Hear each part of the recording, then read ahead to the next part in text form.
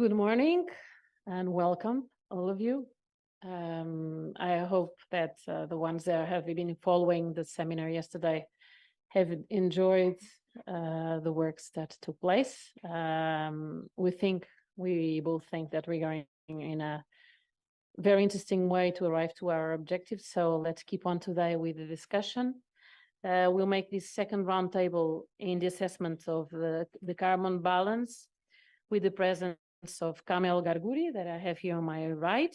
Kamel is a full professor of the Higher Agriculture and Education School, and he since 2000 in the Olive Tree Research Institute in Tunisia. He was also director of the institute in 2022, and he's the head of the research laboratory on sustainability of olive growing and arboriculture in arid environments.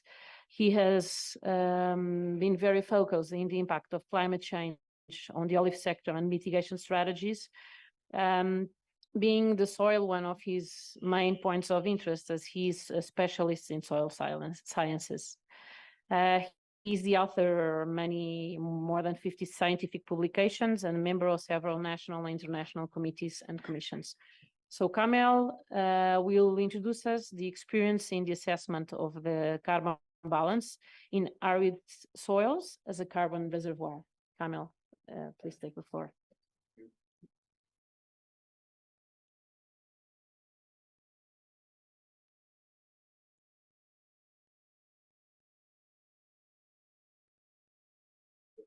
Good morning. First of all, I want to thank you to invite me to participate with you in this workshop. I think it's very interesting and very time to think about this because since I was working on climate change during more than 20 years, the situation is becoming critical and mitigation strategies has to be implemented now. And I think this workshop, olive tree can be one of the solutions as is the aim of this workshop. So I belong to Olive Institute in Tunisia, which is a national research institute dedicated to olive tree. It was dedicated to olive tree at the beginning, since its implementation 40 years ago. And since 1996, it was dedicated also to arboriculture in arid environments. Okay.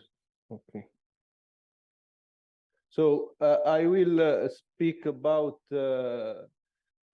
olive growing in arid climate, not only because I am coming from arid country, but because it's really very important. And the major part of the work I will show you was conducted in rain-fed orchards. So why arid soils are important? First of all, because aridity, as you can see in the map, the upper map, is all around the Mediterranean region, and is forecasted to increase. The area of arid zones is forecasted to increase due to climate change. So we will have more and more arid soils. So it's important to know how these arid soils, what is their behavior, and if they can be a good reservoir for carbon sequestration or carbon storage. So this is the cycle, more or less, of the carbon in the ecosystem. So we have biomass returned to soil, and then we can have mineralization or humification and soil respiration that give CO2 to the atmosphere. And we can have short-term storage. This is the main point of my work, is the storage of carbon, but at the short term, and we can have carbon sequestration for longer term. So if we want to improve the carbon storage, we have to increase biomass production by, in this work, diversification and recycling agro-industries by wastes. We have also to reduce soil respiration by better cultural practices, better choice of exogenous material, organic material that we can add, diversification, and enhanced storage. There is a problem. So, and on the other hand, we have to increase carbon storage, and we have to know exactly what is the fate of organic carbon in the soil, in this arid soil, and the combination of soil management and exogenous organic matter. So I think there is a shift between the two screens. Normally I should have this one here and the other one there, but I think there is not problem. So, okay. So the focus of my presentation is to summarize more than 20 years of experimentation in three themes. The first one is the soil organic matter in arid soils. What is the situation and the fate of this organic matter? The exogenous organic matter, what we can apply to soil, and what is the efficacy and the fate of this exogenous organic matter, and humification versus mineralization.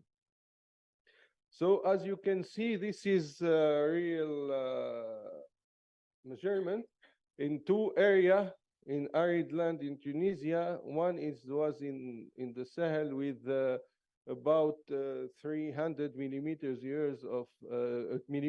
per year of rainfall, and the second one is about 200 millimeters. And you can see that from 1947 to 2004, the organic matter decreased drastically from 2 to 4% to 0.4%, and in other area from 1 to 0.2%. So all the organic matter was depleted in this soil due to the intensive tillage, cultural practices. And there is quite no biomass that return to soil, because with plugging, with tillage, we avoid any competition, any natural vegetation, and there is no recycling of produced organic matter, byproducts, leaves and pruning materials, so on.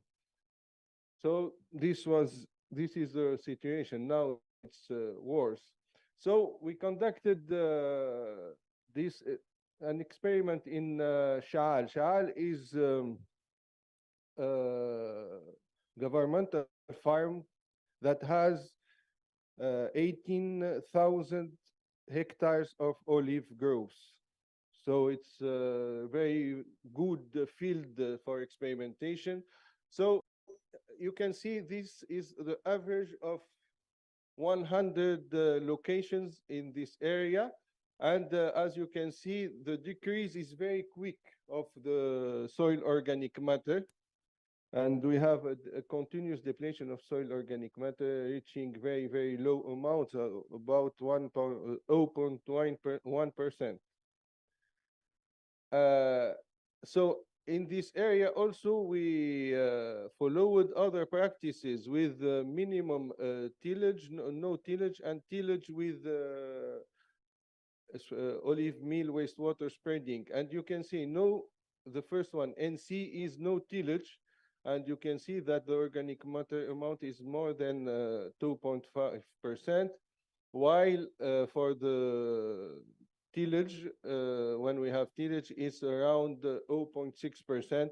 And we keep tillage and we have spreading of organic meal wastewater, we reach about 2%. So with good cultural practices, we can have a better situation than that we have now. So we tried to modelize the fate of this organic matter. We based our work on old model, is Socrates model, that we transformed it to fit with arid soils, and it's based only on temperature and rainfall. And as I told you, it's more than 100 locations, and different kind of soils, but the common point between soils that there is no few amount of clay, less than 30% maximum. So this is the situation, and we can, with this model, the you can see the figure in bottom figure on the right is the validation of the model is earning very well. It was validated in 10 other areas, not studied areas, and it's earning value very well. And we can modelize and forecast what will happen. So we try to compare between if we bring some exogenous organic matter, if not, what is the situation? And you can see that the model forecasts that if we bring some organic matter, we will lose more. But it's not very true, because it was developed basing on the intrinsic organic matter, stabilized and protected organic matter, and exogenous organic matter is not protected. So it is not very true. So we have to verify this. So we conducted another trial, is to see what is the fate of the organic matter which is brought to the soil. So we used several organic matter like ovine manure, olive meal wastewater, olive husk-based compost, olive pruning residues, and palm-based compost. In this work, we brought exactly the same amount of carbon for every organic matter, and we balanced nitrogen and water to have the same initial situation for carbon, nitrogen, and water. And we followed, this was conducted in two steps, one in incubation with controlled conditions, and the second one in field. So you can see the graph here is only the soil respiration, so the CO2 emission during the first week, and you can see that composts in blue don't have a lot of emission, it's stabilized organic matter, but the others have more. And here we have the cumulated, and we can see that till 60 days, we have the first 20 days we have an increase, then we have like stabilization, and it's like stabilized organic matter. This can give us what is the amount of the carbon that will remain in the soil after the first degradation of exogenous organic matter. So here we calculated what is the amount that remain in the soil. Here you can see this is the difference between the first day and the last day.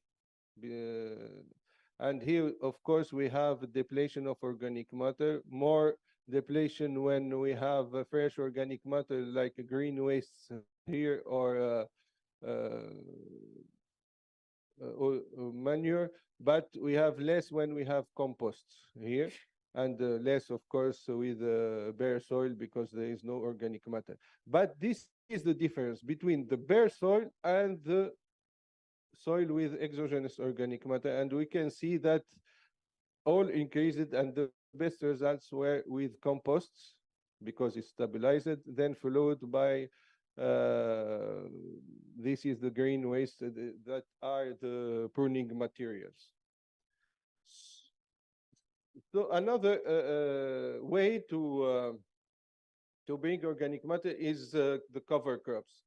This is in arid area, less 200 millimeters per year of rainfall. And we tried to keep cover crop under the trees. And here the first thing we saw is what is the impact on the water balance. And you can see that in deep layers, we have more water in soils with cover crop than bare soil. And this is good point, because this cover crop will take the water from the upper layers and will permit better infiltration and the better storage of water in deep layers. This is in rain-fed orchard. So it was a very good and gave good results, especially for increased organic matter. But here, what I want to say is that this is natural vegetation, and this is we added like uh, bean, barley, and bean with barley. This natural vegetation was well adapted to the situation, so gave better biomass than the others. We tried to bring diversification, but a lot of work should be done to select the best cultivars of legumes, of cereals to be added to this cover crop. So then we developed another model just to simulate this part, is the fate of the exogenous matter when we add it to the soil, how much will be depleted, how much CO2 will be emitted from the soil during the first period, and the model gave good results, and it was validated even in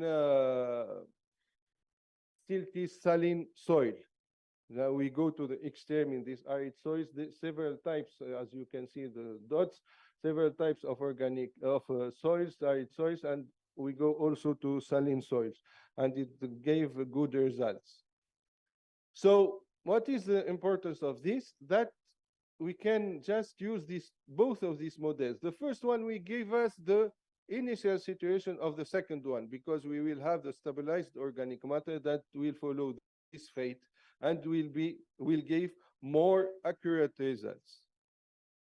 So it's good to know if we will work on flux of organic matter, of CO2 emission or carbon storage. It's good to know what is the amount that we will keep in the soil after addition of exogenous organic matter. With the model is based on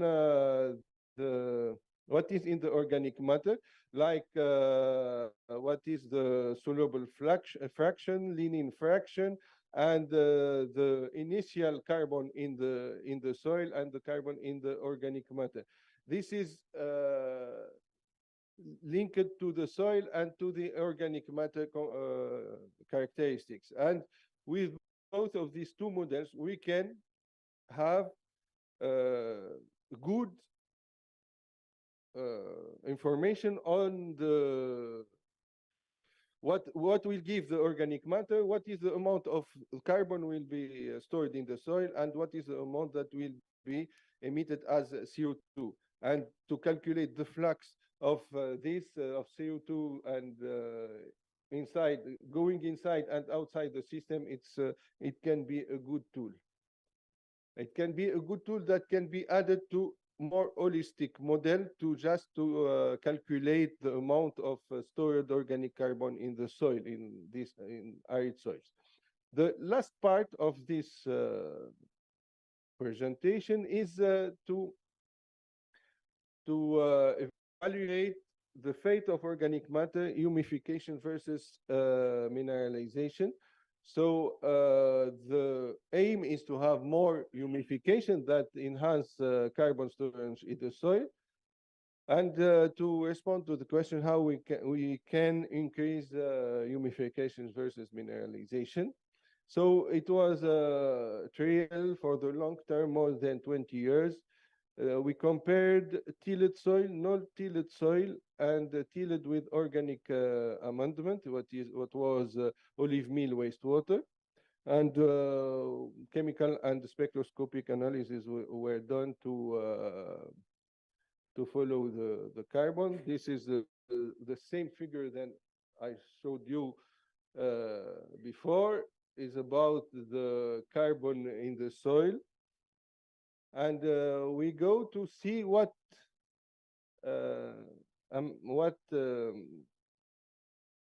treatment gave the most humificated organic matter, and as expected, no tillage gives the most the higher amount of humic carbon, then followed by olive meal wastewater spreading. Here we answer also the question is that with good exogenous organic matter, we can increase the amount of organic carbon, but also we can increase the amount of humidified organic carbon. That is very important.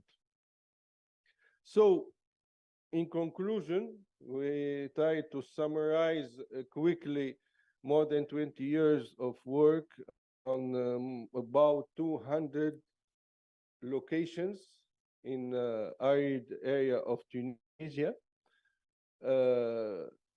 In conclusion, we can say that arid soil can be an efficient reservoir for organic carbon by applying best practices for field management. We reduce tillage. Why reduce tillage and no tillage and not no tillage?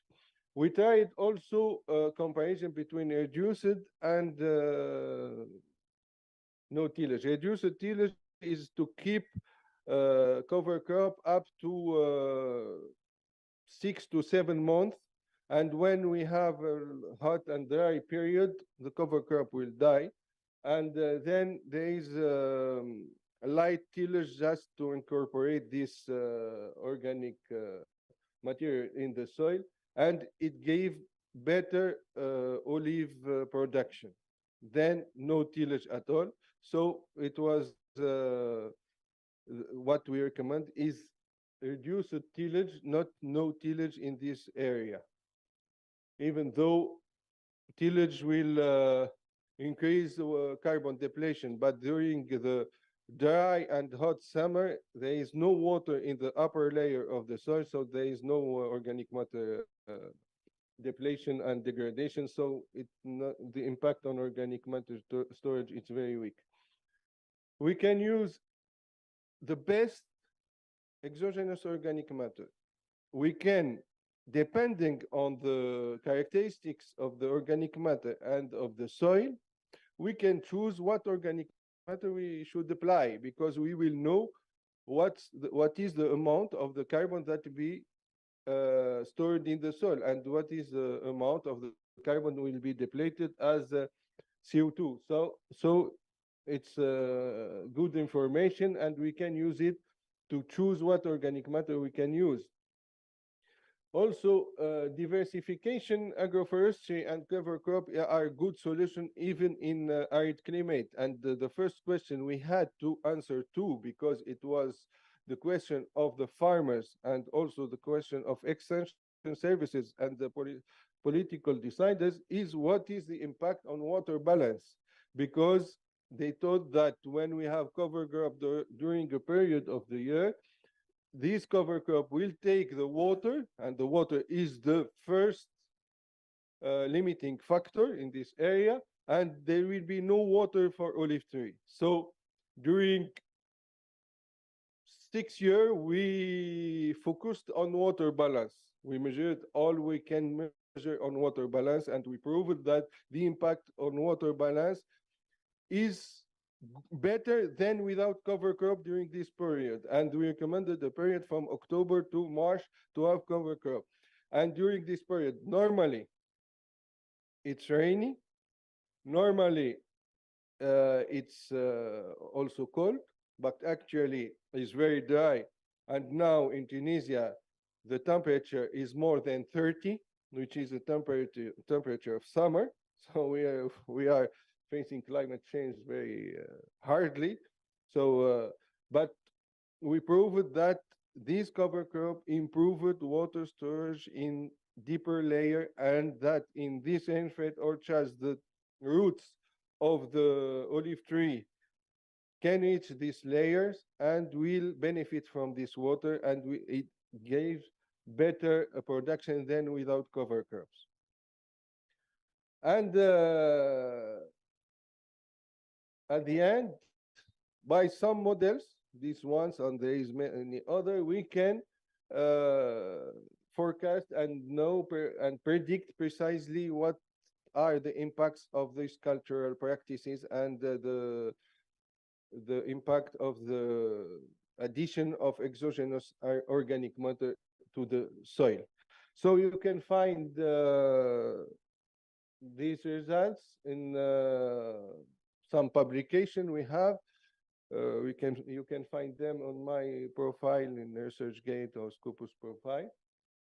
And this work was conducted in several projects to achieve this. And thank you for your attention.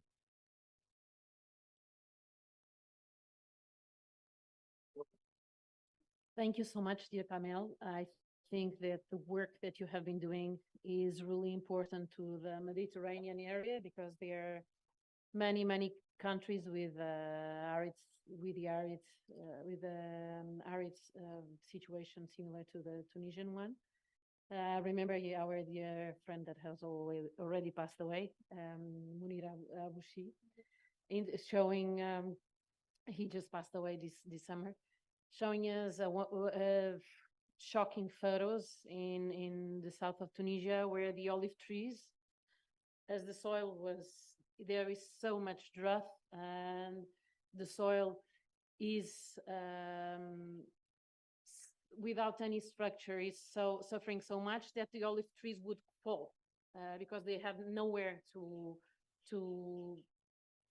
stick with their roots. So I'm glad that this work is coming out, that results, I think, are in the same line that we had yesterday of producing the soil management practices that may be more aggressive, reducing tillage and improving the soil coverage. I'm glad that all the works that are being introduced go on that way. And thank you so much for sharing with us these results. Thank you. Now, I will pass the floor to Hakim Boulal. Hakim is a senior scientist at African Plant Nutrition Institute. He's based in Setat in Morocco, and he has more than 25 years experience in agricultural Mediterranean research, including cropping systems, soil and water conservation, and plant nutrition.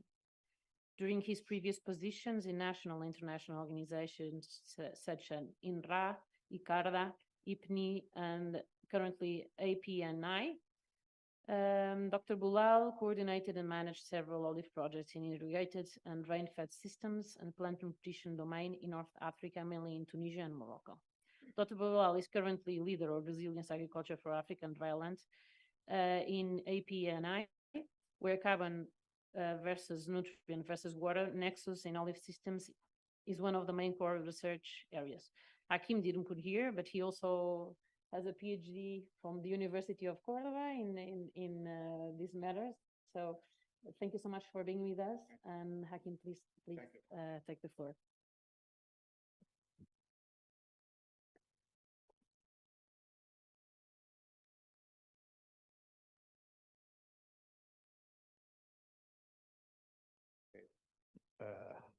Good morning, everybody. First of all, I would like to thank the International Olive Council for the invitation to be here with you.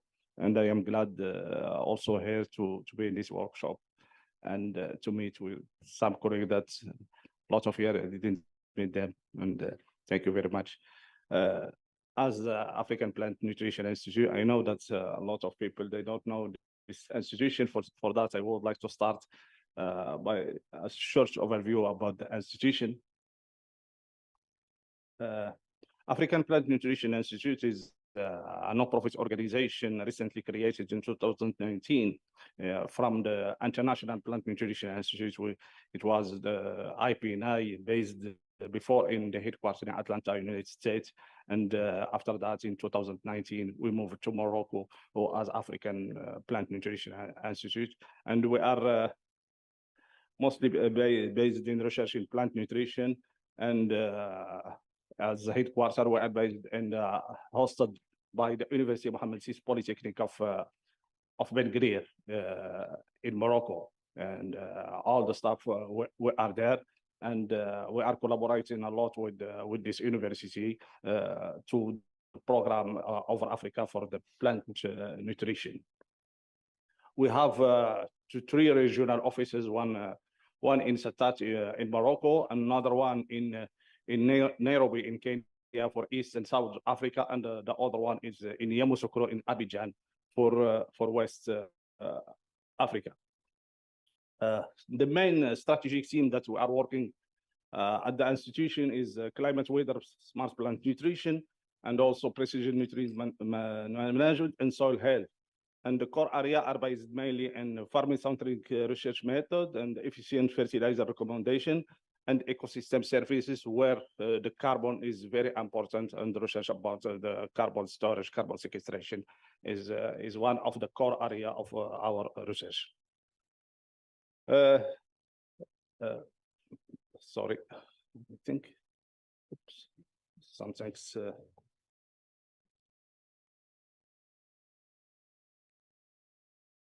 No, before. Okay, let's see. Yeah, for that, African Plant Nutrition Institute created some initiative around Africa, and one of the important initiative was called Resilient Agriculture for African Dryland, which is RAFAD, and the role of this initiative is to find solution in dryland area, solution based mainly on best nutrients management practices, and to use this initiative to improve even the livelihood of smallholder farmer, and also to improve the productivity, drought based nutrients management practices. The mission also is to face the challenge in this dryland area, because in Africa, for example, we have more than 60% of the area is in dryland. Even you can see in North Africa on Sahel, or also in some area in the South Africa, dryland is very present, and where also the population is there, should to face this challenge of the climate change, and for that we are looking to find solution with the partner there at national countries, but also as international organization. As I said, we have 4 main priorities under Resilient Agriculture for African Dryland Initiative, and one of the important priority for us is incentivizing carbon management in dryland tree system. And for our case in North Africa, olive system is the important tree crop, and it was with cereal one of the main priority for this initiative.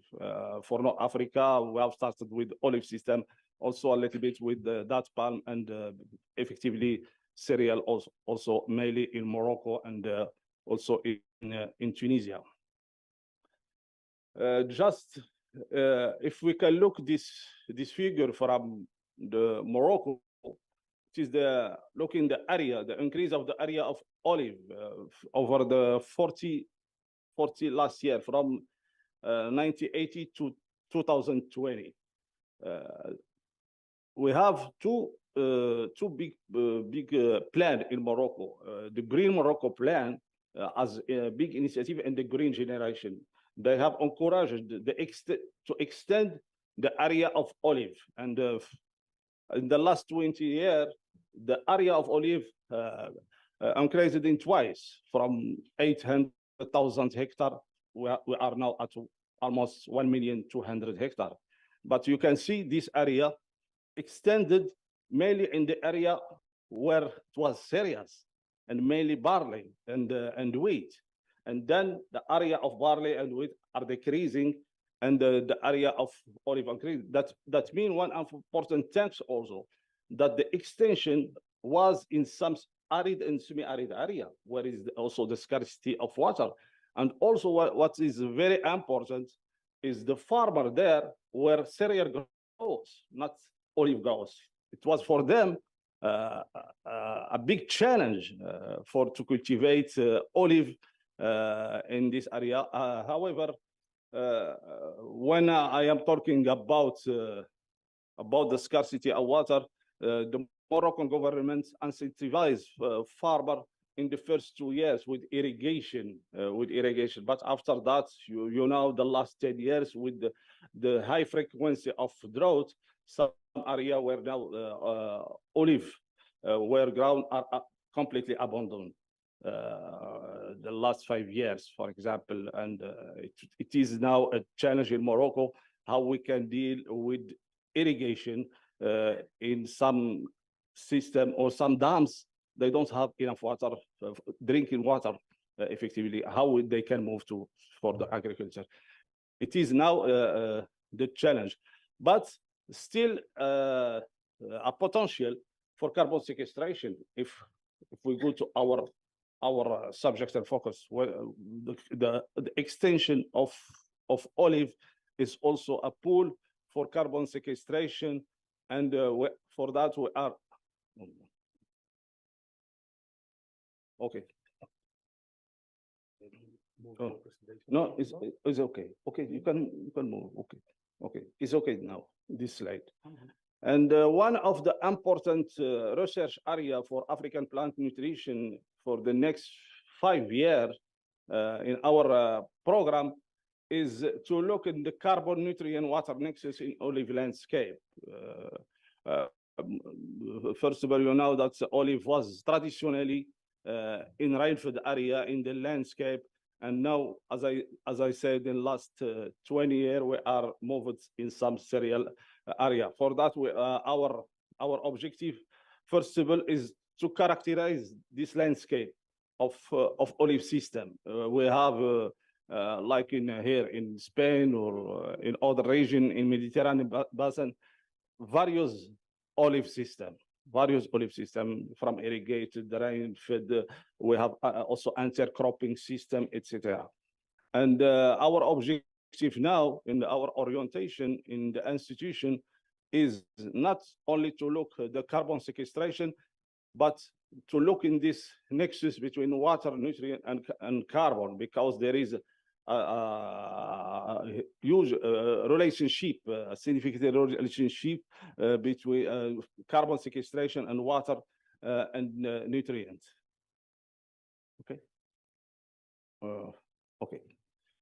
And if we are talking about olive system in irrigated area, the priority now is to move from the full irrigation also system to deficit irrigation, because the inclusion of irrigation in olive system was drought technology for saving water like drip irrigation, but the management was in full irrigation. As I said, now where we are reducing the amount for the irrigation and to move to deficit irrigation, we should to look as a research institution what is the relationship between the deficit irrigation on nutrients and how this relationship can affect the carbon sequestration in olive system.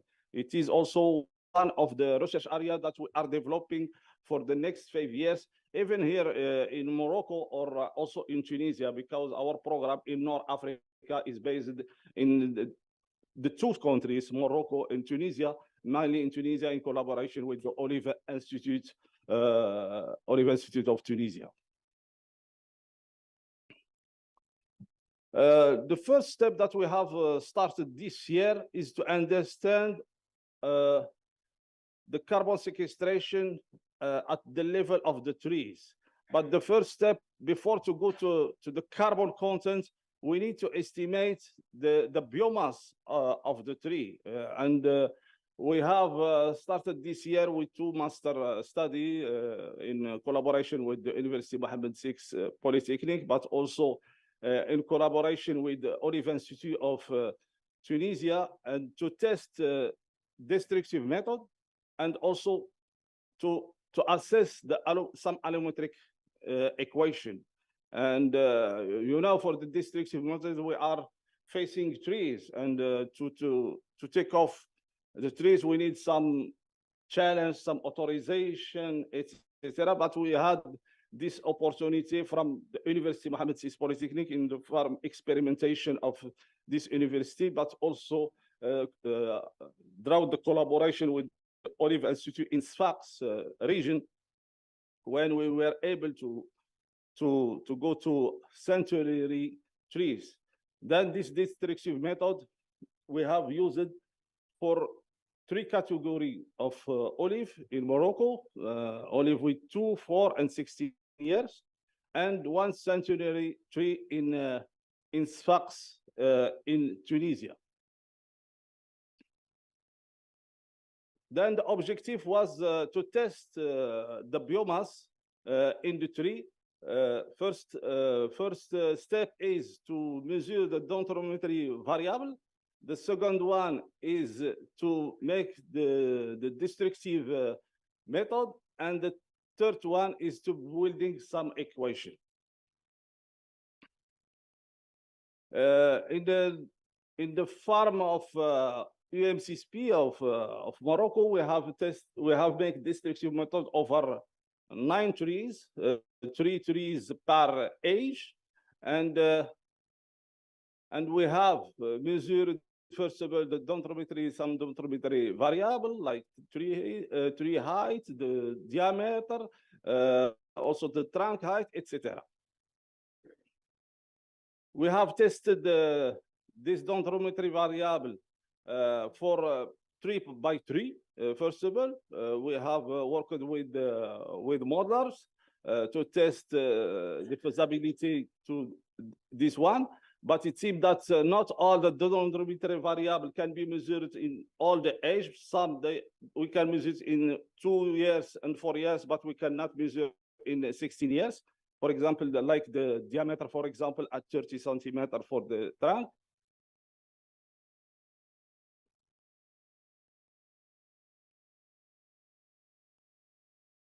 It was a huge work that it has been done in this method for destructive method, because we went from the below ground area of the trees until the above ground.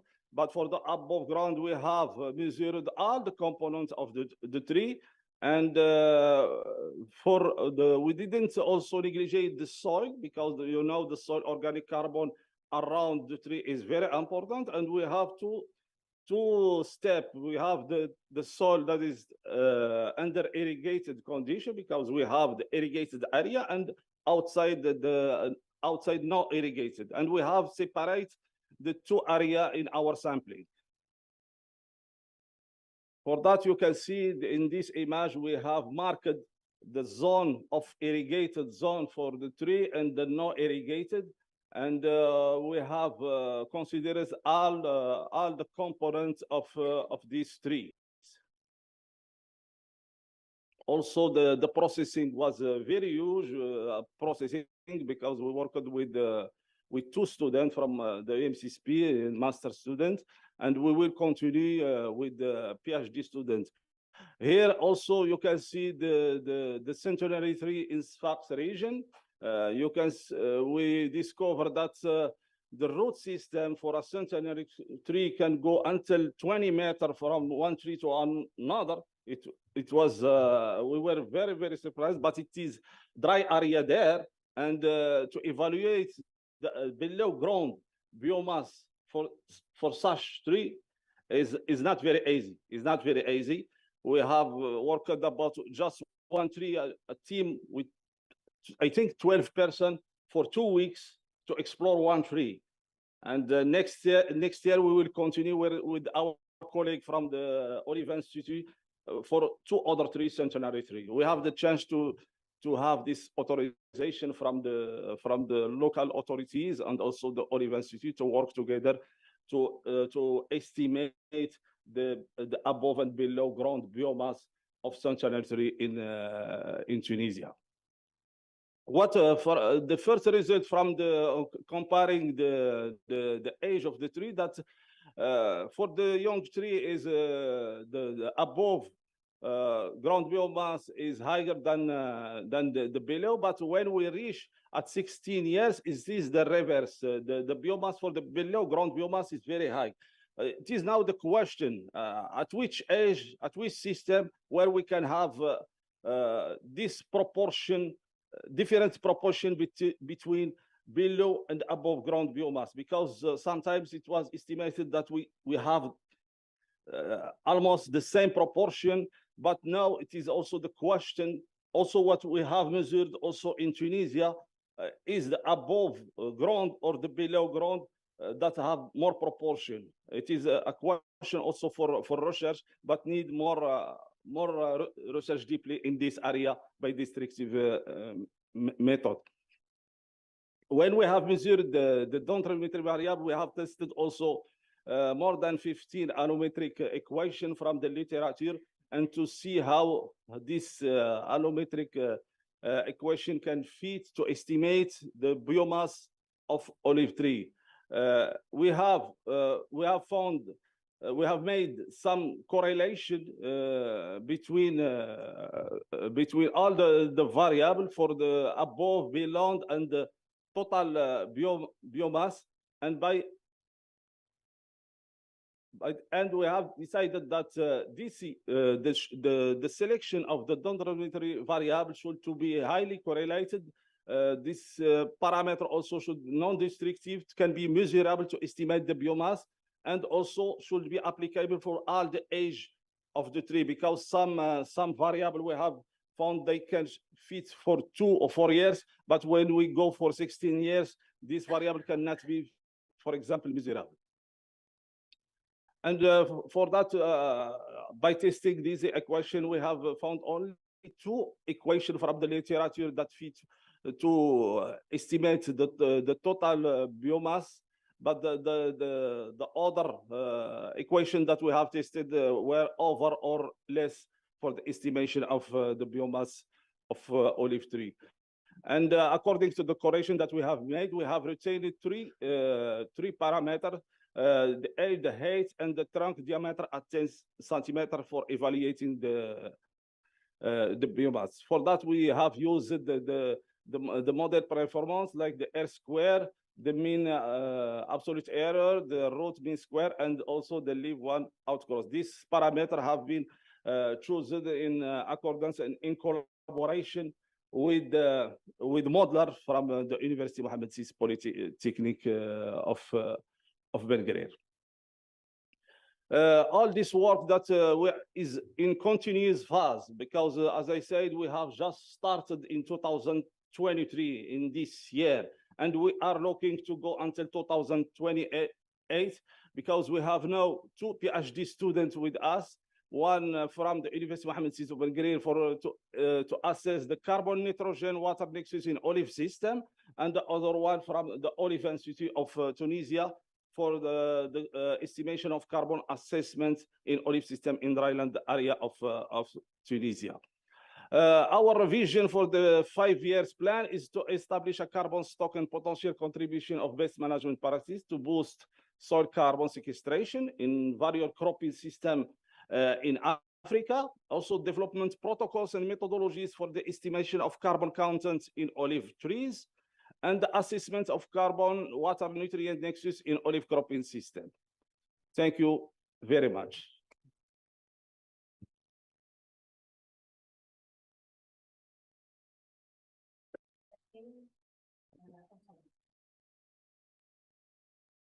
Thank you so much, Hakim, for the interesting results that you have showed us in this model that you are developing. It's interesting to see that your lecture goes exactly after Karim's lecture, Kamel's lecture, and that's you're working together and go on the same line. So now I'll pass the floor to Ricardo Beck. Bem-vindo, Ricardo. Ricardo is a specialist in carbon schemes, particularly focused on the certification of carbon removals in agriculture. He is the coordinator of Credible, a platform linked to the European Commission for moderating the network of initiatives or projects and stakeholders in carbon farming, with the aim of ensuring transparency and environmental integrity and methodological standardization in soil carbon accounting in the European Union. With all the projects that has been followed, he was invited to join the the European Commission's technical expert group on agriculture on mineral soils that gives support in achieving, which helps the European Union achieving its climate policy goals.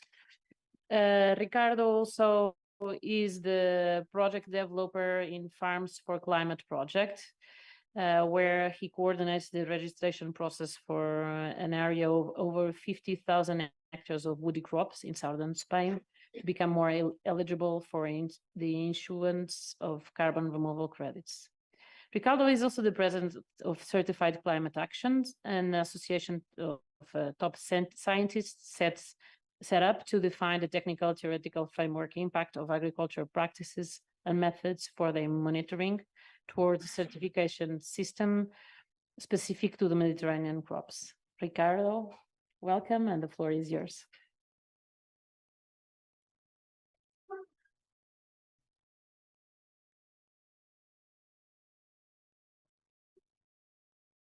Hi, everyone. First, thank for the EOCs for the invitation, especially Juan and Catarina. Well, let's see if it, oh, it's not, okay. Okay, all right. Okay, so first of all, just briefly, like I was very nicely introduced, but just to also say that I came here with a different angle for what things are being said so far, which I think will contribute for the discussion right now, because we are talking about how do we assess, we quantify the carbon stocks and perennials, and we are seeing the angle from the university, from the most accurate ways of measuring that. And what I can bring here today, it's my experience in dealing with the market needs and the deployment on the ground of these projects, which bring a different angle and a different need for how we are going to quantify the carbon stocks in the olive sector. And as said, Credible, it's a youth-funded project that literally try to bring stakeholders to a conversation in order for this group to be okay with one way to go. And I guess what we are doing here is pretty much what Credible is going to do, is already doing. So, but I'm gonna talk about Credible at the end of my presentation. So talking about quantification also, why we are talking about quantification. I think you guys remember this presentation yesterday from the European Commission. We are in constantly contact with the DG Klima, and I wanted to bring this back again slightly, because we are talking about removals, because these removals are need to compensate the hard to abate emissions that we will not reach at the end of this journey to reduce emissions. And this journey to reduce emissions is the priority and should keep the priority. So removals should not be seen as an offset, as a way to allow me to pollute so I can buy removals elsewhere. But so keeping this in mind, this conversation is important for us to go through that, like why we are accounting for that. So just quickly going back to that, the European Commission said the ways we are going to remove carbon farming is one of them. And we are here talking about carbon farming, but there is this binding target the European Commission set about the 310 megatons of CO2 be removed by 2030. And this is a number. And in order to reach a number, we need to quantify. So we need to have a standard and a way that we all agree on how we are going to quantify that in order to harmonize all the data from all different sectors that are removing. So there is a clear goal for why we need to quantify here. But I also want to bring a little bit back the attention for where this boom of carbon farming appear, because you guys know that the forest sector are removing carbon since a longer time, and olive sector were not necessarily included on that in order of for the removals on the biomass. And carbon farming reached a boom in the COP21 in 2015 with this report made by this French institution called 4 per mile, that states in academic reports that if all agricultural land in the world are able to increase yearly 0.4% of the carbon stocks in the soil, it is already able to abate all current emissions. So that was one of the presentations that happened during this COP21, and literally create a road for carbon farming to exist, but mainly focus on soil organic carbon. And that mainly comes from how we are gonna deal with our land. And that is a systemic approach for agriculture because it is inviting farming system to don't look in this tunnel only on yields, but in a more holistic way of how can we build up a soil health and health for the whole system. And here comes for the market perspective. So there is an interest for this to happen because the market felt a pressure on achieving sustainability goals, which comes for their own climate neutrality, and that comes for their way to reduce their emissions and also start finding a way to offset the hard to abate emissions inside their own value chain. And here, I guess, it's important to see that the market is demanding something credible, which means that they want a quantification system that will give them a value of a carbon sequestration that nobody will be against, basically. That doesn't necessarily mean there is the most accurate system for quantification. It is a system that the market is fine and see a price. And this is important because we I mean, my background is in environment science. I am a big fan of ecosystem services, and in academia we can research how much ecosystem services are important for the whole ecosystem in general. And but it's hard to put a price on that, and it's hard to find a market that is able to pay for that. And this is an opportunity because carbon removal is an ecosystem service. And there is an indicator that is the carbon itself. They are able to give a market value for capital to be flow into deployment of projects. So I guess it's important to keep this in mind, because what is going to change the perspective of a farmer for them to change the way that he does the farming right now, it will be complex, but it's mainly economical. And I also think that it's important to understand that the quantification, besides we are talking about like the most precise way of quantify, also the decision for which system we are gonna adapt is also gonna be economical. And not that I'm a big fan of that, but it's important to keep this in mind. And the European Commission, since I'm part of the expert group, they are trying to do their best in reviewing all the methodologies that are around, and the methodologies they are already taking place because there is a market for that. And these methodologies have already the bullet points of how we should account for carbon removals in the farming sector. So going, okay. So I guess, so then it's important for everyone here maybe to have this clear in mind, if it's not still. Like we are talking about a difference between a scheme that is result-based against a one that is action-based. And just to put an example, common agriculture policy is an action-based. What does it mean? That it's being paid for doing something. While the result-based system, you are not paying for only doing something. You are paying for the results of your action. So that's why we come with this need of quantification. But this quantification should be something agreed among the parts that are involved in this trade.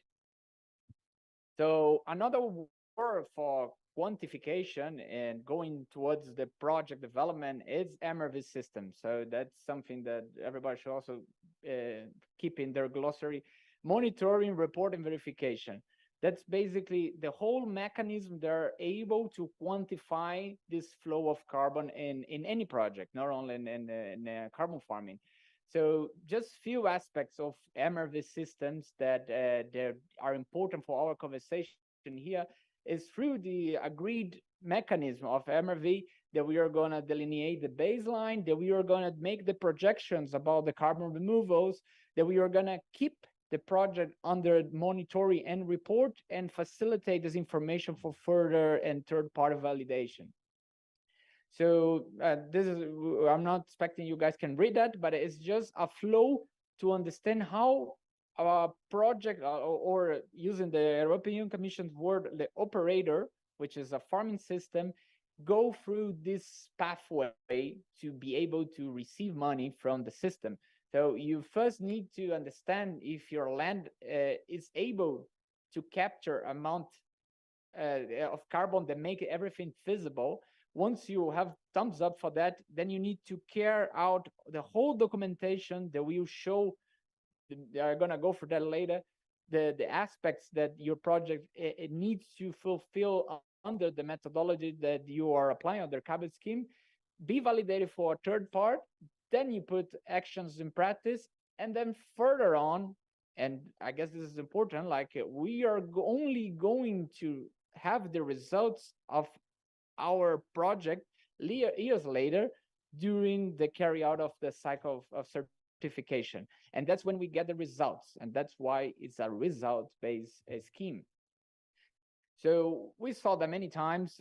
Not gonna go into details that here, but like this is one phase of baseline. Like Roberto showed us yesterday, that the baseline can go up, then can go straight. And I'm showing one that is slightly decreasing the amount of soil organic carbon during the period. And how we know that? We need to apply a certain tools for quantifying the current carbon stock, understand the historical development of this carbon stock to make projections. And I also heard some confusion yesterday about measurement. Measurement is all of that is measurement somehow. Like, although we understand that those on the bottom, they require the field sampling, they require the calibration from and the analytics of the soil to be able to proceed on the use, but they are very much welcome right now in the methodologies the European Commission are considering for the EU. And just put in a random example here, like how we can deploy this in practice in a project. Like we have a big territory and we need to know the carbon stocks like of this territory. So in order to minimize the cost and the effort of getting the real information, we can use public data with a set of parameters that can indicate us the higher or lower potential of carbon accumulation and create what is called the stratification, which basically has the goal of minimizing the amount of field samplings to get the most accurate result for a bigger territory. And this is something very simple, is on our hands to do that, to create maps like that that can give us an idea of how carbon stocks are currently in the field and how they will evolve in our baseline. So going back to that, then baseline is one scenario of business as usual or without practice. And then when we agree on which practices we are going to do, we have a scenario of a carbon farming practice. Or we can have a more optimistic scenario if we are combining practices that we know from previous experience, from previous research, that can even increase. And the decision is basically the decision that it's about how farmers are able to deploy these practices on the ground, if they have the current knowledge, the current machinery, the current advisory, but also if their combination is also economically viable for them to go up or down in this carbon farming baseline. And going back to that again, what is being paid by the market is not your current carbon stock, is the difference between what you are bringing as additional to the current state. And this can be as up as your ambition and your project can go. So 1 ton of this CO2 is what it's about, what is 1 carbon credit. So basically this is how you set up the feasibility, but like we need to consider that there are changes in yields and a potential premium price for what is regenerative.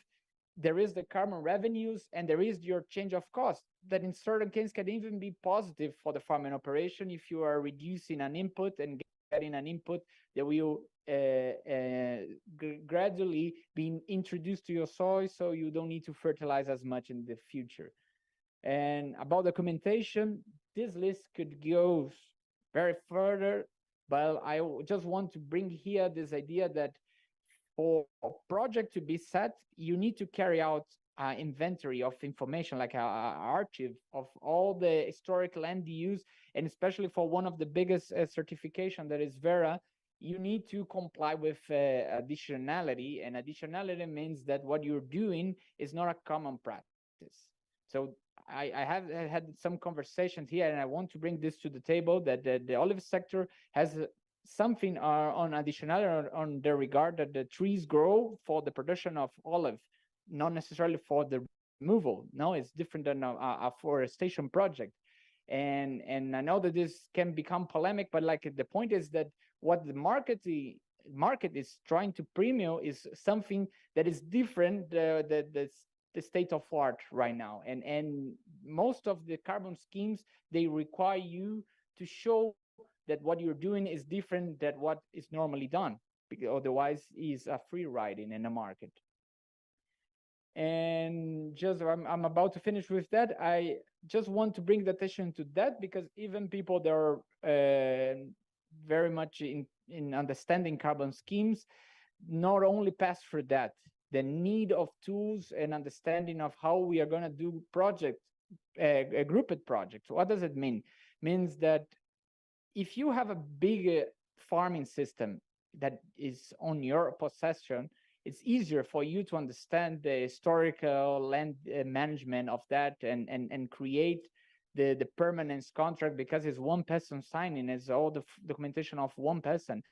But this is not the reality of the Mediterranean. Mediterranean is a lot of small holders that can work together in farming association or cooperatives, but they have their own way of changing their lands. And although they produce the same, they don't necessarily do the same. And there is a need, and there is a space in the market for premium that, but it brings complexity, and there is a need for the market to bring tools to that. And so now finish off my presentation, just a little bit about Credible. So Credible is this network of networks. So the intention is, as I said, here is a good example. People from different fields of interest in the olive can come here together to see how can we agree on a quantification approach.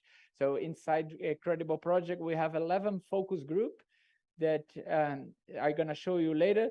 But is these focus groups are talking right now about one umbrella topic and trying to get the most concise answers to this to deliver to the public and to the European Commission in a summit, a real physical summit, where they can put these ideas, this consensus into the public knowledge, and receive comments to further work on that in a new year cycle until the next summit.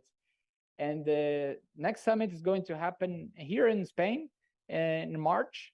And if you want to do the QR code check-in, you can see what are these 11 focus group working on that. But like, just to understand, these focus groups are trying to answer this main three things on the top. So which practices are unknown that can result in carbon accumulation, and which standards the market are working to be acceptable in this trade, and how to monitor. Always going back to what Paula said yesterday, like we need to find a way that our monitoring is the most accurate without compromise the cost effectiveness of the whole process. And this is one of the things that we are also discussing in Credible. So that's all from my side. Thank you. Thank you so much. Thank you so much, Ricardo. I think that your presentation was a great compliment to Paulo's lecture yesterday also. Again, you referred the importance of the baseline delineation, now of making an inventory, making field sampling of for the carbon stock quantification, and to arrive to have or to quantify that additionality that has to be created with reducing releases and and maximizing, like you said, the input through the introduction of residues, etc., and all those management practices. I was glad to see that you also referred, because maybe past, but I didn't hear it. I think I haven't, or I didn't pay enough attention to hear it. We're talking also on the soil microbiome, because I think it's a really important a really important factor for keeping the carbon in the soil. And thanks for referring that also. Okay. Thank you so much to all. And now we'll pass to discussion. We would love to hear from you, so please feel free to make any questions that you may feel. So what we will ask you, okay. So please raise your hands if you want to participate in the discussion. I'm sure you have so many things to say, please. Okay, we have a question there. I would please ask you to introduce yourself and the enterprise or institution you work in, okay, before making the question. Thank you so much.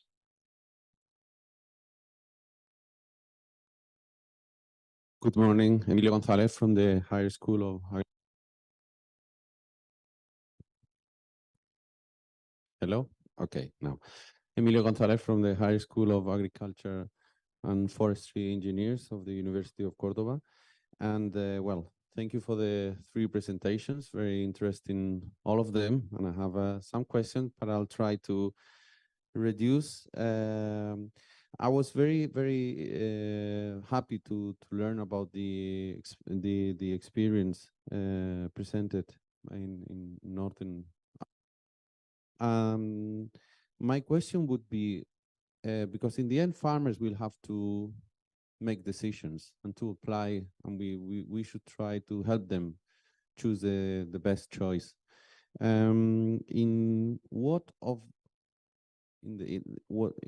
According to your experience, what would be the most interesting suggestion for farmers?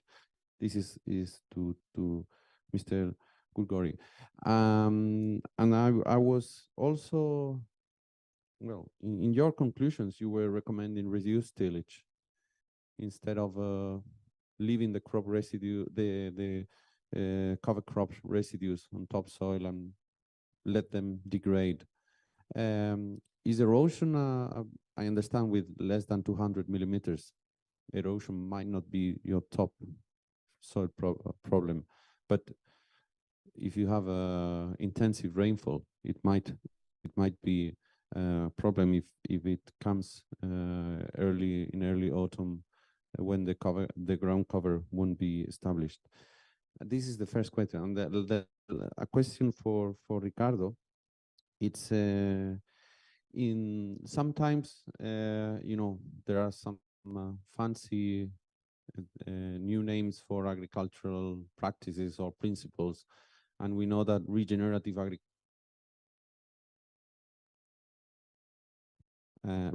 agriculture is the last one. We were involved in the 4 per mil, and we are members of the 4 per mil initiative, and they were promoting conservation agriculture. And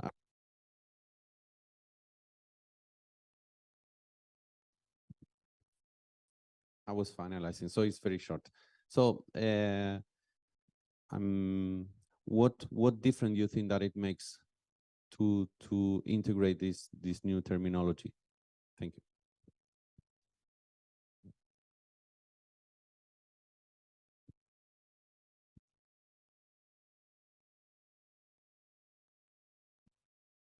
Thank you for your questions. So the most interesting suggestion is depend on the situation of the field. So we developed a tool that can bring the best information. It's more a tool for extension services or for cooperatives. We don't have a lot, but people who can use this tool to choose the best organic matter or manure to bring, and what is the fate of this organic matter. So it depends, it needs some information from the field and some information about the organic matter. But if we want to simplify, the best we found always is our composts. But to have more cost effective is to go for compost with free organic matters like residues and so on. So we have to collect them and so on. It's more difficult to find because we don't have a lot of organic matter. Pruning materials are not enough. We need the other organic matter to have good compost. And the other thing is olive meal wastewater is really good fertilizer, but we have to use it with using the best practices. So this is in general. And erosion, we have problems with erosion, especially when we have heavy rains. For example, normally in Tunisia, it's dry from quite May to September, but this summer in June, we have very heavy rains. So in this period, there is no cover crops, and yes, we will have some erosion, important erosion, but the erosion will be less if we have more organic matter and so more structured soils than very weak organic matter amount, so not structured soil. But in general, in rain-fed orchards, even if we try to keep organic matter, at the end we don't have because it will die, and the root will be depleted, and we will not have organic matter during summer period. This is the case of arid lands. So we try to find the best balance between having cover crops, water balance, and limiting soil loss. So I think it was during these years of work, it was the best balance with a few limited soil tillage to have the best production. And the work of our colleague Munir Bishu, who died some months ago in the summer, it worked on the role of olive meal wastewater to fixing and soil and reducing erosion, and it's really very efficient. Thank you. Hi, and also just going back to that question as well, because this is also one thing that we do incredible is to go through the practices, and I guess it's important just to mention that there is no one fit for all practice. So the practice can be recommended to a certain area with certain aspects of that landscape that will not necessarily serve to something that is quite similar, but so there is this need of contextualizing the practice. And going to the question particularly, I think that even the proper name kind of give a hint for why I prefer to use regenerative, nothing against conservative agriculture, but like the idea is that we should look for the practices in a more holistic way, in the sense that we understand the whole thing and not just focus on the yields. Because there is historically we could see that although we had a important for the humanity increase on food production, this comes with a cost that now it's bringing back to the whole productivity. So I guess the term regenerative comes to this idea that we have depletion, especially in soils, that we want to build back, and this is rather than keep it on the same level, but rather increase the quality and the health of the soil. So it's a terminology I would rather not focus on if it's A or B. It's just the concept itself that should be applied and using understanding that now there is this opportunity that carbon is one indicator of soil health that can help us to deploy capital for the projects to happen. Yeah. Would you mind coming, Ayman, if it works, or remember to introduce yourself, please. Better from here or? Intenta. Sí.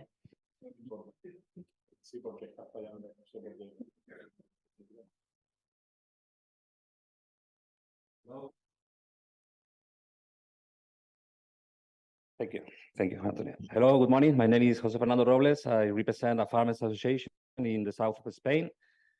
Of course, I also want to congratulate the three speakers for the quality of their intervention, but I would like to address to Mr. Beck. We are currently having many people calling, many farmers calling us in order to get involved in credit carbon schemes. And according to your presentation, I think that this is still a long way to run about monitoring, about regulation. What will be your message for those farmers that are thinking to get involved in that carbon credit schemes?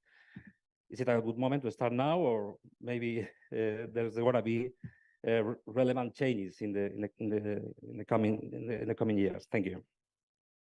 Yeah, thanks for the question. I guess it's quite relevant. The moment is now, and there is no doubt on that. And although it seems to be a long journey, is a step-by-step journey, and the first step is just there. Like and one thing that was said yesterday, we start from understanding the moment that we are now. So the understanding our carbon stocks and the projection of baseline is the first thing that needs to be done. So you understand, and the suggestion made yesterday that the olive sector should go for put their effort on creating their own baseline is good for the whole sector. But in a farm level, you can also do that, or in a cooperative or in a farming association, you can already set up the tools for having your baseline and the list of documentation and apply for any carbon scheme that is already available. It's already happening. There are farming systems in Spain that are already being able to issue, or at least to get upfront payments for their projections of carbon credits. So the moment is now. It's true that the ministry in Spain are taking actions in creating a registry, as the forest sector has one. This is not in place already, but that doesn't necessarily mean that you should wait for that. You could go for any carbon scheme that is already available, or even start this documentation process that it can suddenly also match with the timing that the administration needs for the registry.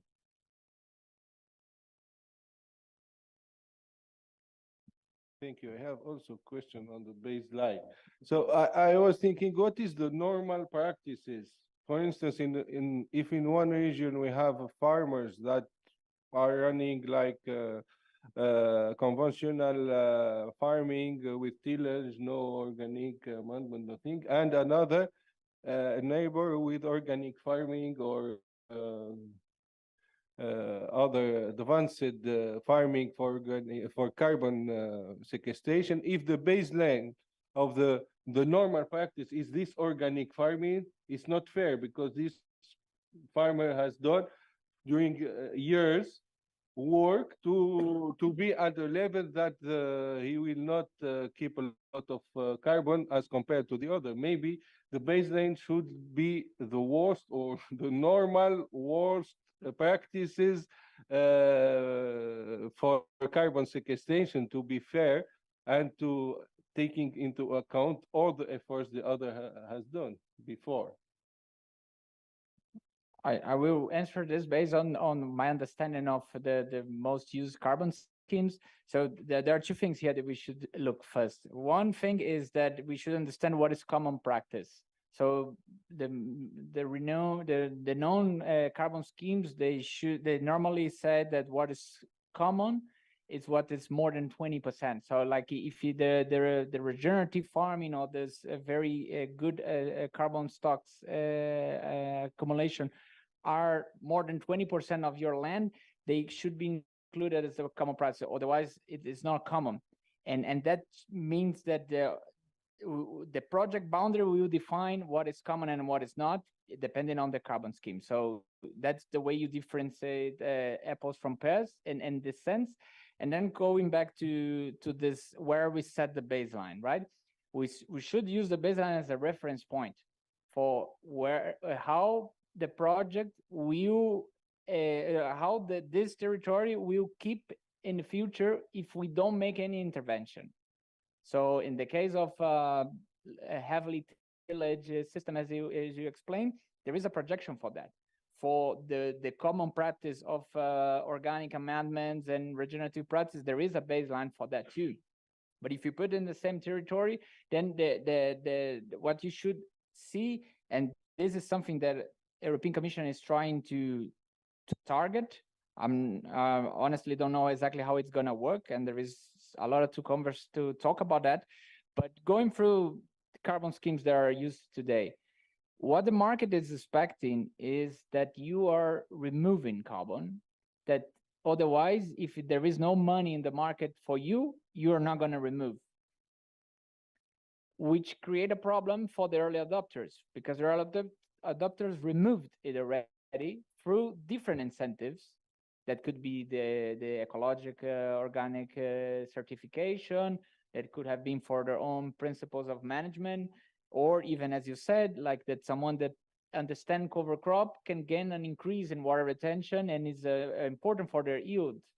But if it's not a common practice, there is a mechanism now that is deploying capital for you to do so, because there is a quantification approach that will give a figure that now has a monetary value.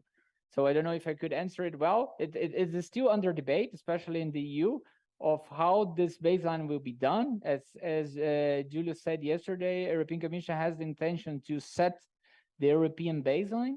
So it's a standard baseline that everybody should agree on, and put your project inside of that. If it's good or not, that I don't know how to answer it right now, but there is this idea. And even if you allow me to go for that, the standardized baseline means that, at least from my understanding, that if you are up, then you can receive this payment for the early adoption. That's what the European Commission is trying to do.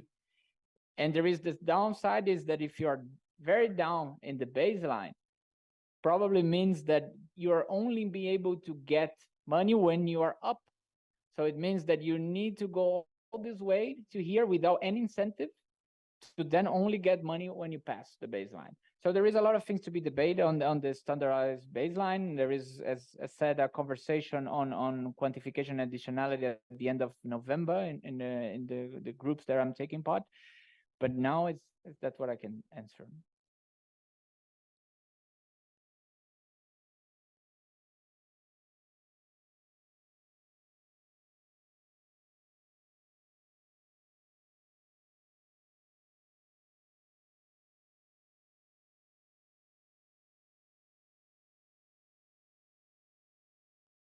Hello, and thank you for your interesting talks. All three talks have a lot of information to discuss. I think most of us are more familiar with the agricultural part and less familiar with the accounting part. And so I would like to suggest that we discuss two scenarios so that we all get, wiser in this part. So I have a field with nothing.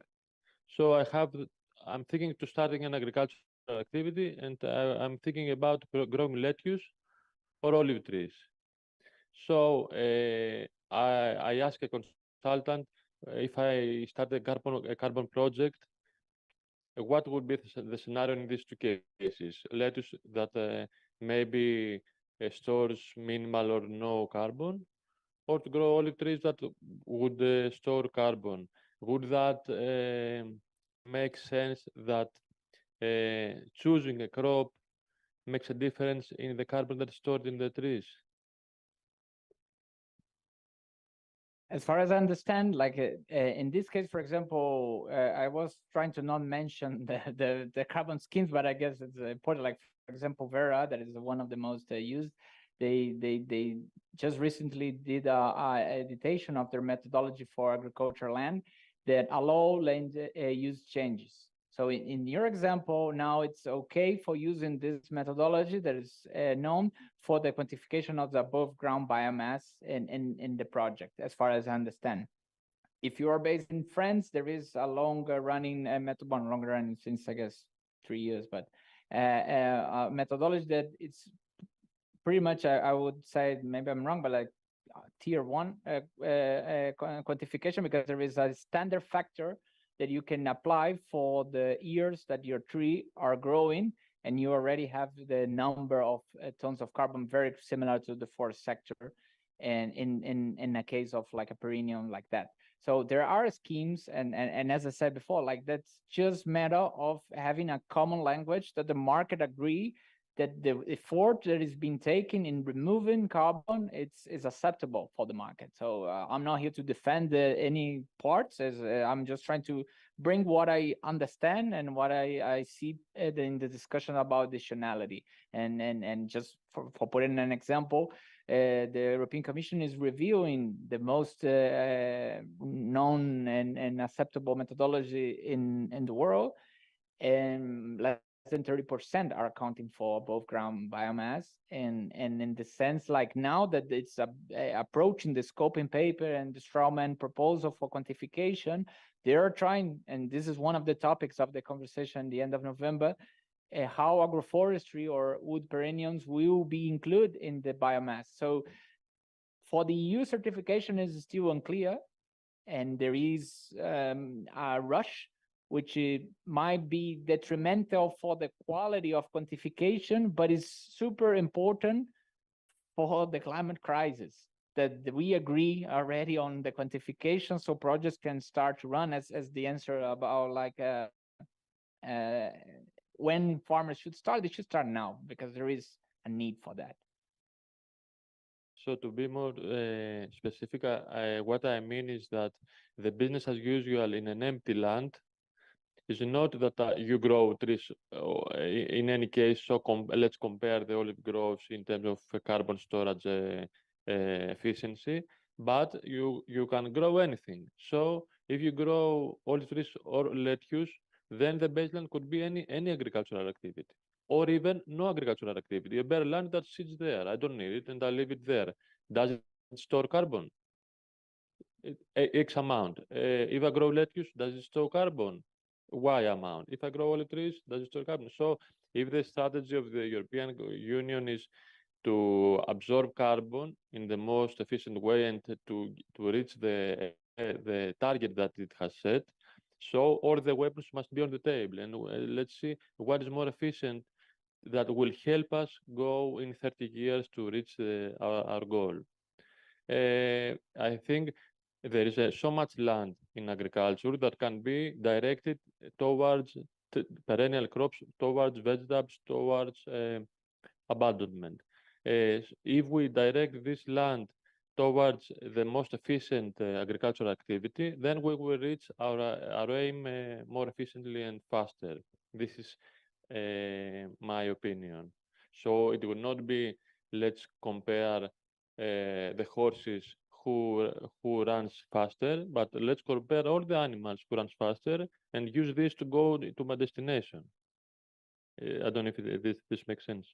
No, I think it makes sense, and what comes to my mind, and this is my personal opinion, is that one of the four quality criteria is the sustainability, no? And sustainability is quite vague because I mean there is this do no harm principle, but I guess there is this conversation about food security in a general sense, and I'm not here to say that I'm in any point against what I said. I think it's pretty important for us to understand which agricultural systems can deliver food and health at the same time there are mitigating climate change. So there is no point on that. We just need to understand, and I use the example, for example, the forestry sector.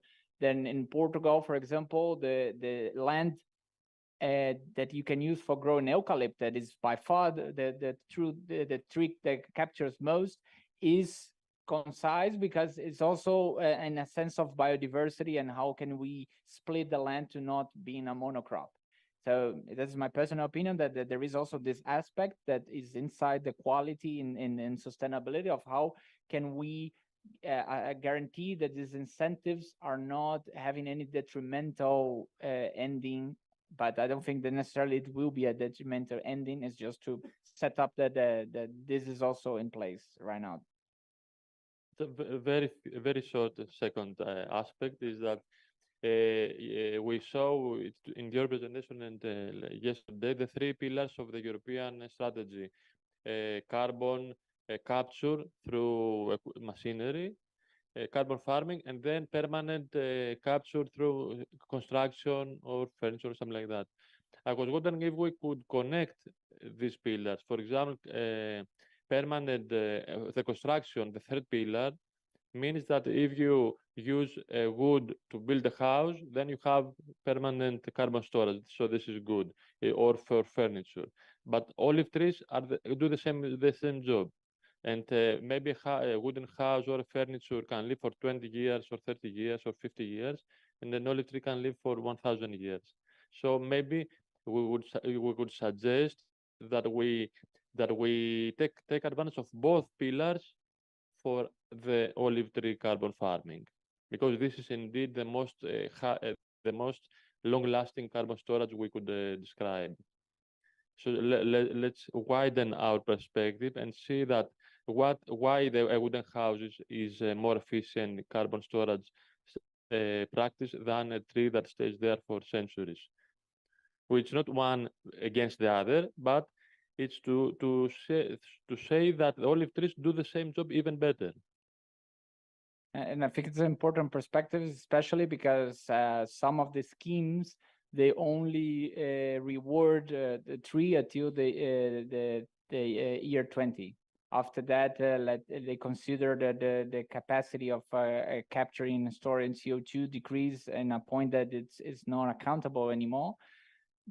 And having this perspective of like a century olive grove, in a sense that this can be a mechanism for carbon storage in product, also is a matching of methodologies. But this is, we are talking here, I don't have any idea of how the carbon product mechanisms are being done right now, but it's an interesting point of view for sure. We will have, after coffee break, we'll have some more presentations there go in the line of these discussions that we are having here. So I would just pass the floor to the last person to the person that asked for it. Do you still want to talk? No, it's fine, but you can talk. We make the coffee break after. Okay, so let's but Álvaro, bueno, es que luego tenemos media hora para discusión. We have half an hour afterwards for discussion, if you don't mind. Okay, we make also the interpreters that need a break. So okay, afterwards. Thank you so much. We'll come back at 11:30 or 11:35. Okay, thank you so much. So hello again. We're back. So now this discussion will be around projects that are already active in the assessment of carbon removals. We will have with us today Francesco Musardo from Italy, that is online, José Luis Vaca, that is here on my left, Ivan Martinez, and the first woman to talk besides me that I've never, Maria Jose Amores also. So Francesco Musardo is the CEO and founder of Alberami, an Italian startup that has developed the first carbon farming project in Italy with a special focus on the olive growing sector. I will go slower because my dear friends interpreters already told me that I talk too fast, which I do. So I will try to go slower now. Francesco has a long experience in finance and business. He holds a business degree and Master of Science at University of London and an international degree in trust management. He was almost 10 years working in international finance and wealth management before returning to his homeland in Puglia in 2020. He has worked with olive farmers affected by Xylella, and in 2021, together with a team of farming and IT professionals, he founded Alberami. Alberami promotes sustainable farming practices in the context of olive groves, but also other woody, perennials, and seasonal crops. Francesco is totally passionate on sustainability and innovation, and believes that carbon farming is a key solution to the climate crisis and low profitability in farming. He is committed to helping olive farmers and other agriculture producers transition to more sustainable practices. finally I didn't speak that slow, but I do my best. Francesco, I hope you're with us online. Yes, I am. Good morning. Good morning, all. Thank you for the invitation. Can you hear me? Okay, let's see. We'll try to unmute you, okay? Yes. Unmute you.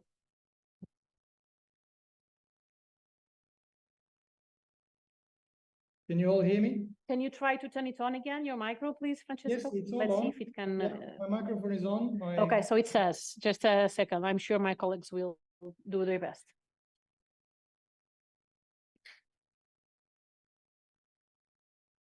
Can you hear me now? Not yet, okay? Okay. At least we see you.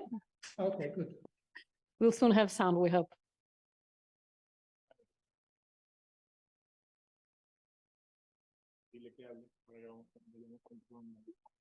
Okay, if you want to talk a little bit more. Yes, can you hear me? Yeah, okay, you're on. Okay, Good. go ahead, Francesco. Welcome. I'll share my screen.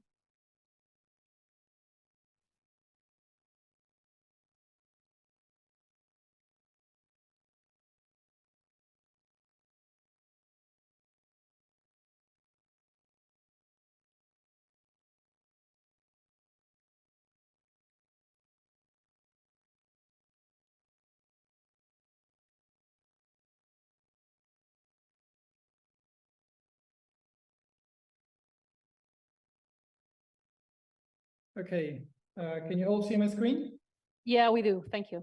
Excellent. Okay, well, thank you very much again for the invitation.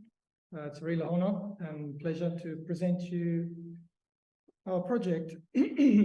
Our startup is Alberami, which is a climate tech startup founded in Puglia in Italy, 2021, April 2021. We promote natural solutions to increase the absorption of CO2 from the atmosphere through ecosystem regeneration, agroforestry, and the promotion of eco-friendly farming practices. This is our story. So basically, as you know, in Puglia, we have this huge problem with Xylella. So the idea was born in 2020, the initial idea, after years of environmental decline and ecosystem decline. We felt that there could be something that could be done to assist the olive growers of our homeland who have been affected by Xylella for the past almost 10 years. By now, tens of thousands of hectares of olive trees have been affected by this disease, causing not only an economic crisis, but also devastating environmental impact in the region. The original idea was to— Francesco, could you please try to speak a little bit slower? I can't, but if you could, it would be wonderful. Apologies, yes. The original idea was to create a platform that facilitated the adoption, the digital adoption of these sick trees with the aim of sponsoring their care. But as we began working on the proposed solution, we were faced with two harsh realities. There was no recognized cure. Well, there still isn't officially. So eradication was the only approved approach. Eradication was drastic. I mean, it was related to the tree affected by the disease, but also to all of the trees that were surrounding that particular tree in the space of 100 meters. So, I mean, the picture on the left, on the right-hand side, on my right-hand side, shows healthy trees being knocked down because close to a tree that was affected by Xylella. And the second factor that was obvious to us when we started looking into this is that, yes, Xylella was a contributing factor, but behind the spread of Xylella, there were many other factors, such as poor soil health condition. Studies indicated that soils in the olive groves affected by Xylella had significantly lower levels of soil organic carbon, microbial biomass, and enzymatic activity in the healthy soil. Untimely and drastic pruning events in an effort to cut costs and maximize profits. Trees will get pruned heavily every 5 to 6 years rather than the more accepted terms of every couple of years. There was an excessive use of herbicides in the area. I mean, there was a study published in the Environmental Pollution in 2020 that showed that level of the most commonly used herbicide in the world was 7 times higher in soil samples from Salento than in soil samples from other parts of Italy. 7 times, that's huge. And a combination of excessive tilling and dry weather conditions contributing to continuous soil erosion or soil degradation. So we thought that a new approach was required. So how could we finance ecosystem regeneration and the widespread of sustainable farming practices if it wasn't through this original idea of adoption? So regenerative agriculture, which is now the new name, I know it's been sort of hotly contested as the name that's hijacked the industry, but regenerative agriculture or sustainable agriculture, like it used to be called, could be a verified means to sequester carbon, enhance biodiversity, and foster soil health. And the carbon credits at the base of promoting this new way of agriculture could be the instrument that could be awarded, to farmers for adopting eco-friendly and more sustainable farming practices. This would obviously help both on a social, economic, and productivity standpoint, and it could help in preventing the abandonment of critical ecosystems such as these ancient traditional olive groves. So this is what we came up as a solution, as the ideal solution. We thought that this solution had, it could address 3 main problems. Low profitability in agriculture, which kind of was behind the adoption of these, aggressive farming practices, pass me the term aggressive, but maybe wrong practices or accelerated farming practices. Climate change, obviously, and land degradation and biodiversity loss. There was only one problem. How do you develop a project that encompasses elements of sustainable agriculture, agroforestry, and ecosystem regeneration? At the time, we thought it would be simple. You develop one from scratch, but as we all know, it wasn't an easy task. So it wasn't a simple thing to do. So what we did is we delved deep into literature, into what was available at the time, talking 3 years ago. And so we said, okay, well, let's approach some GHG standard and see whether there is any appetite for such a type of project. So we divided sort of these 4 steps. The one is the selection of the GHG standard. In our case, we chose international carbon registry, which was the sort of the most flexible in what we wanted to do. We then developed a concept note and we received the approval from ICR, International Carbon Registry being the ICR. We then went on to develop a farming protocol, an actual farming protocol, a methodology, an MRV strategy, and finally the PDD, which was just completed recently. The PDD was completed probably a month ago, handed over to the VVB, which in our case is Carbon Check, is one of the main VVBs, validation and verification bodies.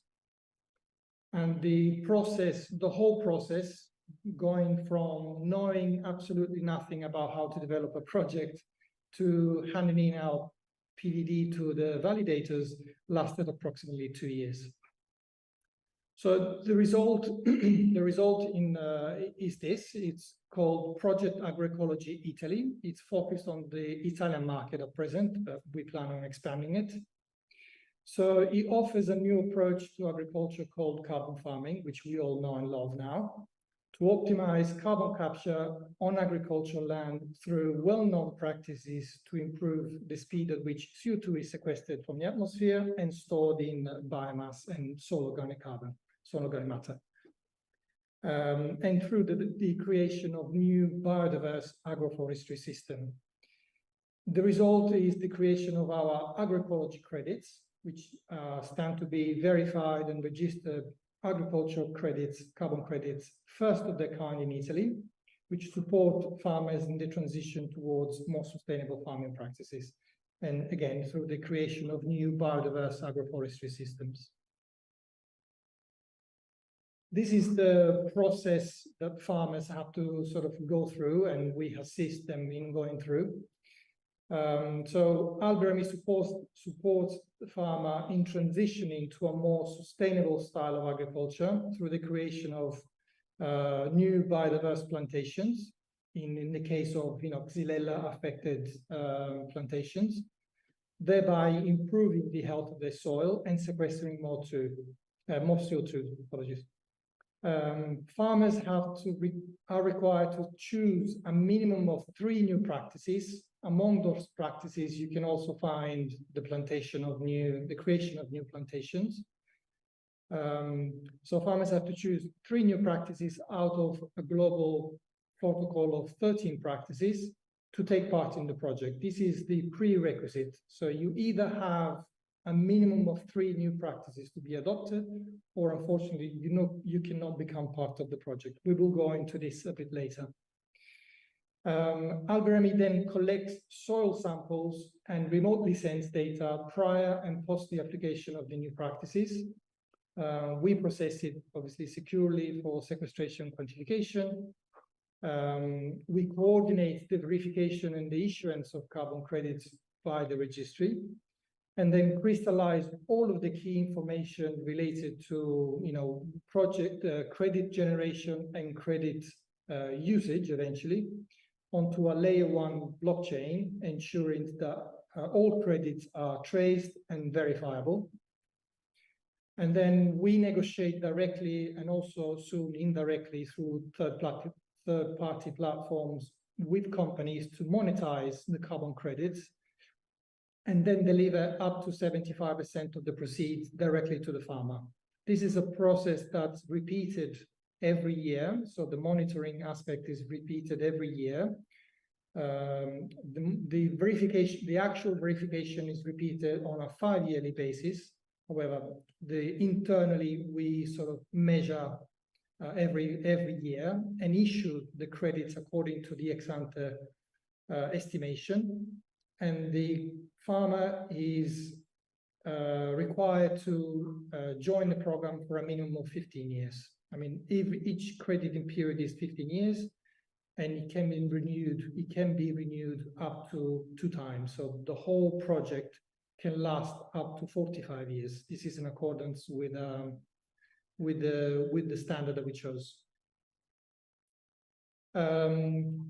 This is basically, obviously, one of the main aspects that's being sort of not contested, but being questioned by existing farmers who were, apologies, just 1 second.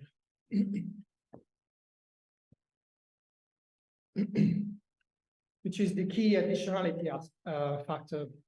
When we talk about agronomic practices that generate carbon credits, we are not referring about the practices that the farmer already applies, but rather new practices that will begin under the project guidance. So, as we said earlier, the farmer is required to adopt at least 3 new practices from scratch. Obviously, there is a large volume of practices, I mean, all well-known practices from our protocol. They are not all to be applied. You need to apply a minimum of 3.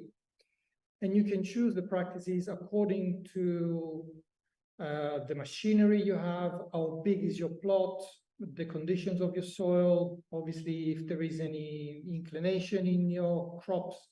If you live on a hill, obviously you will apply some practices. If you live on a flat land, you will apply different practices. So they're very case specific, as some of my colleagues were saying before. They're very case specific, and so having 13 practices helps the farmer in choosing the 3 that are more suitable to their specific case. So it is a grouped project. So, again, it allows the joining of many smaller farmers in the same project, and you can treat all individual farmers as sub-project of the main project, and obviously all monitoring periods and all aspect of each individual farmer will be looked at individually, not as a one project. Again, the additionality factor is important because the creation of this and sale of verified carbon credits on the voluntary carbon market has to respect this key additionality factor. It will not be considered additional to generate carbon credits for a practice that's already been applied, as it cannot be used for mitigating third-party emissions. So these are currently our two offerings. So we offer two types of credits. I mean, they're all part of the same project, but we divided into two. Method-based carbon removals. Those are the credits that are being generated on an ex post basis by the adoption of our farming practices. So this is exactly what we discussed now, or just previously. And the regeneration-based carbon removals, which are generated on an ex-ante basis, which go in favor of restoring abandoned or degraded land, such in the case as Xylella-affected olive orchards. So in that case, a company or a third party would be interested in sponsoring the regeneration of an entire area. We would estimate the ex-ante credits, and they will pay the entire regeneration area, and then they will mature the credits, throughout, for example, 15 to 30-year period. So every year they will get, the company will get a portion of the credits that they've purchased. It's like an investment in nature, paid instead of interest, you pay it in carbon credits.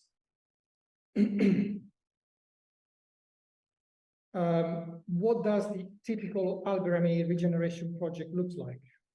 Again, we have the standard case in Puglia at the moment is the conversion of abandoned olive orchards affected by Xylella fastidiosa to new productive olive orchards.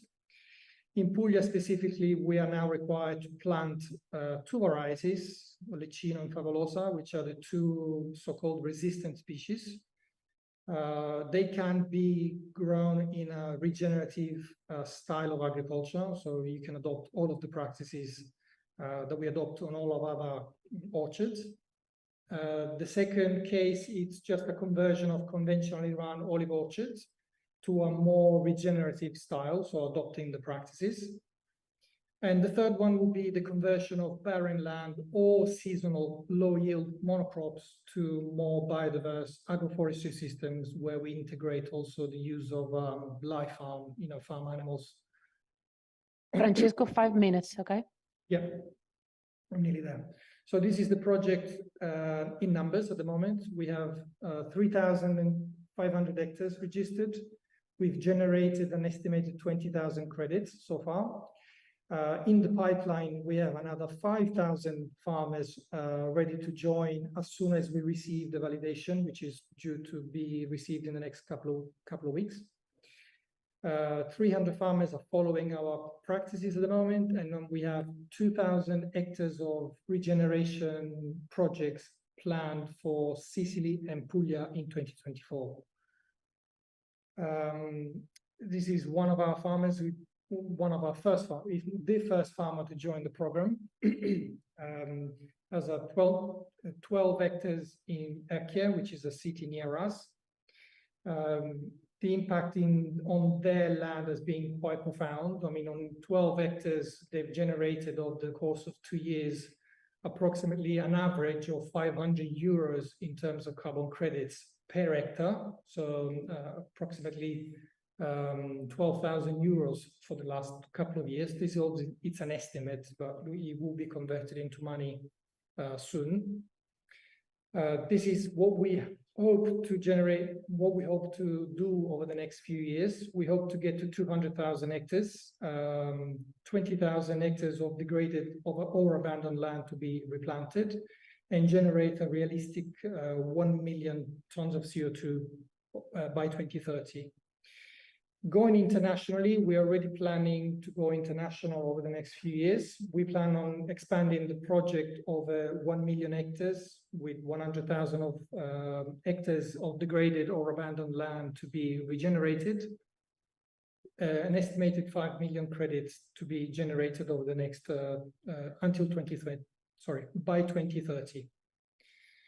This is what we're planning on doing here in Stuni, where our main sustainability and innovation hub is. We're planning on developing some kind of innovation hub where we have, planting for all of our projects, sustainability headquarter, educational center, research and development center, and regeneration nursery, which is to provide all of the plans for all of our projects. The project obviously meets several of the United Nations Sustainable Development Goals, 7 to be precise. As with most projects, nature-based, they are very high, they score very high on the SDGs. And this is the team that's looking after the project at the moment. We are in expansion phase. We are currently fundraising and we'll be expanding the team by another 10 members over the next 12 months. Thank you very much for your attention and again for your invitation. And I hope you have some questions for later on. Thank you. Thank you so much. Thank you so much, Francesco. It's our Verami approach is really interesting. It's clearly what we are focusing here. It's clearly one of the things where what we want to achieve at the end of this meeting is to have a similar model or try to harmonize the ones that already exist. Thank you so much. I don't know, Juan Antonio, will you be online still, Francesco? Yes, I will be here, yes. Anyone would, because maybe we could, he's online. Anyone has a question for Francesco that he can answer now, or Paul? Francesco? Yes. One of the participants will make you a question, okay? Okay, go ahead. Hello, Francesco. Thank you for the presentation. That was very interesting. Just to go back a little bit into the details of additionality, you say that farmers can join up to 3, or they need to join to 3 new practices. And how do you go about quantifying the actual credits that they receive? You have like a value for each practice, and then you sum up. Can you actually sum up directly the impact of each of these practices? So how does it work?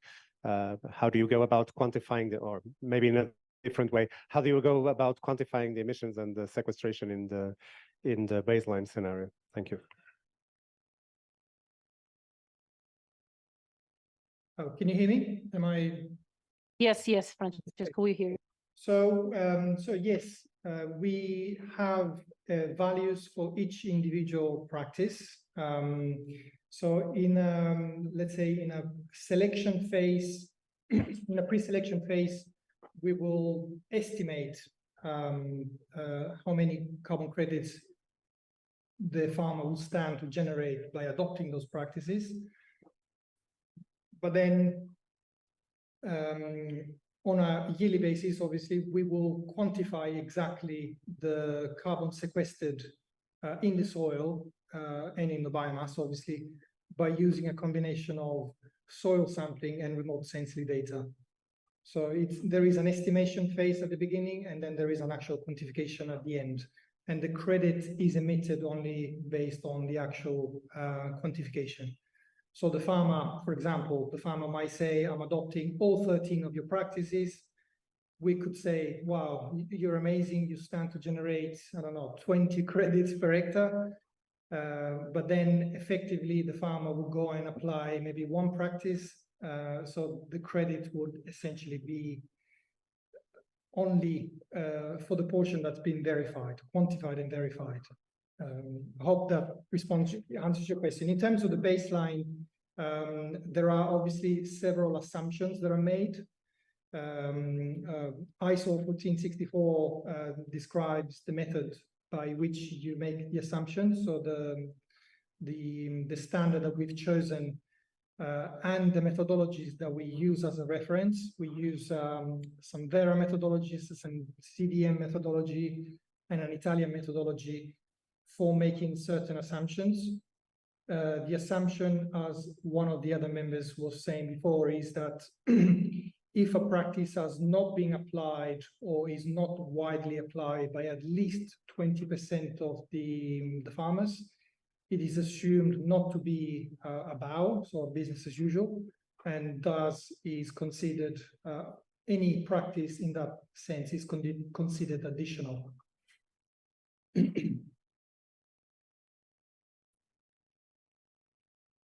Anyone else would like to ask something to Francesco?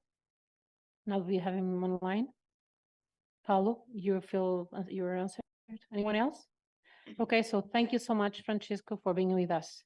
If you wanted to keep on with us, it will be a pleasure to have you there, okay? Now, our next speaker is José Luis Vaca. José Luis is Director of Sustainability, Biodiversity and Carbon at Balam Agriculture. He's a forestry engineer from the University of Córdoba. University of Córdoba, today he is really strong, right? I don't know why, Juan Antonio.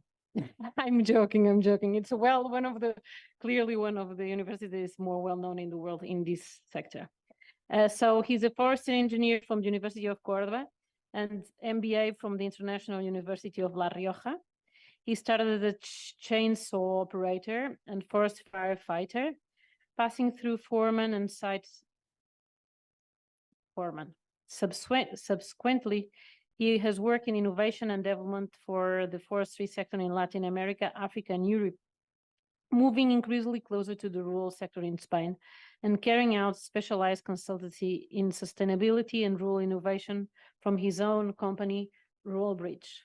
At Balam, he manages two innovative service lines, biodiversity and ESG strategies in high-value farms, and the development of the Cultiva Carbono program as the first Iberian platform specializing in carbon credits for woody crops. Dear José Luis, the floor is yours. Thank you so much from all the visitors and the International Council. I was thinking this morning about the presentation because I was listening today the workshop, and I think that the vision will be another because the discussion was very interesting. Speaking, Julio, about the different steps that the European Commission is running about the carbon market in the future, but we need to think that the markets are more fast than the regulation in the European Union, and we need to stay nearly the market and the farmers' demand. In other step, Roberto, José Alfonso, and Paulo was speaking about the quantification and the different practices in the additionality. And I think that was Paulo that speak about the storytelling that we need to tell when we use the baseline or the additionality. I understand a lot of things that we are doing and the different standards and the project development and doing with this word. I know this word in another context, but it's very interesting the application in the actual context of the carbon markets and the carbon opportunities, because it's not only carbon market opportunities to put carbon credits. We have highest goals about decrease of carbon footprint, and this way is parallel from the carbon credit markets. So we need to stay or to be prepared to take action. Luca and Gregorius about climate change risks and the modelization. It's very interesting, the vision about the modelization and the future scenarios provided by the science.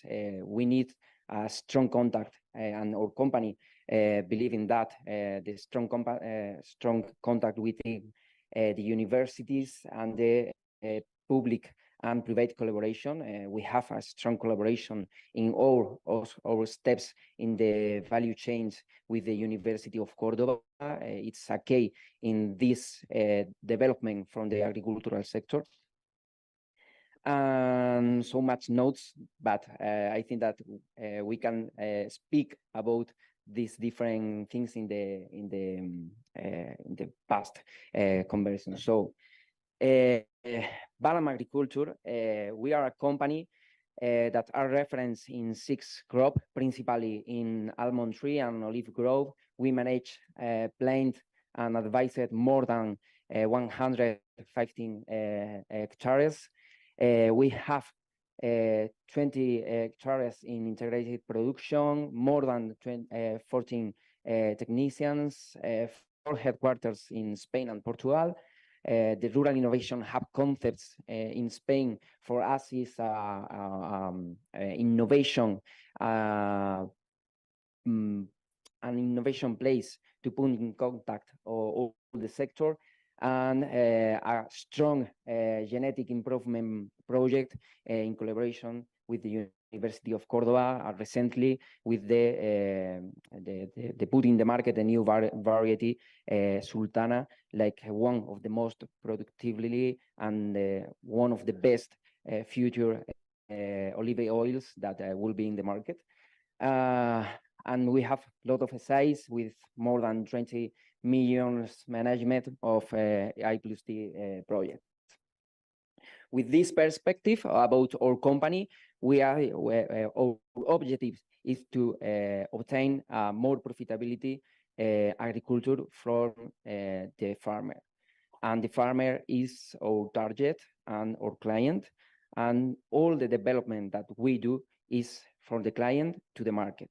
So with this vision, we develop Cultiva Carbono, like a carbon credit generation program from woody crops, specialized in woody crops, will be in the future for other crops. But actually, we detect a necessity in the market about absorption credits. And these absorption credits, it's only available actually, principally in the woody crops. I'm going to take a global vision about our project and about the market demands, okay? Because we need to work with the market demands and the farmer necessities to put a strong program in this place. So the project have different conditions. This is the small letter that need to understand, and we tell to the farmers when we do the meeting with them. We need a guarantee fund. We need a dynamic baseline. This baseline, it's depend of the storytelling. It's depend in the future about the regulation of the European Commission and of course the Spain Ministry. We use 4 scope to do the calculation. 3 scope in the carbon footprint and the biogenic absorption, because we believe that the biogenic absorption and the biogenic sequestration is one of the biggest and the stronger ways that the woody crops have to participate in the market. We quantify the biodiversity benefits and doing a monitoring and guarantee the permanence of the project, of the absorption and the CO2 reductions for at least 10 years, doing soil samples, remote sensing, and annual accounting. It's very important to stay closer by the farmer, with the farmer, and do a correct advisory in the additionality practice that they need to improve in the farm to guarantee the success of this program. The additionality, I will speak later about this. How we work? We have a general process. We take the baseline, we do the calculation about the input and output of the carbon inside all the farm process. We improve our baseline and we generate the carbon credit. We do the audit and we sell in the market the different credits that we have available about the program, about the project. And like I tell, we need, and our principal value, like in our company service, is a specialist advisor. We need an advisor with each client, with each farmer, because this is not easy for the farmer. The farmer need to understand a lot of things in the legal and the compliance that they need to wear during the next 10 years, because it's not easy for a farmer, bigger or smaller, to understand that they need 10 years with the same practice and the carbon storage to sell credits. And we need to tell about what is the practice and doing this advisor closely to have the success in the adoption of practice. We can give an information tool, a cloud tool on internet to put the data only and doing a remote sensing advisor.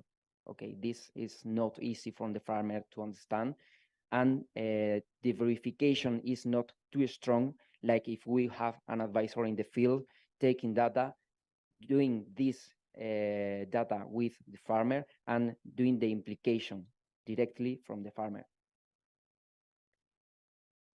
So yeah, at the technology level, we are using the latest available in the market. We are working together with Trinity Architects, an international company that have a robust accountability system to the natural capital, include the carbon footprint and carbon balance in the farm. So the methodology that they are using is based in the latest IPCC panel, according with the ISO and GSG protocol verification, using equations and different models development by Python, by different systems that are more advanced than only a simple factor to doing a multiplication. And this calculation conducted an advisor by a scientific and technological panel.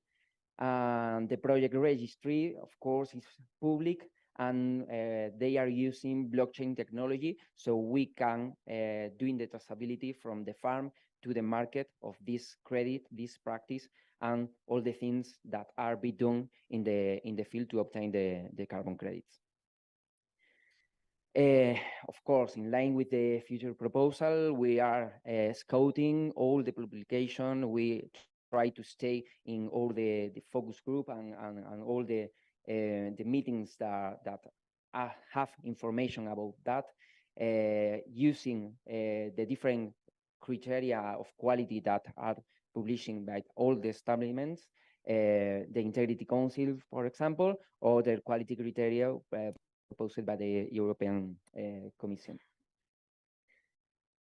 In line with this 4 standardized proposal for quality items, at quantification level, we take the GHG sources, skin reservoirs, and sources. We accurately identify these 3 parts, doing a quantification through the process-based modeling, and take the data sources from the operation management, analytic, and sensor data available in the farm. So we don't need to apply new techniques or tools inside the farm. The farmers have a lot of information, very useful to do the calculation and to permit the monitoring during the next year. So using this information easily access to the farmer and to the advisor, we can do a strong verification and using some data additionality like remote sensing or soil analytics to do a strong program and project. Additionality level, we have a lot of practice. The standard that we are using is like you will see, they have a lot of practice that we can apply. So the farmers need to choose different practice, adapt with the advisor of the technician, adapt to the soil, adapt to the climate, adapt to the farm's woody crops.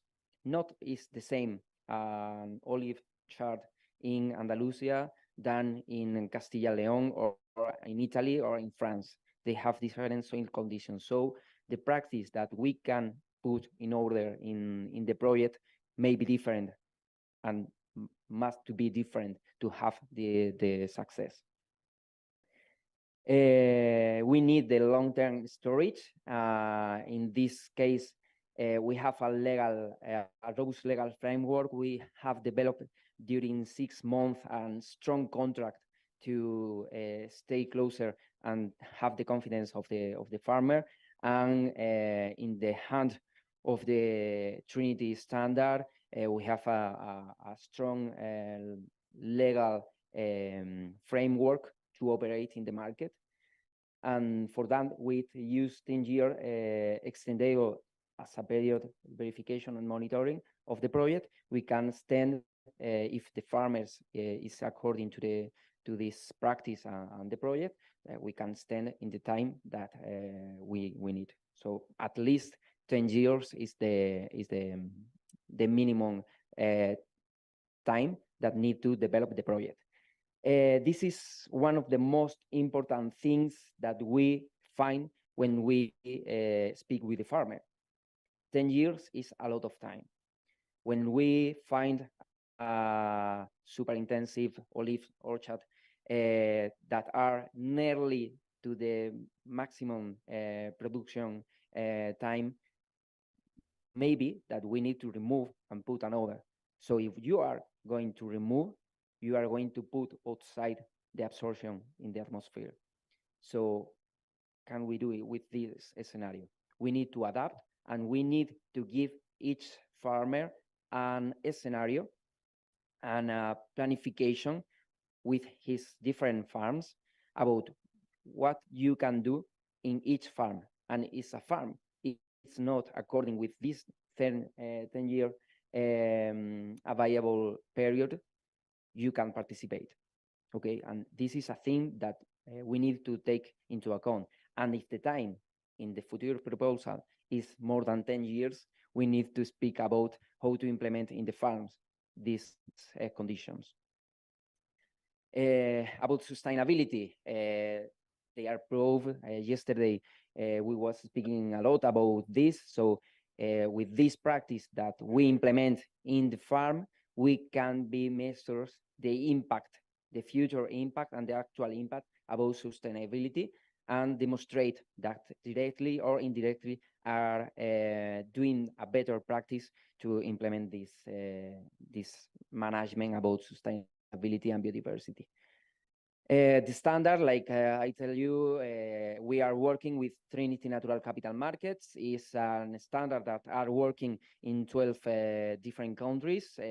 They have a robust legal model, and they have been independently benchmarked against reputable standard and registries, achieving equal or better results in all categories. So we are speaking with one of the best positioning standard in the market. They have the agility to offer to the sector a good standard in short times, because, for example, we try to speak with another reputable standard, and the times to develop a project only to have the first certification will be approximately 2 to 3 years and or more. And Jose, we are you have developed. 5 minutes. Okay, we are develop a project to 8 to 1 years, approximately 8 months to 1 year.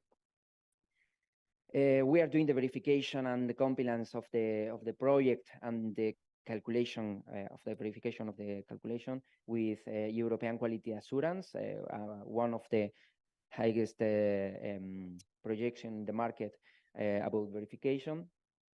And of course, this is one of the slides that I showed the farmers and the different cooperatives and in the different forum that we speak about that. The carbon credits need to have a certificate. If finally you haven't a certificate about the practice that you have and the credit that you have put in the market, you have nothing. You need to know what is the different term that you have in the contract. And finally, you need to have the property of the credit. With this property, you can participate in the market. If you haven't the credit, anyone else will be sell the credit by your name, and is one of the things that is more important in the traceability of the credit. And of course, we need to stay thinking about the market. The market have a demand. Actually, we can wait to the different regulations from the European Commission, from the ministry in Spain or different countries. But the reality is that the market is demand us this carbon credit, and the farmers want to participate in this market. So we need to give both part the highest guarantees about the project development, about the sequestration calculation, stay in line with the science, stay closer with the science and the different organisms that participate in this market or in this agricultural chain, but don't lose the vision of the market.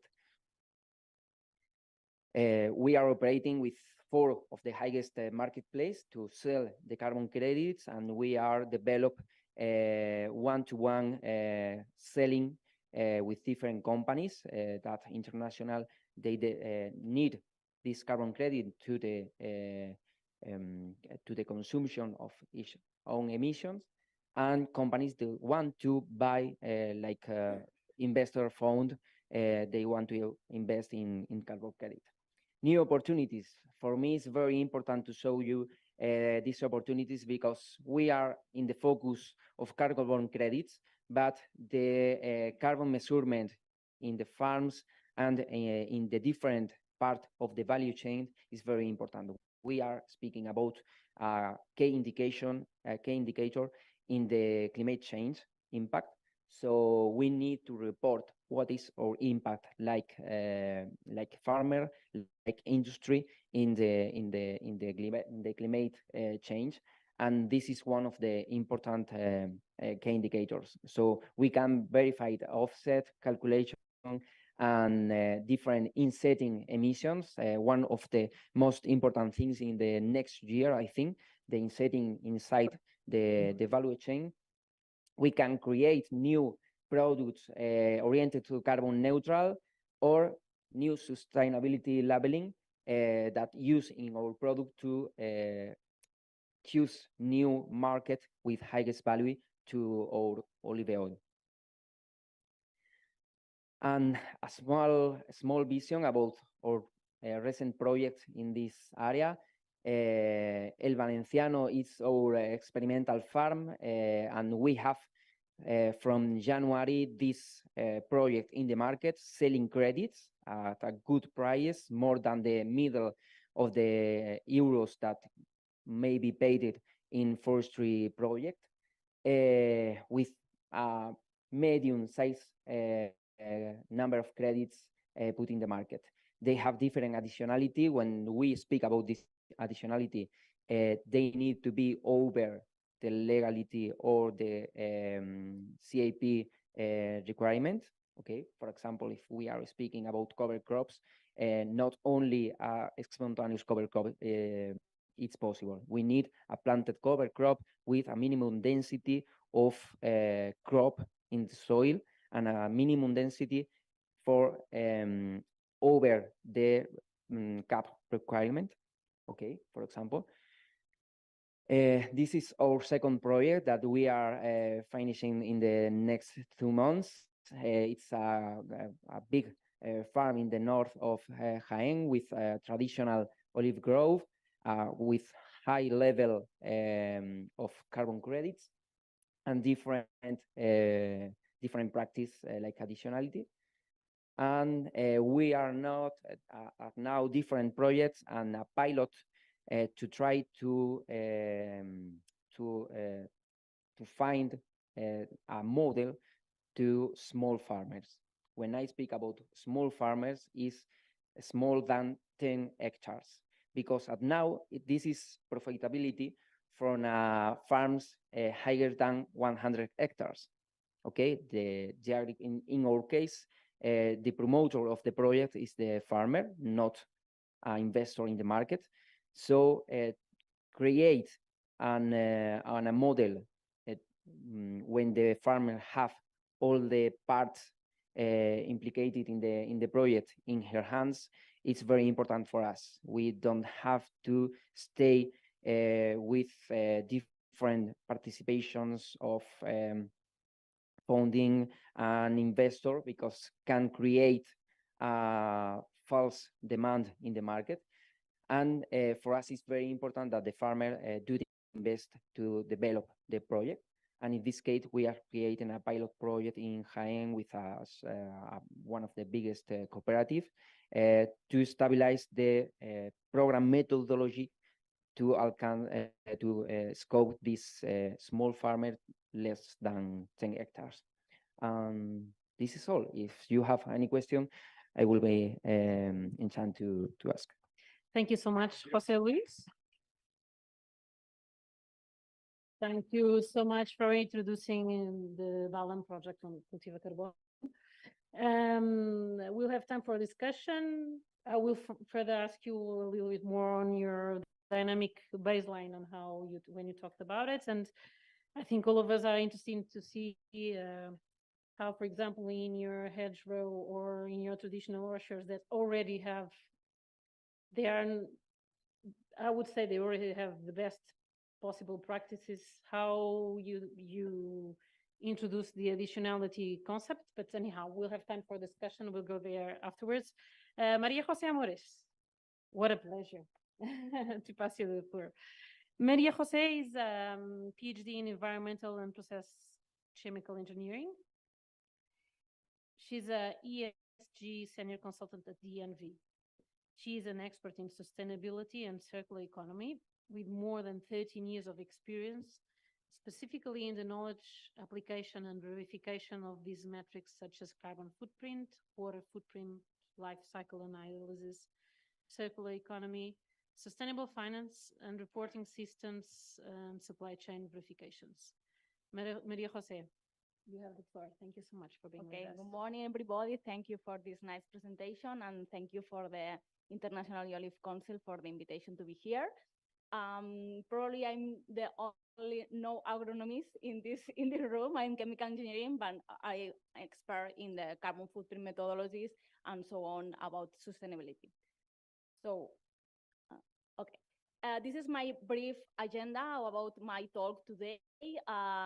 Firstly, I would like to start with DNV presentation for everyone that know the entity of certification, DNV. Then just an introduction about the context of our talk for here today, to mention some challenges that we have considered here for the carbon removal methods in this session, and then the importance of the trust in the assessment. Finally, some conclusions. Okay.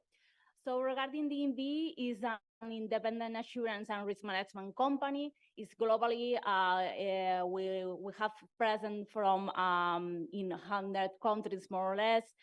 We are close to 12,000 employees, and with 160 years of experience in sustainability, and also different divisions, like, for example, ship and offshore classification advisory, also regarding the energy advisory certification, verification, and independent in monitoring, and of course, in the management of system certification in sustainability, supply chain, and product assurance.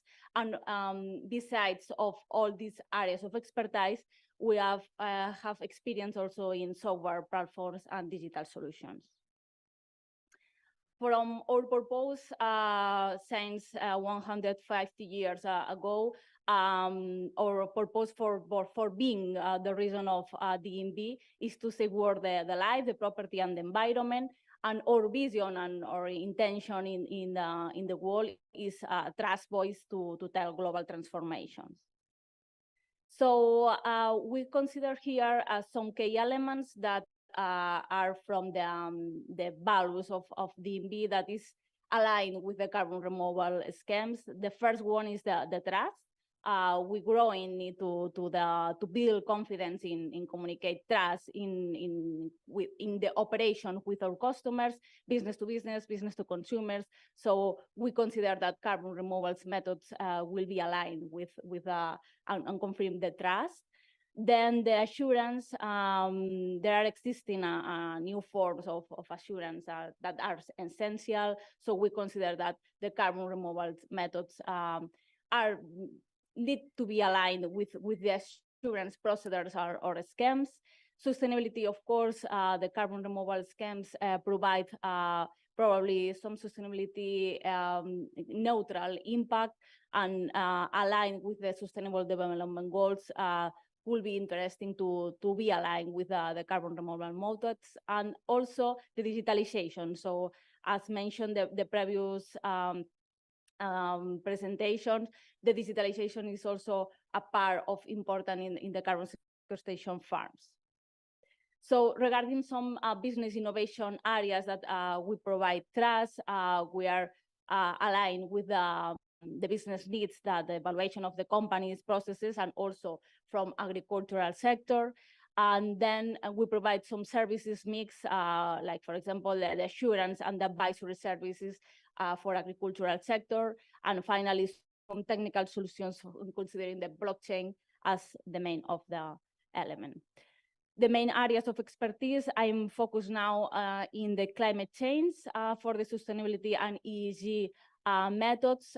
It's important to have a strategy about the carbon removal schemes, also the reporting and assurance, to be assured that all the schemes, the methodological, the quantification and reporting of the carbon footprint are aligned in these aspects. The value chains and the sustainable finance are all of the areas that are very connected with the carbon sequestration. And finally, of course, the climate change.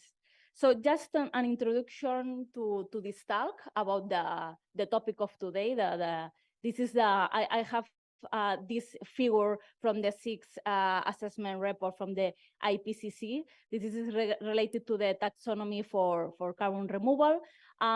This is related to the carbon dioxide removal methods. There are different carbon dioxide. You can see the removal processes in gray shades, so probably you cannot see from the audience, but the idea is to have different methods, like, for example, soil carbon sequestration, biochar, or BCCS. And the idea here is this distributed or split up in the connection of the carbon dioxide removal methods with the storage sequestration, and in the different timelines from decades, from centuries, and from thousands, with the different connection you have here in the below of the figure with different colors, and then the connection of, for example, the implementation processes, like, for example, agroforestry, can be connected with different removal processes, like, for example, soil carbon sequestration, biochar, and so on. So this is just an introduction to have a mind of figure of the taxonomy of carbon removal. Sorry. Okay. So some food for thoughts regarding from my talk for today. I am expert in ISO 14064 as an audit for carbon footprint, also from greenhouse gas protocol.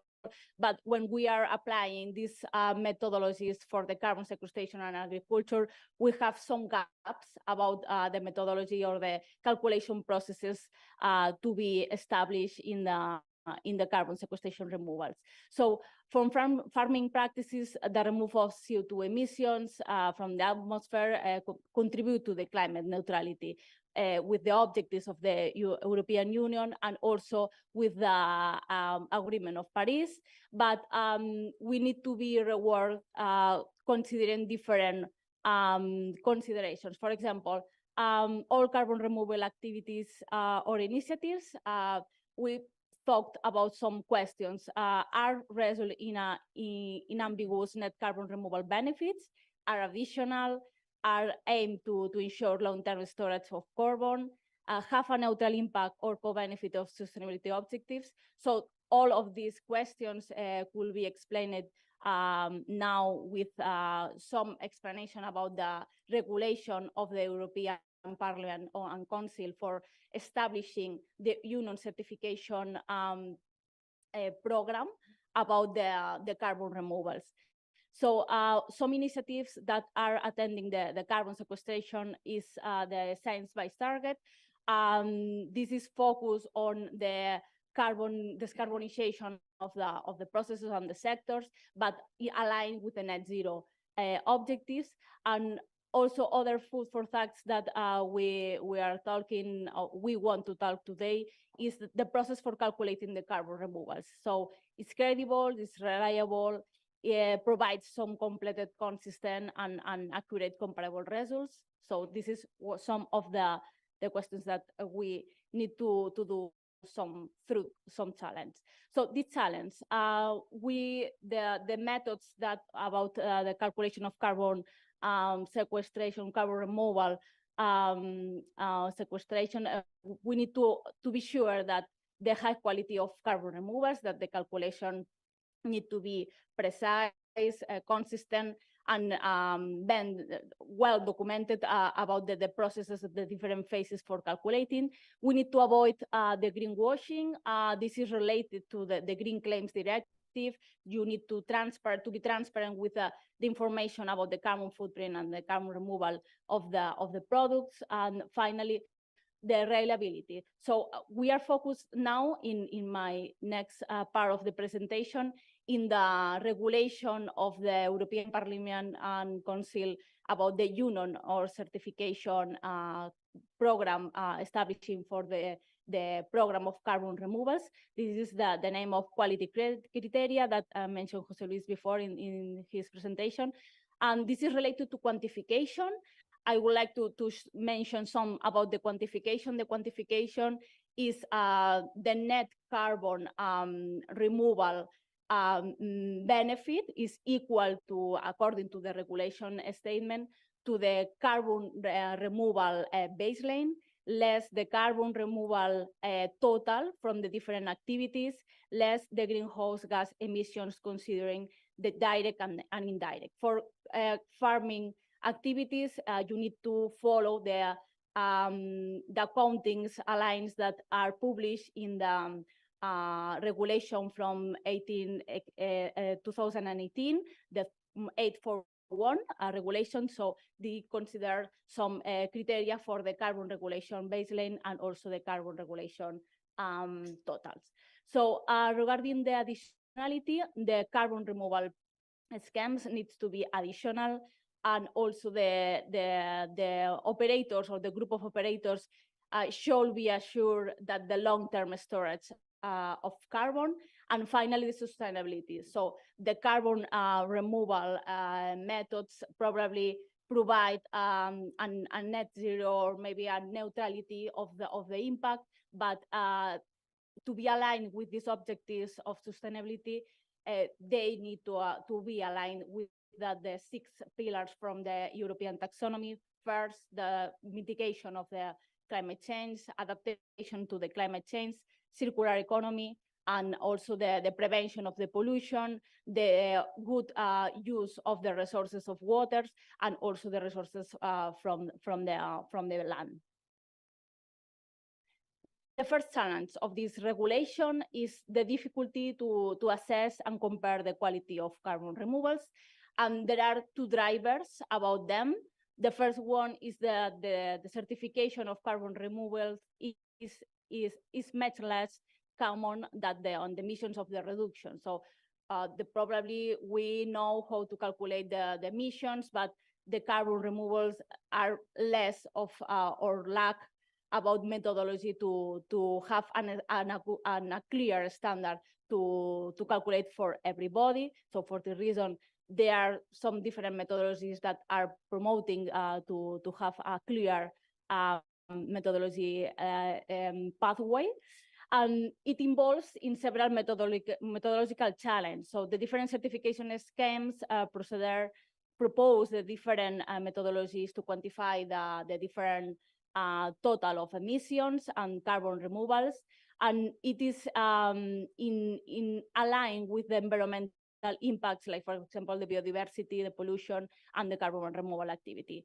And the second drive for this first challenge is that the carbon removal activities are very heterogeneous in terms of the maturity and the cost effectiveness. And how the regulation promote a solution. So the idea is to implement the criteria of quality and developing these methodologies in close consultation with the different stakeholders. So the second challenge is that the trust on carbon removal certification, as I mentioned in my previous introduction, the trust is one of the key elements in the carbon sequestration. So the main drivers here is that there are many stakeholders that do not trust carbon removal certificates because these certificates are generated through the different criteria for probably non-transparent or unreliable certification processes with the certified activities. So this is the importance of the true climate and sustainability benefits. So the solution here for this second challenge that the regulation proposed, this is these certification schemes should in place with transparent and robust rules and procedures. So this is the key element to have a global standard about the calculation and then the certification of this one. And the carbon removals activities are not actually the delivery from removals as planned, and the same activities need to be certified unless or to avoid twice of this one. The third challenge is the finance access barriers. And here the two drivers are that the first one is that this is a problem, this problem is driven, no? But the fact that there is wide variety of ways to use the carbon removal certificates, for example, from public funding, corporate sustainability reporting, eco-labels, voluntary carbon. So there are so many sources about this. And the second one is that this kind of diversity creates some transaction costs for this one to have their carbon removal activity certified, and there are some costs related to this one. So for the second and third challenge, the trust in the assessment is the solution probably. So the solution for that one that the regulation is proposing is the idea to harmonize the approach. And first, we need to have an scheme management, considering the different roles about the certification schemes. For example, considering that the procedure of the certification need to be reliable and transparent procedures, and also with different roles, internal management, compliance, and different stakeholders consultation, and different collaborations and different roles in all the processes of this pathway.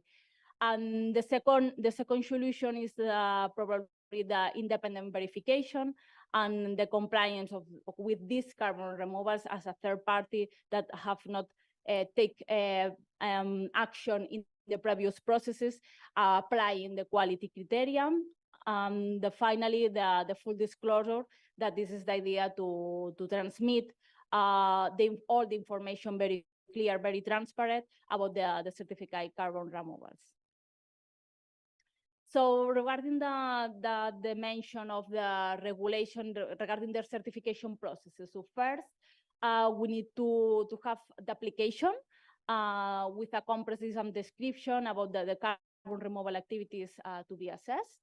The second one is the risk analysis and preliminary review. This is according to the assessment of quality. As I mentioned, the four phases and pathways: quantification, additionality, long-term storage of carbon, and finally the sustainability to align with the 6 pillars of the taxonomy European. And then the third phase is on-site audit regarding the verification of the information submitted to confirm the compliance in the carbon removal, and also to provide a certification audit report, and finally the certification. This is a certification scheme that you need to provide for following up about this carbon removals certification through different periodic certifications to reconfirm that the emissions that you have carbon removal are aligned with the first criteria. So just some conclusions to finish my presentation, some messages to take away. It is needed to have a certification methodologies development in consultation with different experts of stakeholders with different criteria and different roles. Then to harmonize the implementation of the certification framework of the quality criteria that was published in November of last year. To recognize this certification scheme, it's important that the European Union have a clear standard about them. Regarding the note a significant harm principle, so full respect about the biodiversity and zero pollution objectives. Regarding the monitoring, reporting, and verification, like this morning talk about the importance of these criteria to ensure the carbon removal actions to have a good positive impact. And finally, on-site monitoring is very important, and also reporting and assuring these activities are needed to complement. So thank you very much for your attention. If you have any question, I'm here to solve it. Thank you. Thank you so much, Maria Jose. Thank you for introducing so well the overall process that you have already so consolidated. I hope that, I don't know if you have already started to certify this in the olive sector, but a lot of petitions about to certificate, but we need to have clear information. Okay, so but it was great as an overall perspective on how to arrive to that. Thank you so much. Now I'll pass the floor to Ivan Martinez. Ivan is from the Ministry for the Ecological Transition of the Government of Spain. He will talk to us on the national policy views on the contribution from the olive sector towards climate goals. Ivan holds a MSc degree in forestry engineering from the University Politécnica de Madrid. His professional career has always been associated with the protection and improvement of terrestrial ecosystems.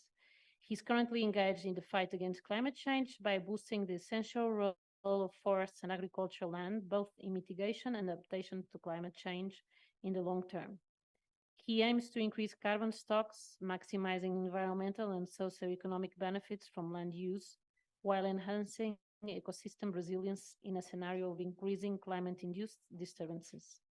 Ivan, thank you so much for being with us. Yeah, thank you. And you have the floor. Impressive research that you do looking in the internet for my biography, but thank you anyway.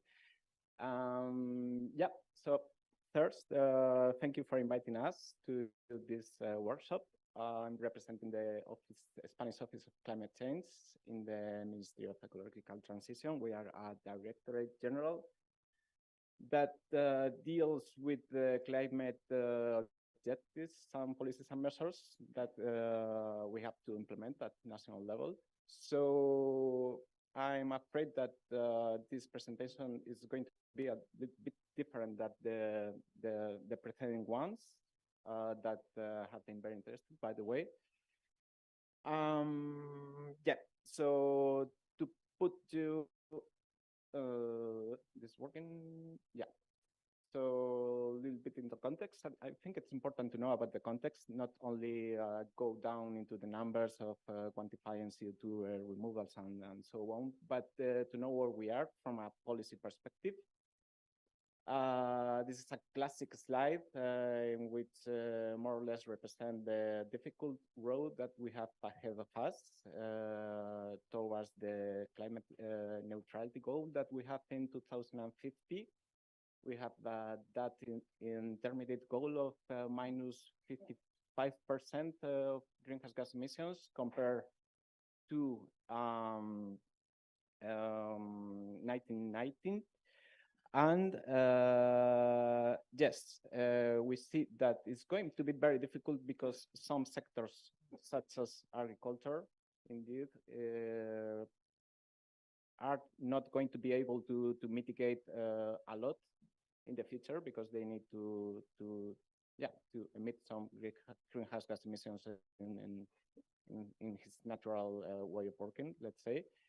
So there are a lot of expectation of what we can get from removals, both natural removals and so-called technological solutions. That is the dash red part that it's below the graphic. So that is going to represent something important, maybe beginning in the next decade. So this is the context. This is another classic slide that I'm sure that most of you are familiar with. Tries to represent this double representation that agriculture have in the greenhouse gas inventories. On one hand, we have these known CO2 emissions that are covered. We have goals in the effort sharing regulation, or ECR. And then we have those simplifying CO2 emissions and removals that are covered under the LULUCF sector. That we have this additional problem that some of these removals or emissions are only partly human induced. So that makes things more complex because we have to separate what is human induced and what is not. So that brings us a lot of questions about uncertainties, additionality, permanence, and leakages of the carbon store that have been covered in the previous talks.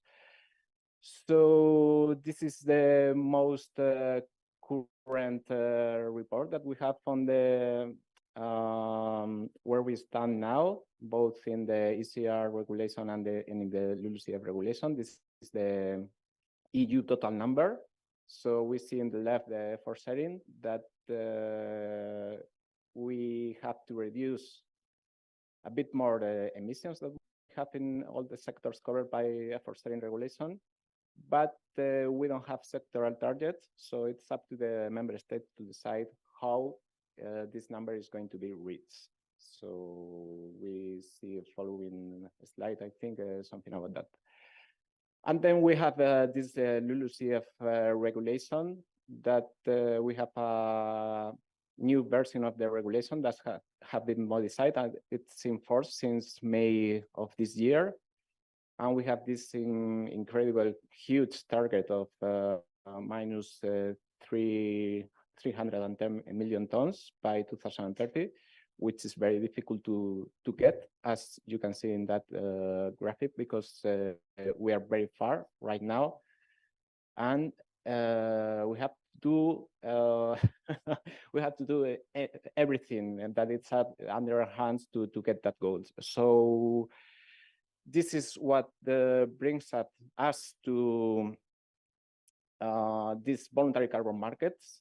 With we have a lot of of expectations on that. I mean the climate world. And also looking into the agriculture sector, because up to now, LULUCF sector, well, 90%, almost 90% of the removals that are reported on LULUCF regulation comes from forestry side. But up to now, we didn't look so much into the agricultural sector because, as you might know, we have some lack of data on some gaps to fill in the greenhouse gas inventories with regards mainly with the soil organic carbon. But yeah, this is a distribution of the land use in Spain. So it is out of the question that the importance of the olive cropland. So what we can do in the agricultural sector?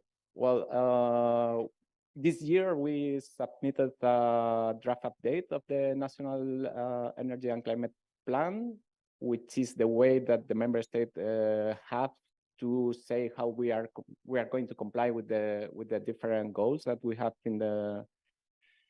regarding the different regulations that we have in the European Union.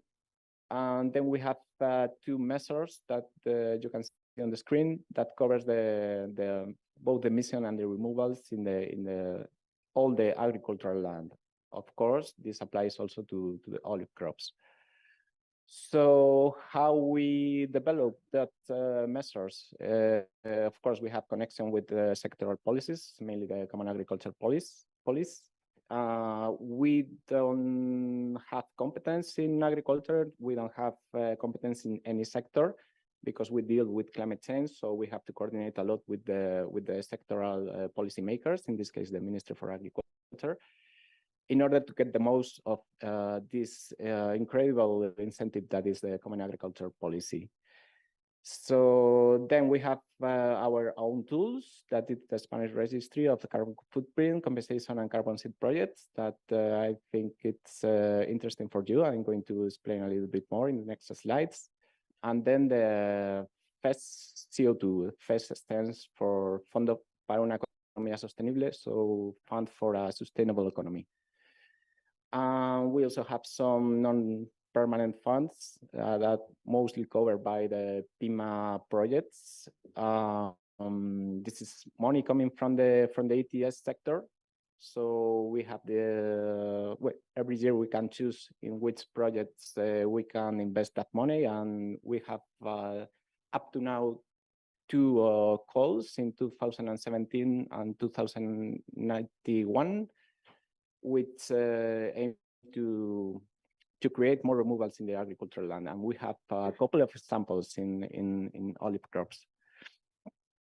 So going to the Spanish Registry of Carbon Footprint, Compensation and Carbon Sink Projects, I know that most of you are familiar with that because it was mentioned before in some of the presentations, I think. So, it's a voluntary tool. We have as a legal basis a royal decree that it's currently under modification. And we have some complementary documents that set the details of the different methodologies. The functioning of the registry is very simple. We have the three sections. In the section A, the organizations calculate the footprint and compromise to reduce it. Then we have the section B, which is independent, and we have these carbon removal projects that are carried out by operators, and of course are due to liability mechanisms, monitoring, reporting, and verification, and so on. And then to kind of close the circle, we have this section C, in which one organization that it's already registered in section A can purchase or acquire, let's say, it's not necessary to keep money in return of that, some carbon credits that are also covered by section B. So I think it's the only national scheme that closes this circle. So we have everything under control. We are also very, very clear about what we are doing with those credits. It's always counted under the national greenhouse inventories, and so cannot go outside Spanish territory because organizations in Section A has to implement their functioning inside the Spanish territory. So we are very clear about that. Well, I don't want to enter too much into the claims of those credits, but this is, as you know, also currently under development by EU regulation on green deals, also on reporting obligations for certain companies. That is a directive that was I think it is in force since last year, and also with the Empowering Consumers Directive that it's about to be published very soon. So yeah, moving out to the this carbon removal project, some generalities. They are developed in the agroforestry sector. As you know, they are open by the Royal Decree to different types of projects, but right now we have only two methodologies that apply to the forest sector, not to agriculture. It's been more or less 6-7 years that we are looking to the agriculture sector from a methodology, but right now we are currently waiting for what is coming on the methodology of the expert group on carbon removals that will be adopted by a European Commission in the form of implementing act according to the regulation that Maria Jesus has just presented us. So, of course, we have tools and methodology provided for the estimation of this CO2, that it's mandatory, but then what is counted towards the final credits issued is the ex post calculations that are very easy to cover under the forestry projects, but not that easy for the agriculture sector. This is why we've been looking thoroughly to this in the last few years, and we can't be final about that. And of course, we have some management and monetary conditions that are mandatory to comply. So this is this is slide just to mention that is already mentioned by various by some persons, that we have a lot of approaches in the assessment of the CO2 estimations. We have, for instance, in the right this tool developed by the Joint Research Center of the European Commission that has made this assessment of a lot of practice in the agricultural sector, and they have made this compilation of what it's in terms of both reduction of emission and increase of removals. That it's very impressive. And also in the left, we have this study that was carried by a contract that we made with the University Polytechnics of Madrid, that it's trying to look for all the studies that deals with this issue, but only in the Mediterranean area. And what we have found there is that we have a lot of variability. So we think that all the practices could be more or less combined into these three categories. The problem for us is that we have, depending on the conditions, that are very specific. So we can have either very positive benefit or even negative. So we have to be very careful with that. What we wanted here is to kind of find a range in which we could move and then use the conservative part of that range, but up to now is not going to be possible because we have something like this, and it's very difficult to give next steps in this direction with these numbers. Other considerations apart from CO2, of course, I mentioned before, we have to approach to the EU framework that they are setting for certification removals. We have a lot of problems inside Spain, not only with let's say private schemes that are certifying carbon credits under let's say not very well, you understand me, not very controlled circumstances, but also with other public schemes that are appearing lately in the regions, in the autonomous communities, that they are making his own methodologies. And yeah, it's very difficult to let's say be interoperable between all the carbon schemes. And this is a major issue because this is something that is under observation a lot, and it's something that it's very much needed to give credibility to the whole system, not only to our scheme, but to all the schemes that are certifying carbon removals. So our next fear is that we see that regarding the soil organic carbon, as I said before, we see very uncertainties. So we see a lot of difference in robustness and similarity with the 16 methodologies that we have under the forestry sector. Of course, those were the easiest one to develop 10 years ago, almost.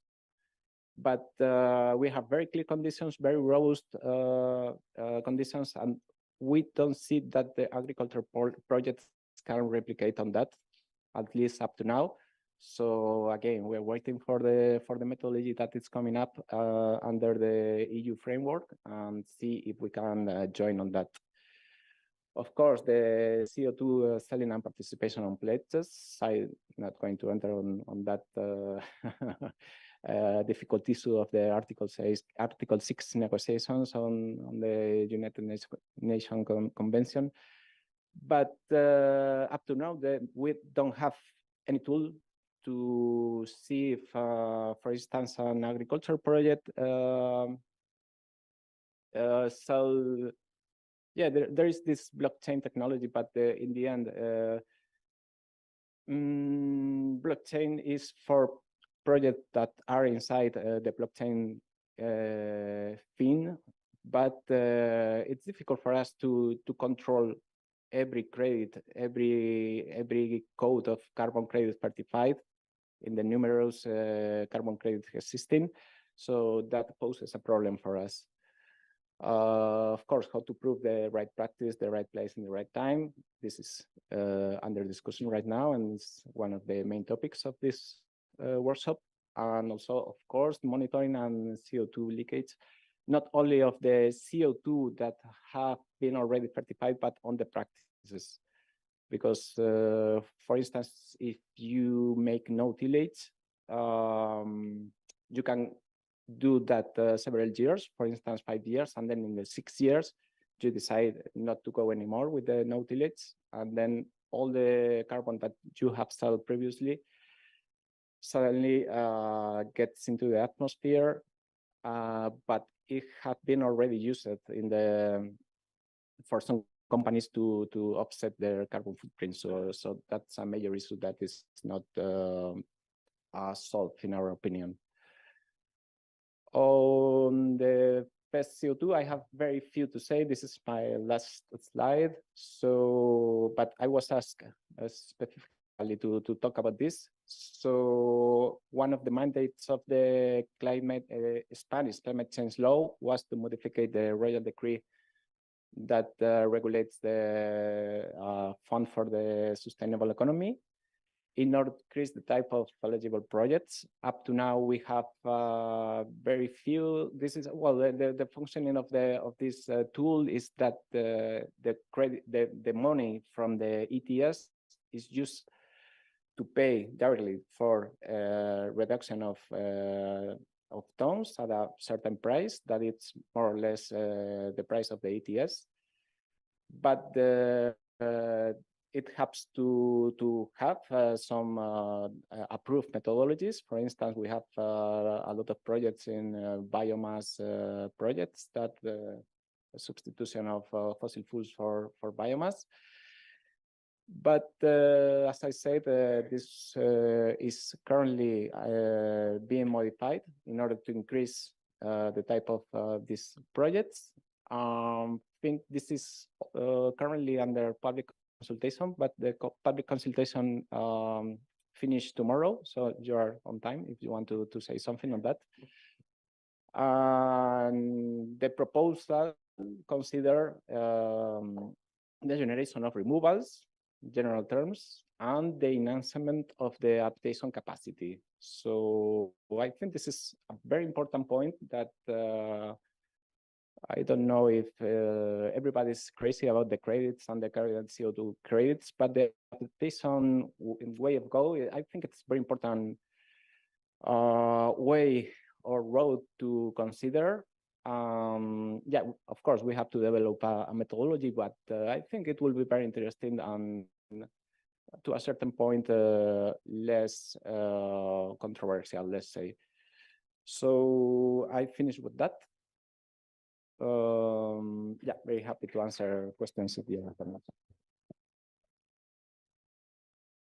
Thank you so much, Ivan. It was great to hear which is the Spain national policy towards facing climate change and how this may affect us.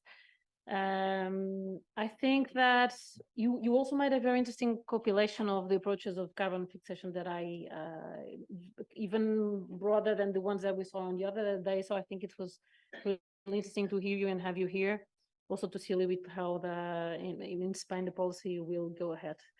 I think this table was very interesting. We have a broad approach by Maria Jose on how all the certification process is taking place, which are the policy changes that are to take place in Spain, and two specific cases that are already in course and being recognized for the certification of carbon credits. Juan Antonio was saying, and he's right, but that maybe now at the discussion we should also start to focus on the baseline. There is something that is worrying all of us. It was, for example, when Jose Luis talked, I told him, Jose Luis, okay, let me know if you already have your hedgerow orchard and you're always already managing it well, where do you prove the additionality? So it's a worry for all of us, and I'll pass the floor to Juan Antonio to talk about it. Okay, we would like to use this short time before the lunch. We have 15 minutes, okay, but only want to point the focus in two ideas. The first is to remind all the people here that this workshop is focused on the carbon balance, and the carbon balance have two members or two plays in the equation, in the identity. So the emission and the removal. So the first tip is to decrease a lot the removal. The emission is our main objective. This is true. Okay, but when the decrease of the emission go to the maximum level, we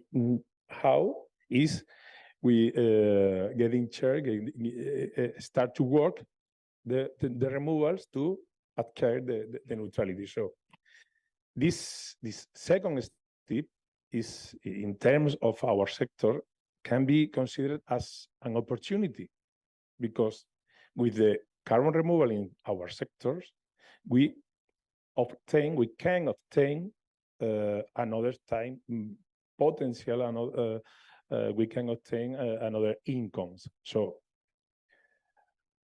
in the actual scenario, in these 2 days, we have identified two critical issues.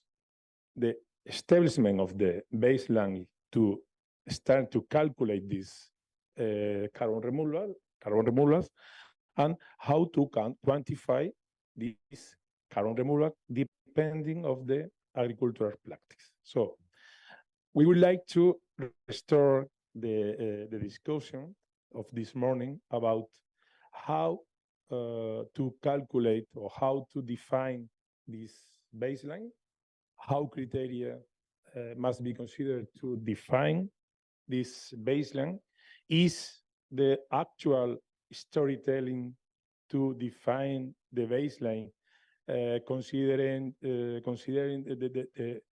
the business as usual practices, the best criteria for to define our baseline or not.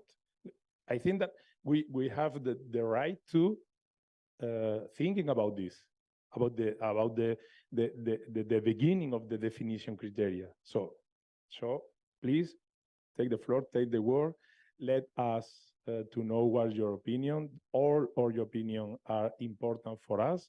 But we think that we need to open the discussion in the starting point, not give for approve the actual storytelling. We need to take a previous step and to start in the point of the discussion.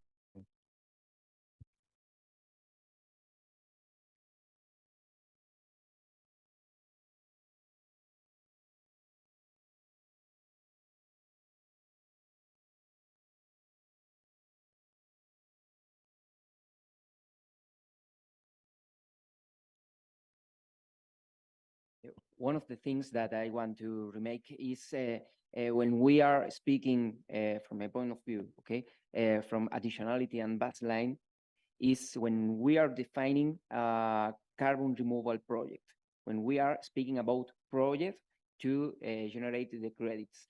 When we are only speaking about reduction or increment the absorption, we don't need this term, and I explain because we need to compare only one farm with each farm. We can compare each farm between them because each condition is very different. We can different soil, we can different climate, we can different practice. So when we are speaking in the market or in the consultancy market about the carbon footprint, we can compare carbon footprint between two products or the same product in different location. So if we want to start to measure and we want to start to reduce the carbon footprint or increase the sequestration, we can do it at level farm, with each farm independently and with the industry independently, because each of one will be a footprint different, and this is his baseline, his point to start to reduce or to increase the insetting. So if we stabilize a start point for all the farmers can the possibility to reduce. A farmer that are working during the last 10 years in organic matter, for example, he will be less reduction effort, but he can do. If we want to speak about pay about this effort, we don't need to speak about the baseline. He can do an effort additionality. If we have a lot of farms that they are not doing good practice, they have a big way to start to do it, and we need to improve and communicate that this is the way, independent from the carbon credits.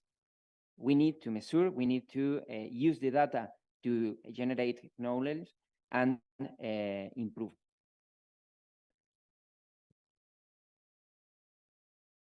Thank you. Well, I have brought my notebook. But anyway, I think I will start answering your question.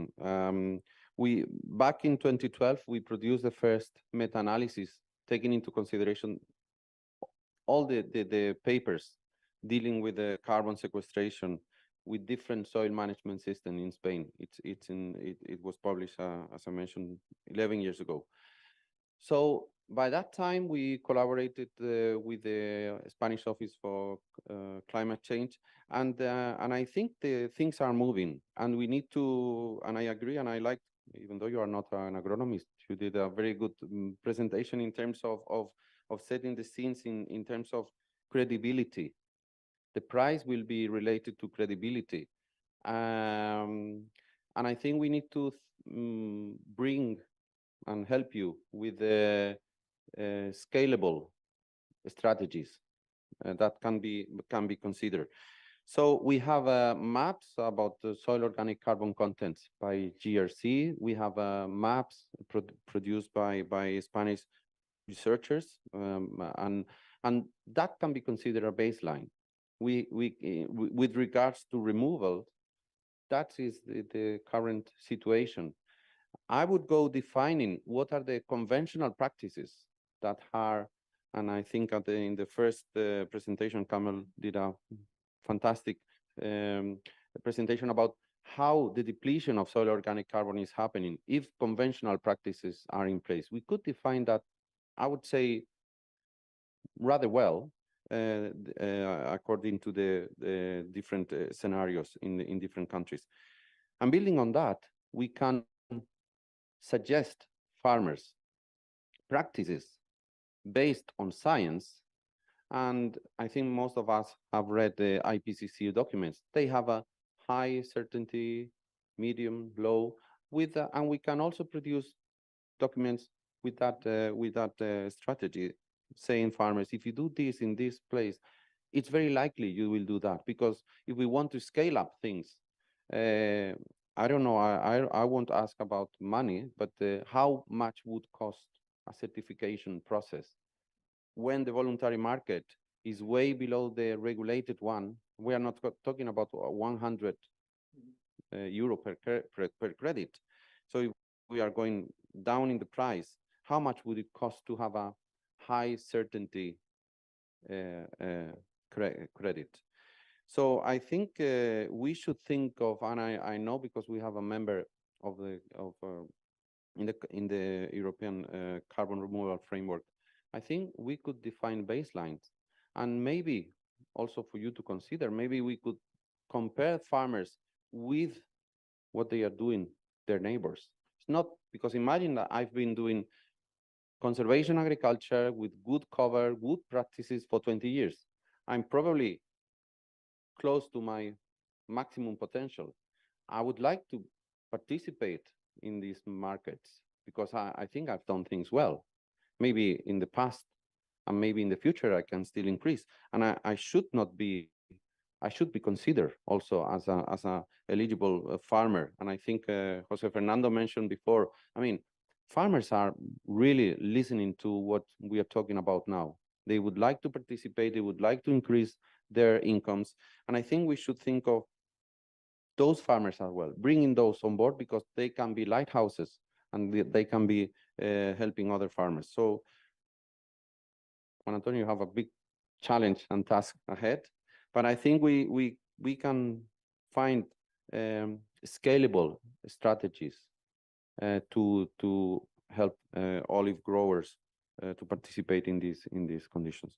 And I would make a couple of questions, but I think I will leave it for the lunch break. Okay. Emilio, just to confirm, you said that this meta-analysis that gave the maps that you referred to was from 2012, right? Yeah, the first one. After that, there are a lot of researchers, and there are more papers. I can send them to Juan Antonio and share with the audience. But I think we already have some solid science behind the strategies. And I would just bring one comment here. We should be faithful to the terminology. Many times we see conservation tillage, including no tillage and reduced tillage or minimum tillage. It's totally different. We learned that if you do minimum tillage, you may even lose carbon. If you do no tillage with good cover, there is a high probability that you will increase for sure in most of the cases, if not all. So also taking decisions should be, I mean, we should be clear about what we are talking about, because if we put in a box a lot of things and then we give an average result, that can be problematic for especially for the training and information. Thank you. Anyone else? Camille?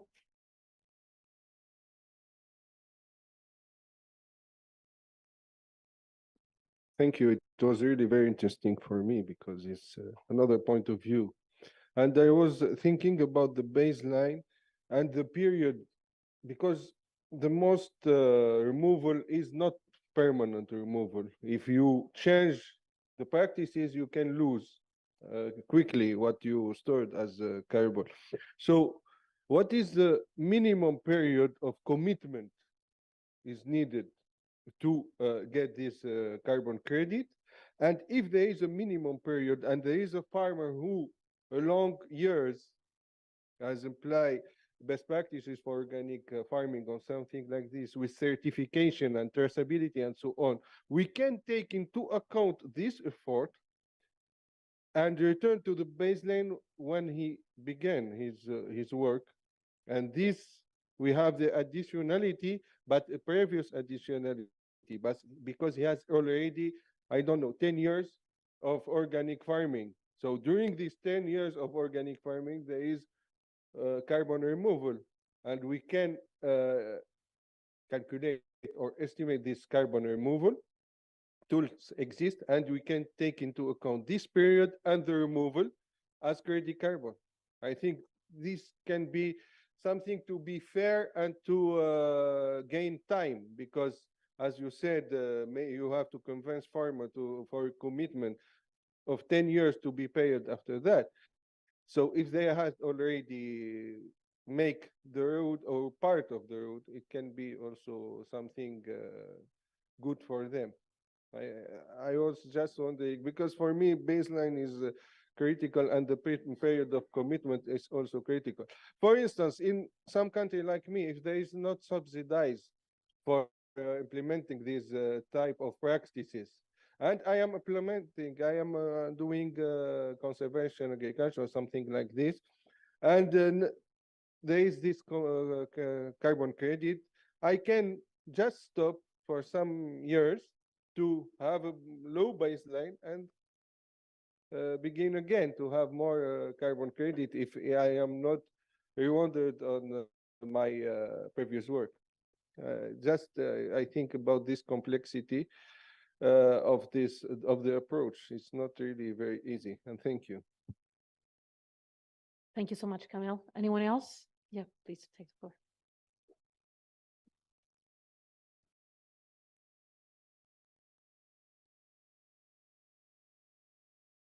The ones who have not did so before, please introduce yourself and the enterprise you work in, please, before talking. There you are. Thank you very much. My name is Juan Palomares, and I am the Marine Director of Trinity AgTech that José Luis has been talking about. And basically, he has been the third person in the past 2 hours that has asked the same question around, the situation that many farmers face, where they have been already in a sustainable path, or they have become regenerative, and what happens with them. And so, because at Trinity we have already done something for them, I just wanted to share what we do, without talking too much about my company, because probably everyone wants to go for lunch. But basically, we are a company that has been around for 5 years. We operate in more than 12 countries across Europe and North America, South America, Latin America. And basically, as José Luis was alluding to, what we do is we have a platform that democratizes science for farmers. We use the latest science, which is 2019 IPCC guidelines. And as he was saying, we use tier 2 and tier 3 methodologies, which basically means that we are able to emulate reality to the extent possible. And we use programming language like R or Python.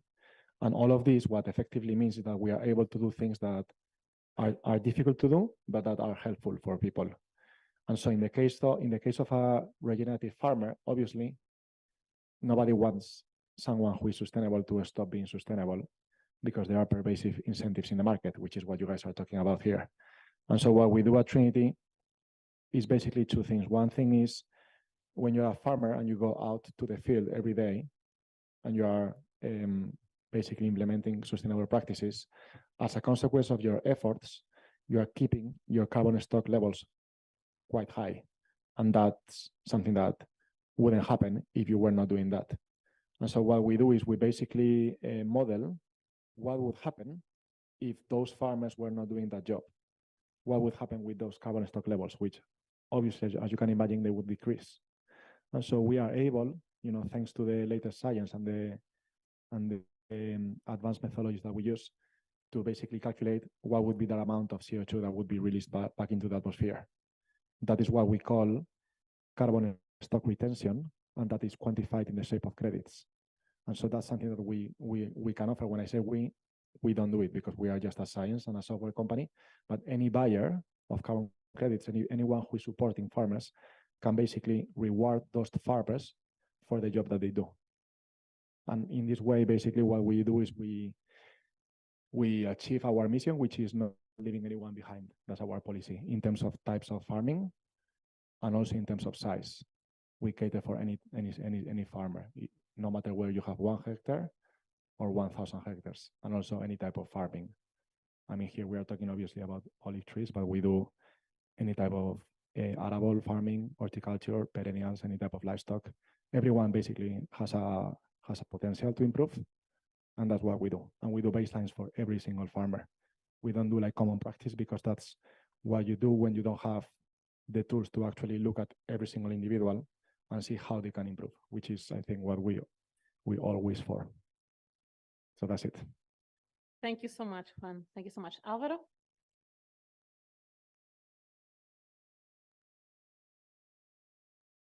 Álvaro will speak in Spanish. And I will do my best to translate to English what Álvaro will say, okay? I apologize to the interpreters and to all of you, but I'll do my best.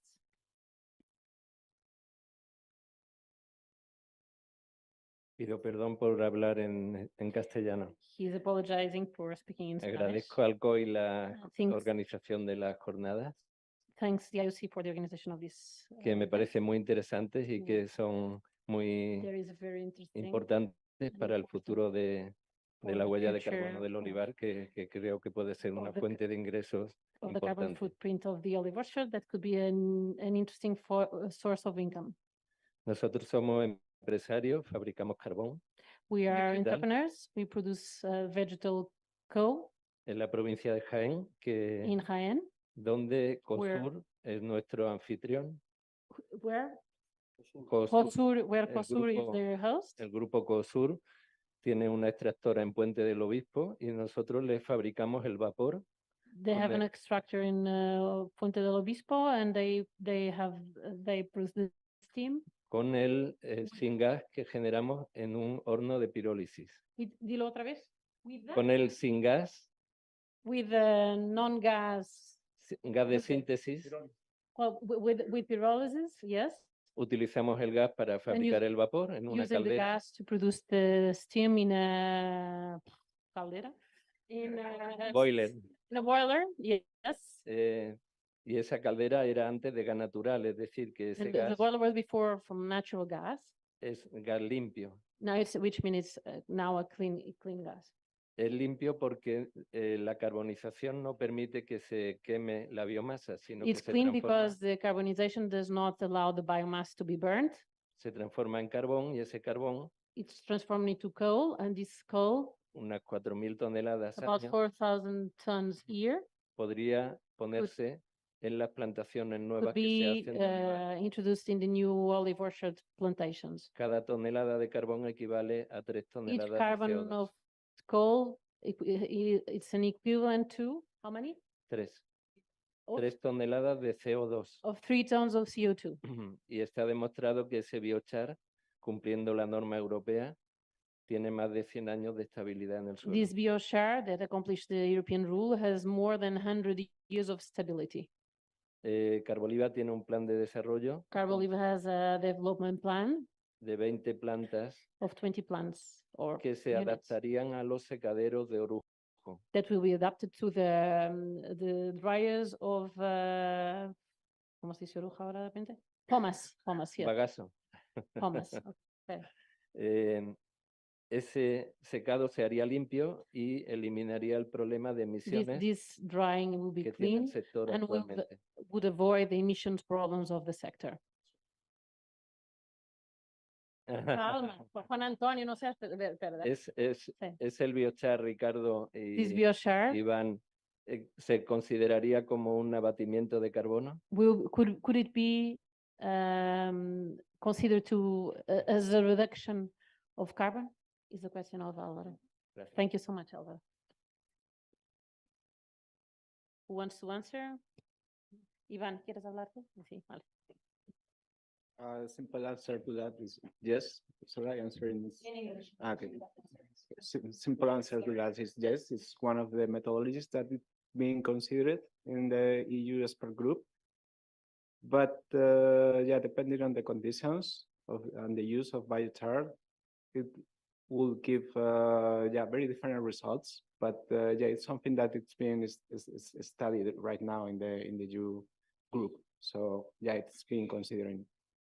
And also, I think that the direct references to biochar are going to be inserted in the regulation. So yeah, it's definitely something that is going to be considered. Yeah. Okay, last one. Huh?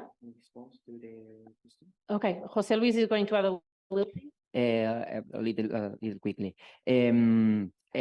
We need to take into account if this biochar is produced in the farm, in the industry, what energy we use to produce the biochar, and what is the carbon footprint that biochar bring to the farm. So we need to take into account a lot of things in this way. One of the regenerative practice is to produce biochar in the farm. So this have an important impact in the carbon credits future markets.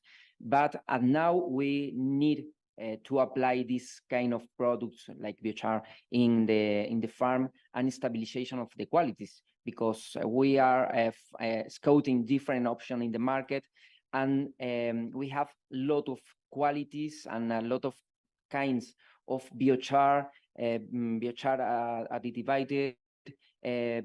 We need to take into account that if we put directly the biochar in the field, we are going to be a retention of the nutrients during approximately the next 3 years. So we need to take into account how we are going to apply this kind of biochar.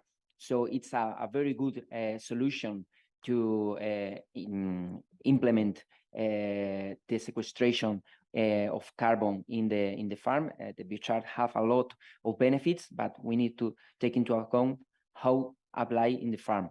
And in the market, we can find different biochar products that a lot of them come from the carbon footprint, or no, with the carbon credit benefits incorporate in the price.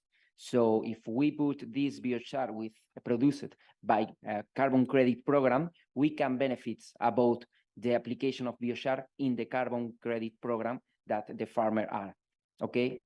They have a lot of implications. It's not easy, but it's a good way from the Jaén, for example, producers, the cooperative producers, to improve the pyrolysis system and recirculate this kind of solution in the farm, and finding the different option to apply these benefits in the carbon credit market.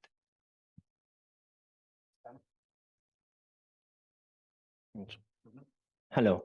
Yes, I'm Tristano. I represent here Spherico, which is a provider of measurement and reporting verification tool. So we do have an approach to baselines, but I will present it this afternoon, so I have restrained myself from intervening.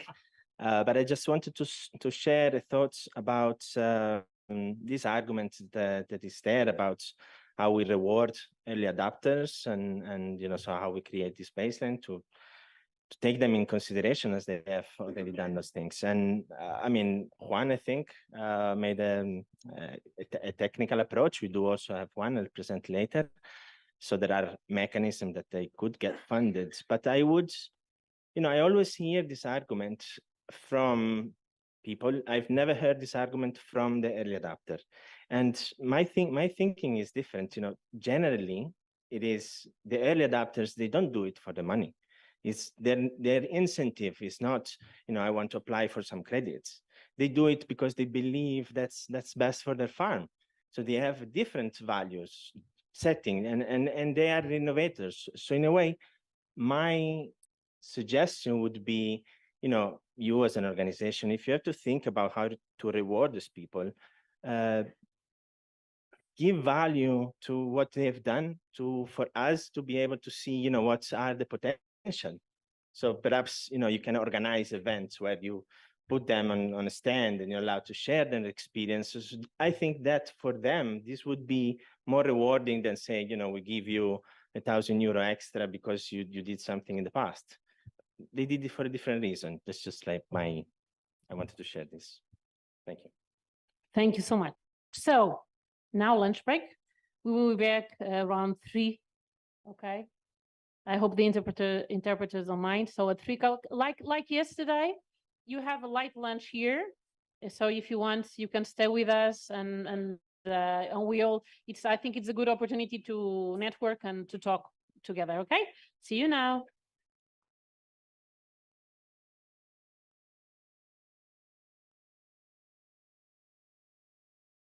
Two minutes and we are with you.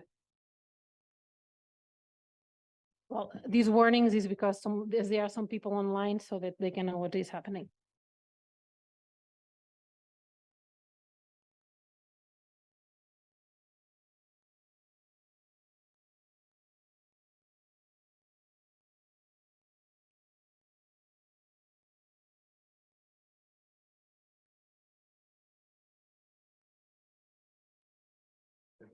For the interpreters, you have online the small summary on the lectures, okay? In the same drive as all the lectures.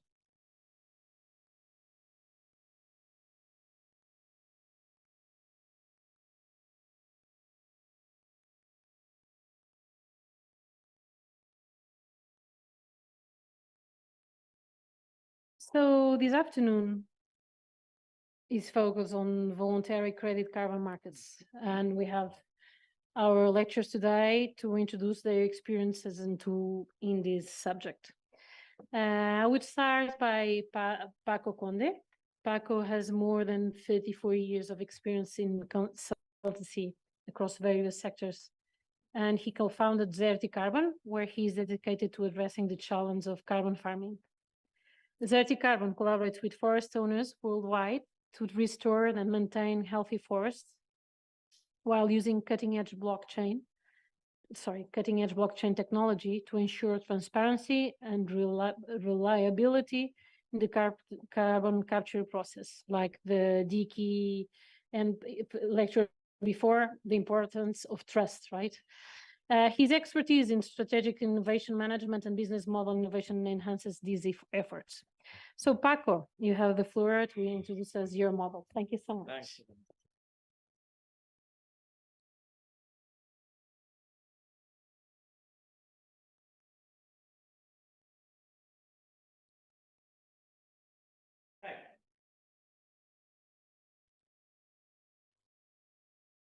Hi, good afternoon, everybody. First of all, congratulations to the magnificent organization and because the level of the speakers and the attendance is really incredible. That's really a challenge when you are a speaker. And now I think I have to focus my presentation on a different approach. What I'm going to try to pitch with you is it's about business model innovation and about business ecosystems. And then I will introduce also some examples of open innovation. Okay. Then I begin with what's 30 carbon.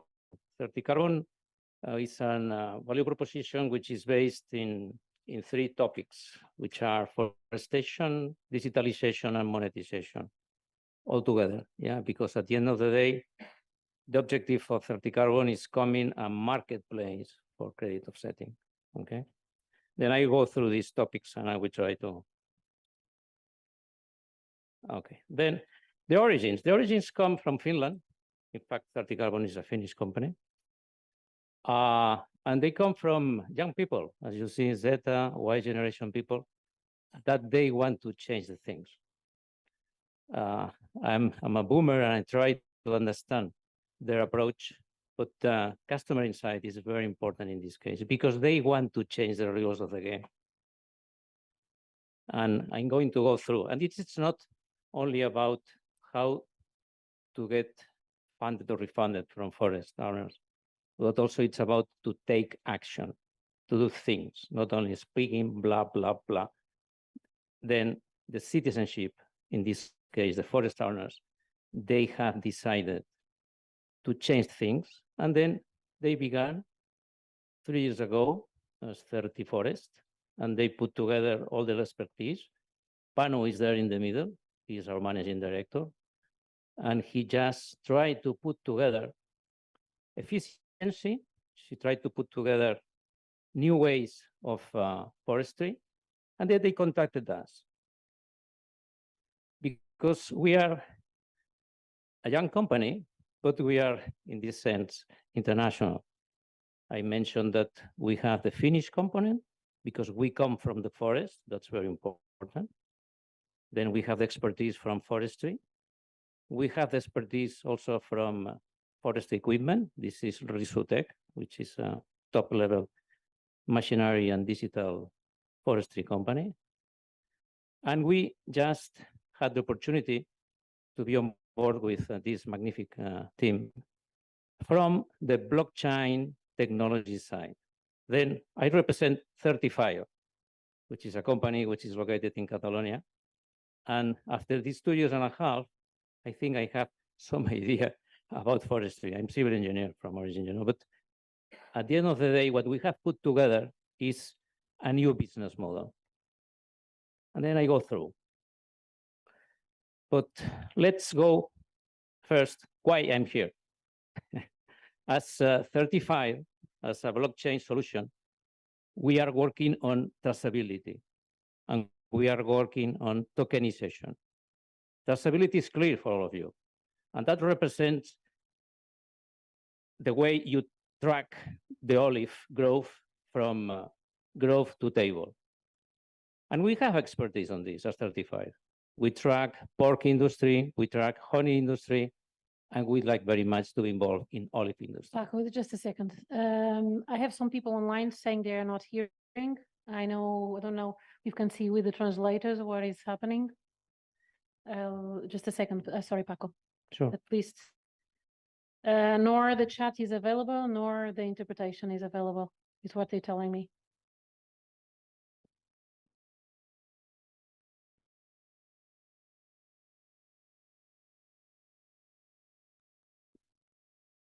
So sorry, Paco, just a second.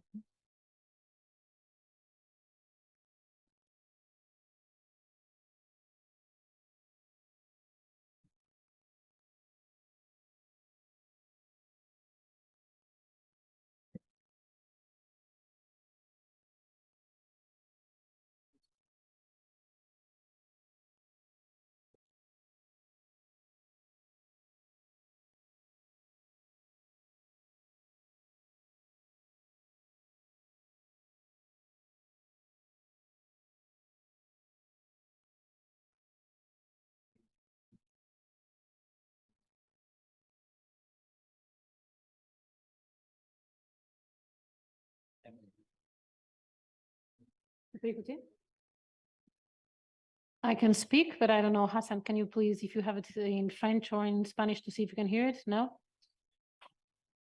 Hello, hello, hello. Now, yes. Okay, they can hear us now. Okay, we can keep on. Okay. Can I go through? Paco, yes, you can keep on. Sure. Thank you so much. Yes, thank you. Then I come back to traceability, which is regarding about processes, but it's also about customer engagement and which information we share with the client, with the end consumer. Then we try to move a step ahead, trying to get from you, from the auditorium, from the people who is listening here, your expertise on carbon balance and LCA, life cycle calculation on your sector, because we would like very much to put together your expertise, your knowledge with our capabilities, with our enabling technology, which is blockchain, okay? We come through later on, but if we put together our expertise, we can go through and we can really approach to a similar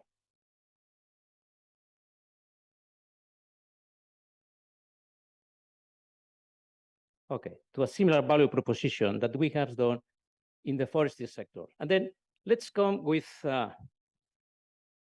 which are the forest owners' pains. Very similar to agricultural farmers, very, very similar. Basically, Finland, 400,000 families, they are forest owners, average 40 hectares per family. And really, new generations, when they get from, let's say, in the association process, a forest, they perceive that they will have a problem, how to manage the forest. And then what's going on in this sector? In the most advanced forestry country, which is Finland. Well, basically, it's a monopoly, which the production is addressed to timber and pulp industry. 3, 4 big, let's say, gorillas. They have all the value chain and the ecosystem. Then the forest owner is small, has no power, has no ability to take decisions, has no ability to change the rules of the game. That's another topic, to change the orthodoxies. Okay, and there are a lot of orthodoxies on the forest industry. But all that begins from the forest owners.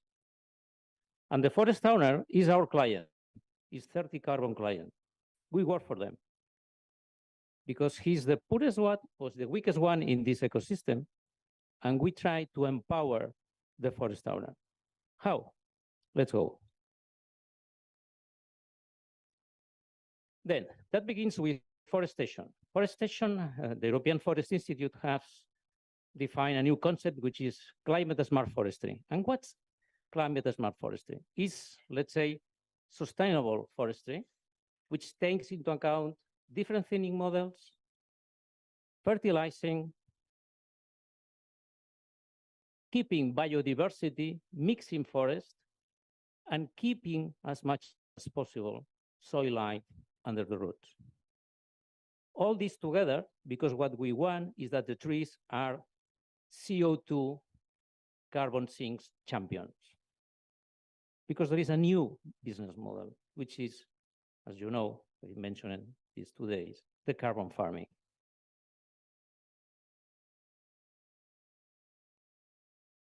Second process, digitalization. And that is where 35, together with the Finnish partners, they begin to come into. What about to get a digital twin of a forest? Is that possible? Yes, it is. It's not rocket science. It's simple. It's not expensive. But you have to think that digitalization process costs are going down, down, down. We are using at this moment drones with LiDAR. I don't go to explain more details. But we scan the forest, 100 hectares per day per drone, and we can get at the end of the day the height, diameter, species, geolocalization, and timestamp. With all this info, we use the allometries, and then we calculate the biomass. From the biomass, we calculate which is the CO2 captured when we do the first inventory. And this first inventory is going to be the baseline. Real one, unique, because this forest is unique, with a mixture of trees, with mixture of allometries, and we put all together, and we get all data, the real baseline of this forest. And we are going to monitor this forest every 10 years. Between the 10 years, we use remote sensing to check if still the forest there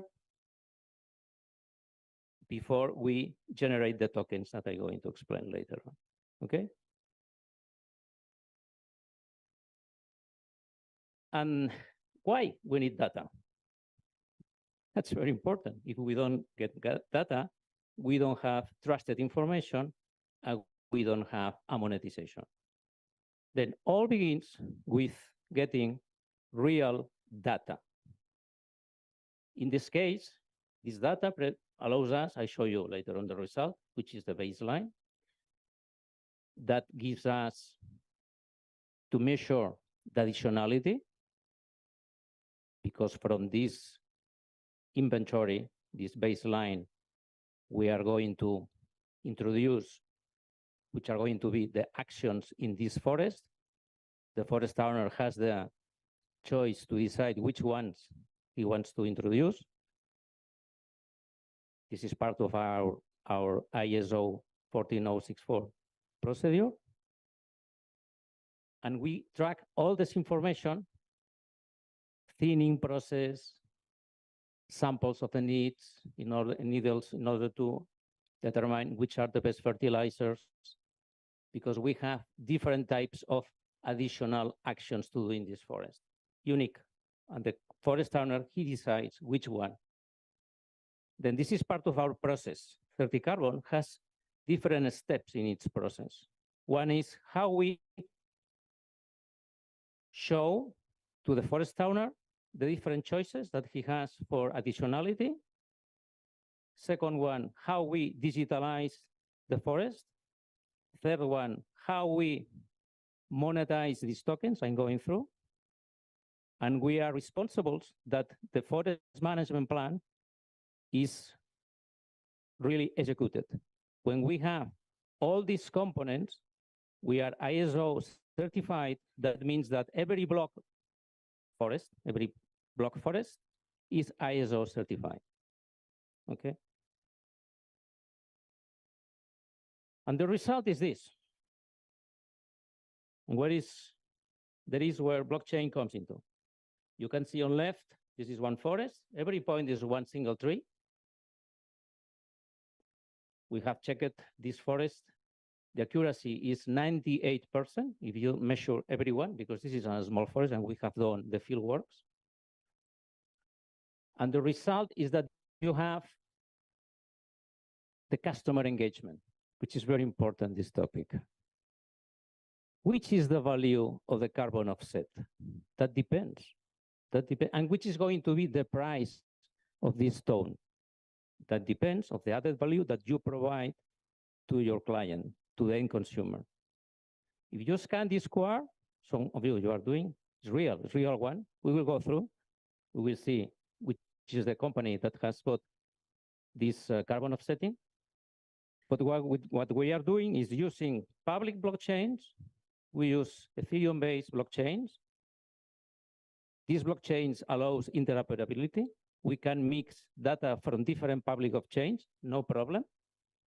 We can track, for example, when we cut the tree, we have to track that this forest, this boot is going to be a long time stored. Then we track with, for example, in Galicia, they have a very nice tool, which is based on blockchain. The timber arrives to the facilities, is tracked, and then we connect all the tracked previous information from the planting till the use of this timber on the furniture, on the construction, wood and construction industry, okay? That's really the added value of blockchain. The public blockchains, no private blockchains.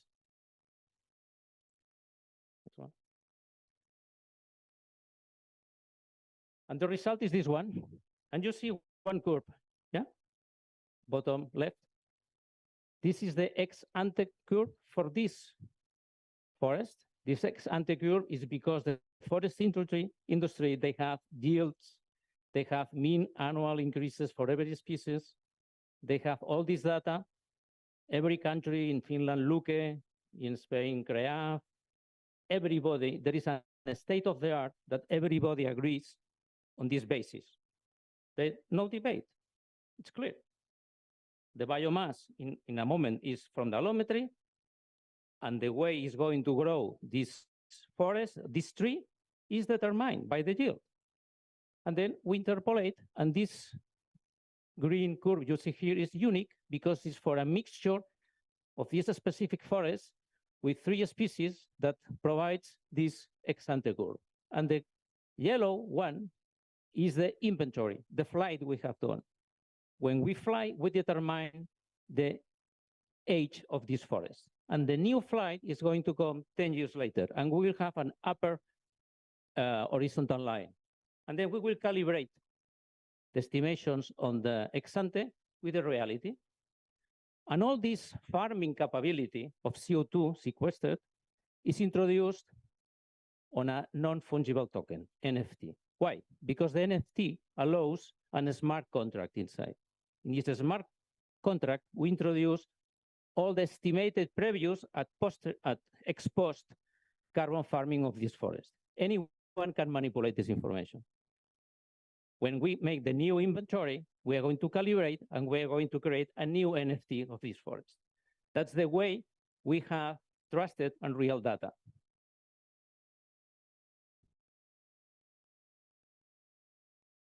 The result, and then the customer insight. This is a young company, transportation company. Yuha has decided voluntarily to compensate the emissions of his trucks. Not all of them. And he has really been very successful. You know why? Because this is an added value in his offers when he go for public contracts. And he gets the contract. And he's not the cheaper one.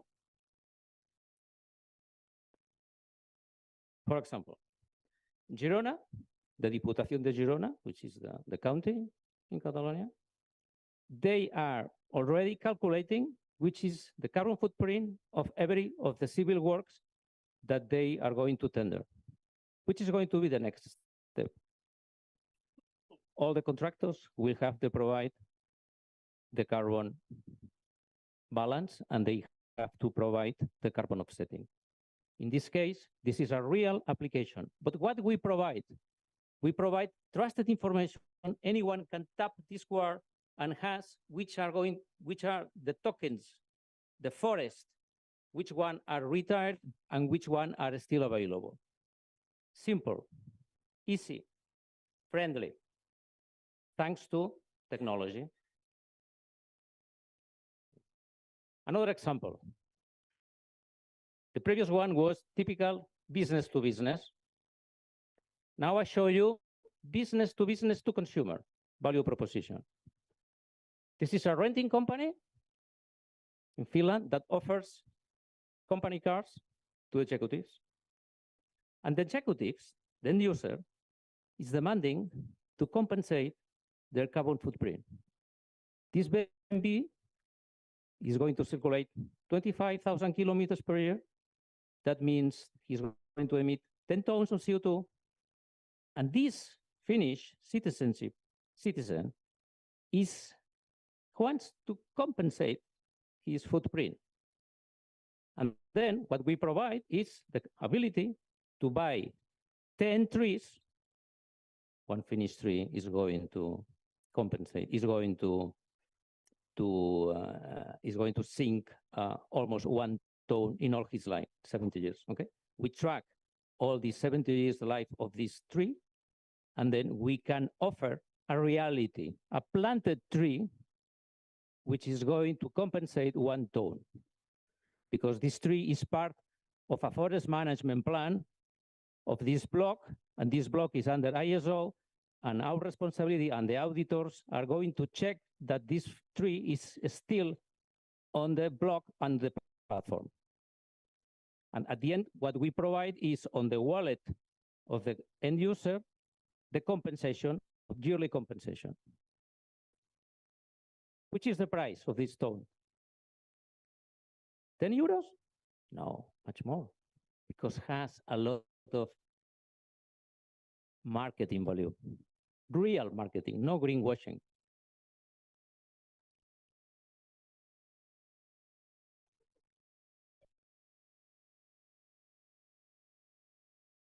Well, that was Finland.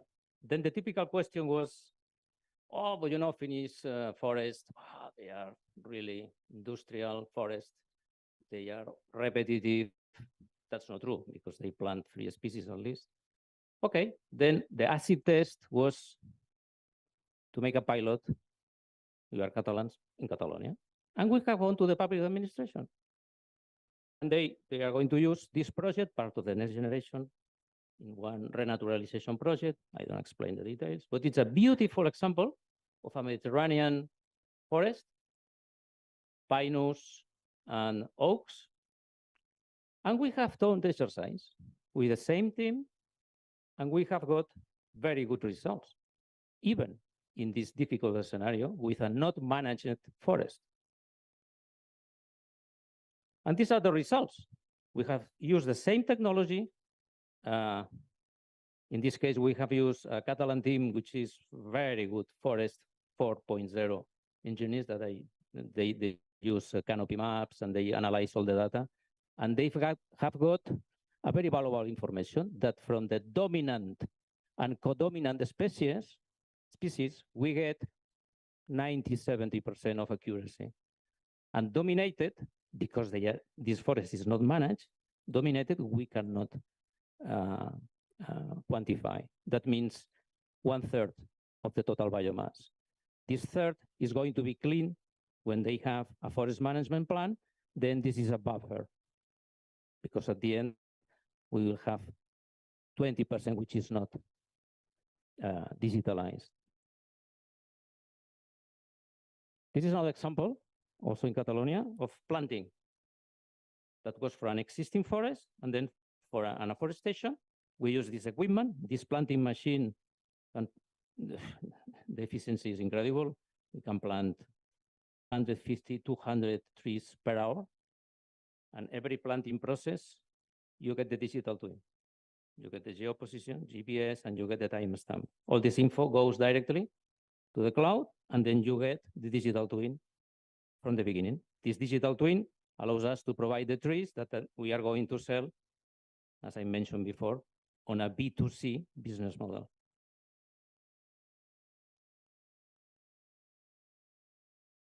Then, one important topic that I want to mention here. Our vision of the ecosystem, of the business ecosystem, is that we have to provide a complete end-to-end marketplace. We are not relying on middlemen. We are not relying on middle certification bodies. We rely on blockchain. We rely on the ISO auditing process. We rely on all the digitalized information, which is public on blockchain. Of course, can be a third certification body, which is going to check, which is evident in our ISO certificate of every block and every tree. And also, we understand the marketplace. We don't rely on carbon traders. We have to develop the market because the brand and the end is Certicarbon. And we want to sell the tone the higher price possible because we have a success fee from this quantity and the rest is for the forest owners. Then part of this process has been launching and pitching the project in Japan. And I want to share with you, because we have to think global and act local. That's real. In this case, when you expand your vision, you notice, for example, that Kyoto is the headquarters for Nintendo, Murata, Onron, big companies. But they export, and they are required to be net zero, and they don't know how to do it. In the country, which is the champion on technology-based systems to abate the carbon footprint. But at the end of the day, they have to offset. And then they are asking 30 Carbon, what are you doing? Because that's very interesting. 60% of the surface of Japan is forest, and we are doing nothing with that. But even with all this surface, we cannot compensate. Then, which is the market of these trusted tokens of CO2? Is it Spain? Is Europe? No, it's global.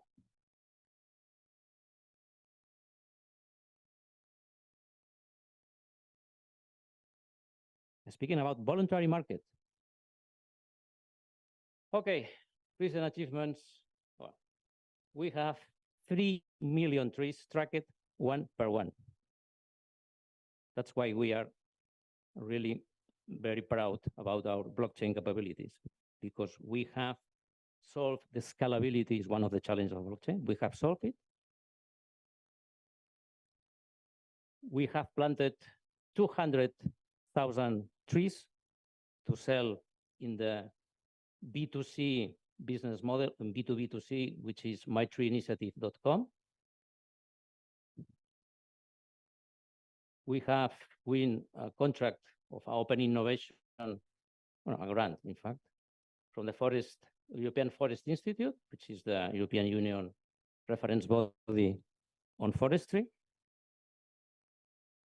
And we have been one of the examples to be invited in the expert group of carbon removals that Julio mentioned the other day in the June session.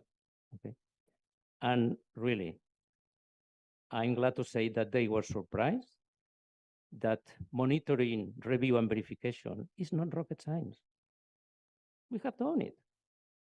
And we are a startup without resources.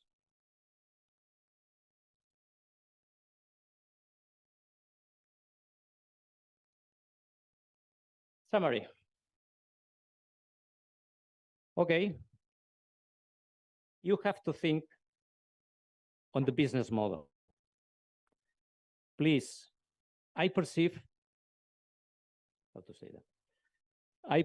one subsidy atmosphere on this room. Forget, European Union is going to give us an extra money, which is going to be controlled, which is going to be certified. We have the voluntary market. It's free, it's open. Go ahead. Go ahead. All what we are doing is very simple to move to the official baselines. We will do it, and we will have the official baselines. And we will trust, and we will re-audit our ISO, taking into account the additionality concepts. And I'm sure that most of the additionality procedures that we have developed, we are pioneers. There is no evidence. It's not DMV, it's another, it's your competence, yeah, in Scandinavia. And they are surprised. They told us, wow, yeah, of course, yes, go ahead. I'm going to certify that. Okay,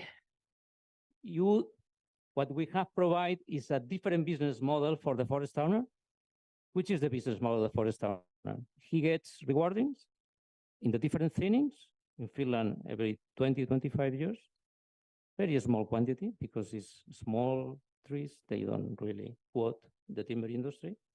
And the real refund is after 60, 70 years. That makes no sense.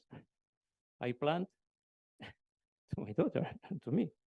Then compare this model where you still send, because there is a final cut, which is postponed till the end life and which is tracked this timber later on.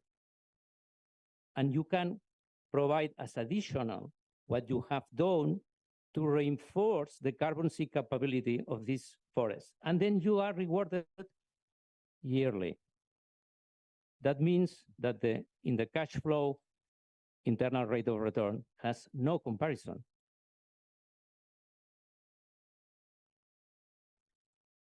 Well, solution which is true based on the facts.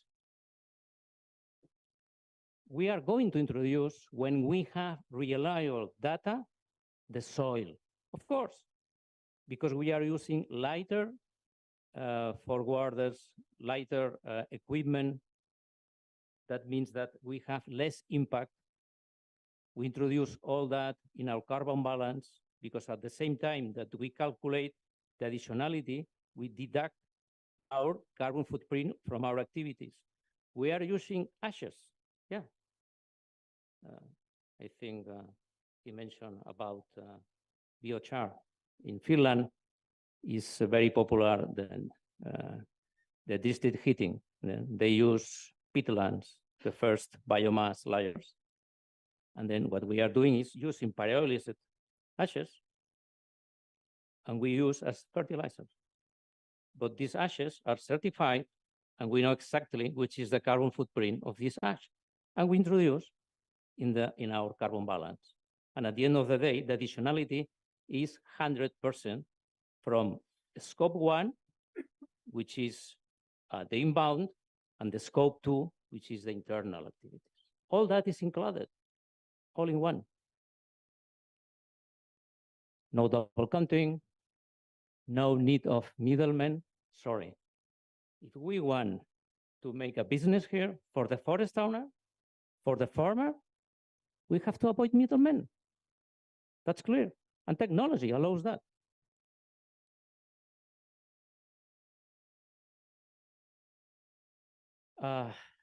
You can scan these quartz, and well, I try to summarize in visual, video, and internet links what I try to pitch here. Okay, thank you.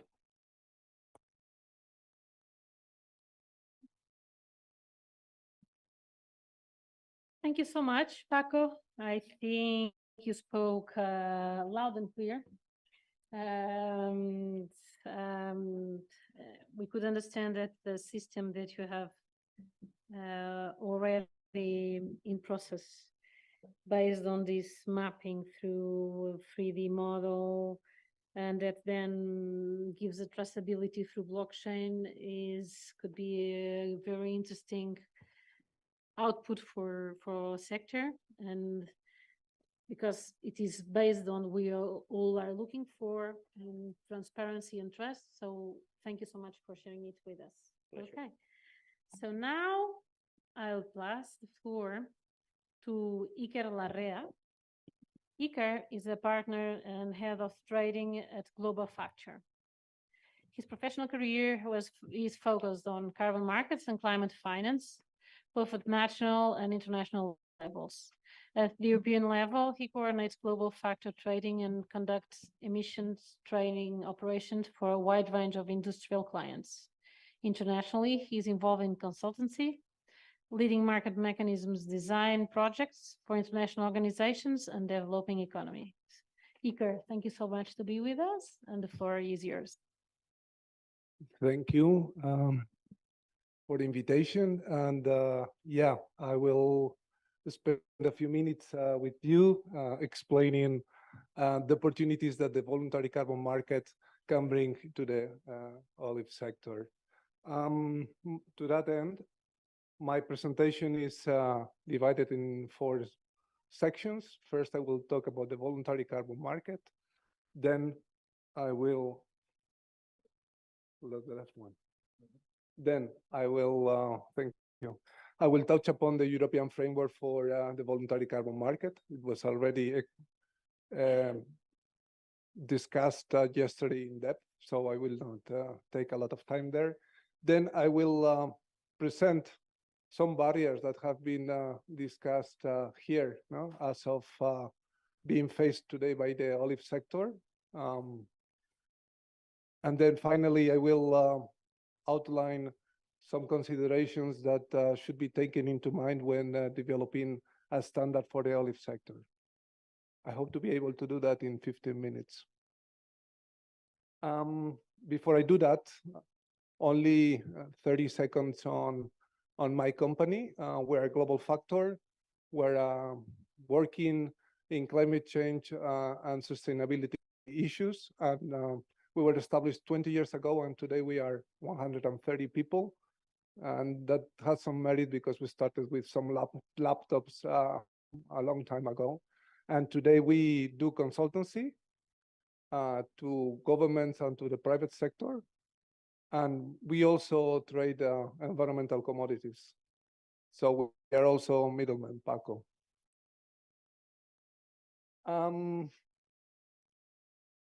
Yeah, the voluntary carbon market.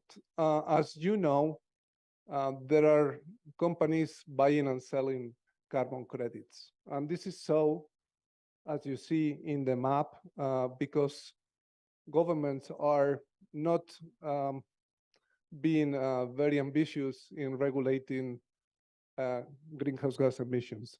And hence, there are a series of standards and initiatives which they allocate a reward, which is a carbon credit, to those projects that either avoid or remove carbon from the atmosphere.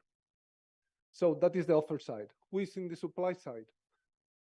Sorry, that is the supply side. Who is in the demand side? There are companies that have net zero policies in place and which want to pay for those credits so that they can claim that they are carbon neutral.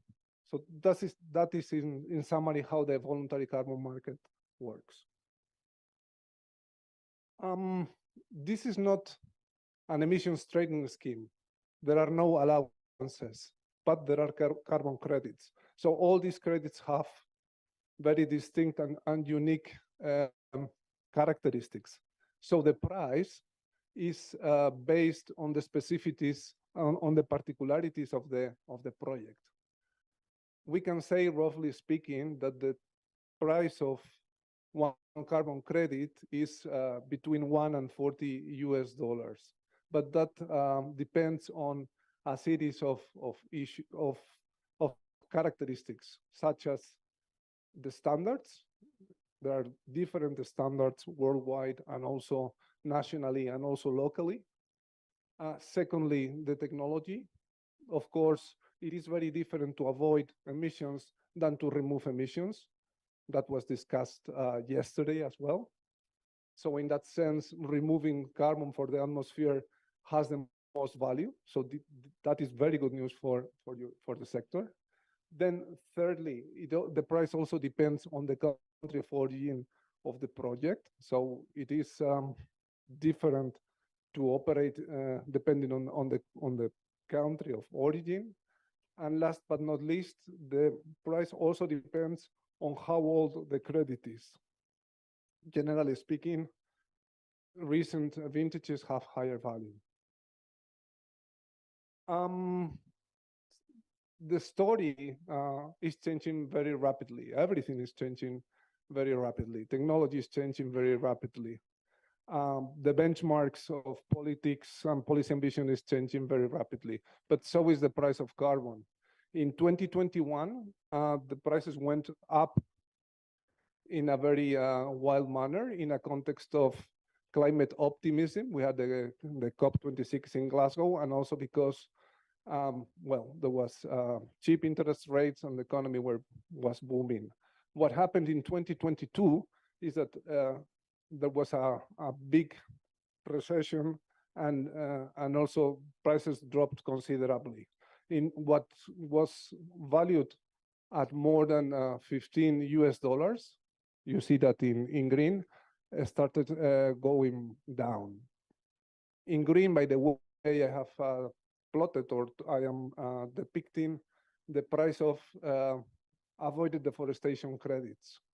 So those credits were very popular back then. And in 22, the prices started going down. And in 2023, what has happened is that there has been very big scandals and integrity concerns around those credits. Basically, The Guardian started a public discussion because it was evident that in some cases baselines had been inflated, and companies, very reputable companies such as Nike, L'Oreal, Nestlé, had been sending money through middlemen to people that were doing nothing for the planet. So people got really angry at that, and so those low prices are reflect that. We can say that the voluntary carbon market it's still in its infancy. We're having all sorts of debates and ideas on how the voluntary carbon market should work. But basically, we can speak about 3 areas where it should improve so as to serve the objective of the voluntary carbon market, that is to finance the climate transition. On the supply side, this is the second time you see this logo today. We have the Integrity Council for the Voluntary Carbon Markets, who are basically saying what is a high integrity carbon credit. And what the European Union is trying to do is part of that movement, or that tendency to only allow high quality credits in the market. Then on the demand side, we have companies. There the debate is to regulate what companies can say without deceiving their customers. If you take a flight and the company, the airline tells you that your flight is carbon neutral because they have been investing in avoided deforestation projects, well, that might not be the case, and that might lead to issues, legal issues regarding breaching consumer rights. So there is a big debate around that, educating companies and educating the wider public about what the real benefits of carbon credits are and what the limits of voluntary carbon markets are. And then finally, in the middle, we have to develop market infrastructure. Now, technology provides a big opportunity there, but basically we need to develop market infrastructure. We need to have reliable registries in place and reliable marketplaces in place. Now, there are also decentralized finance approaches that may be very innovative and very powerful to do the from customer to producer, but we need to see what works and what does not work. The innovation is open, and time will tell. And only to finalize with the issues facing the market, we also need financial regulation, so that whenever there are flows of money, there must be some supervision. So that is also a concern of the authorities. So what is happening in Europe? I will skip this part because I was going to tell that carbon farming is part of the sustainable carbon cycles policy. You all know that by now.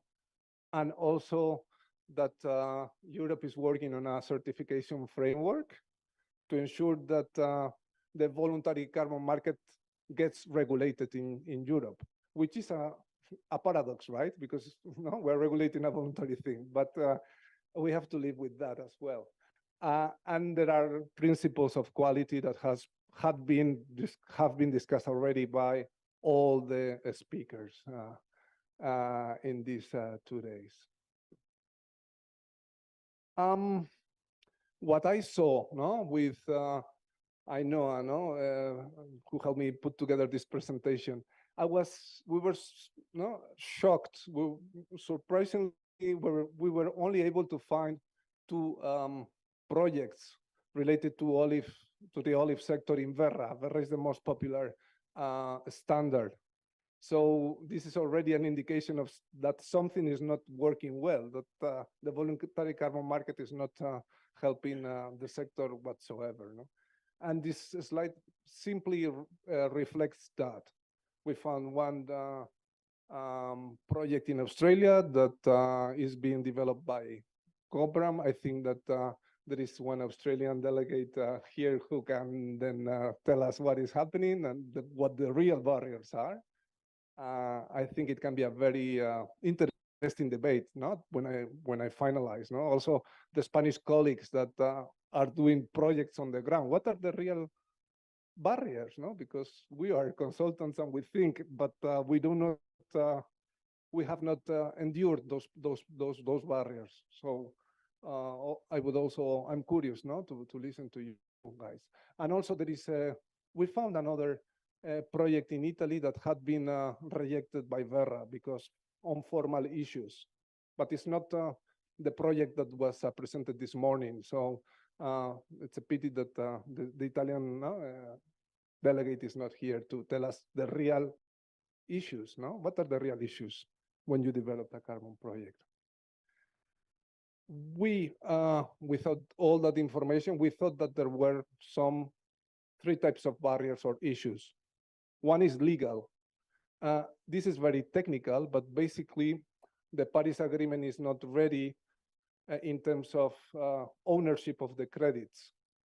You can go purely decentralized and say that this is your NFT and your token, but if you talk to a lawyer that they like order and they like security, they will say, who owns the credit? Well, that simple answer does not have, that simple question does not have a simple answer, because we're still building the Paris Agreement infrastructure, and because we don't know how those credits should be adjusted in the national inventories prepared by sovereign countries. So that is a big hurdle or barrier, especially when you talk to big corporates. Then we also noted that the system is very old. When registries are not taking advantage of these digitalizations, and standards are not taking advantage of technology when it comes to measuring carbon correctly. So there is a limited adoption of remote sensing and digitalization technologies. And thirdly, we also noted that there are technical barriers. In Spain, for instance, we had the Spanish representative earlier today who told us that agricultural land management activities are not eligible in the Spanish voluntary carbon market. So that's a pity. And that we cannot get carbon credits in Spain if we do improvements in soil organic carbon. So there are barriers that can be easily solved, but have to do with technicalities of the standards. I'm already 15 minutes, so sorry.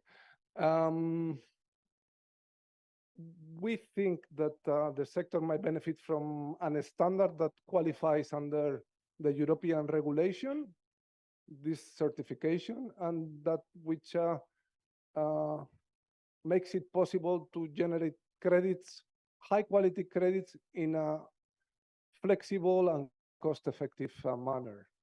So to be able to achieve that, of course, when you talk about quantification, it is obvious and it is already in the spirit of the European draft certification, but you should allow that all carbon pools in all types of land to generate credits if there are improvements there. So that is a very basic statement, but today that is not the case in Spain. Second, when we talk about additionality, we should get rid of these complex additionality tests that are required by Verra, that basically they ask you to prove that if the credits were not there, there would not be a project, because that additionality test has a lot of flaws and it's time consuming and it's not very real. So instead, we think that there should be simplified additionality tests And besides that, all monies should received by the carbon market should be compatible with existing grants. Grants, they might decrease over time, but they are still important and they are a source of a stream. So they should be compatible there should be compatibility with the state grants and subsidies. Ricardo also mentioned that, from action-based finance to results-based finance. We also want, action-based finance. In terms of long-term storage, this is very technical and I don't have much to say, but the main idea here is that the standard should benefit from the fact that soil of organic carbon is a bit more stable as a carbon pool than other types of pools that the Commission is looking into, like above ground biomass. So we should be able to make the case from long-term storage at cost-effective means, economic means. And sustainability is very easy to prove for the sector. And the sector has a lot of co-benefits besides carbon, so that should not be an issue. But if the sector develops its own standard, then it should be able to highlight those co-benefits. Gold Standard, for instance, which is the competitor to Verra, has a system of SDG impacts. So that could be perhaps an alternative. Moving towards more practical considerations,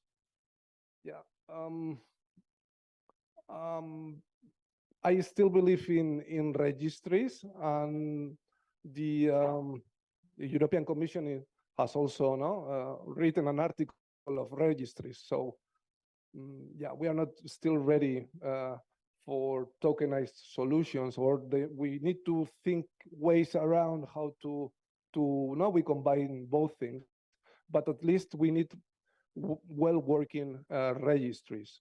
So Verra and Gold Standard and also ISR, maybe they provide us a blueprint for that, and we should get a fairly transparent registry that enables the purchase and sale of tons of CO2.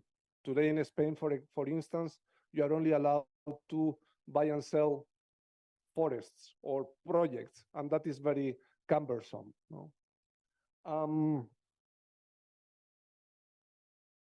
Maybe because we don't know enough about tokenization. And then a final thought, when it comes to marketing, today instruments, they are very generalistic. They are not dedicated in highlighting the particularities and the benefits of the olive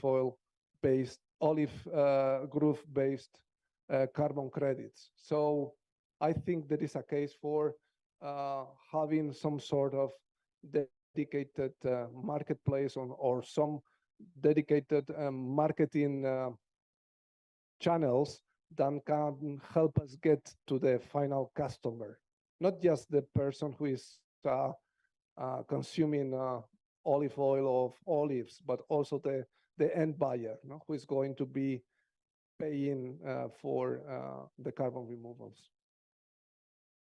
So that was basically it. Sorry, it took me 20 minutes. And this is a summary where I want to conclude by saying that the context is very auspicious for the sector because the markets and the regulators are asking high quality credits. Then the second good news is that we have everything to build. So we can design the standard as we wish. There are so many, there is so much to do, and there are so many barriers that any little help that we get, it will be very good for the sector. And then to finalize, that it might be a good idea to take the opportunity that the European Commission is giving us to develop our own voluntary carbon market standard. Thank you.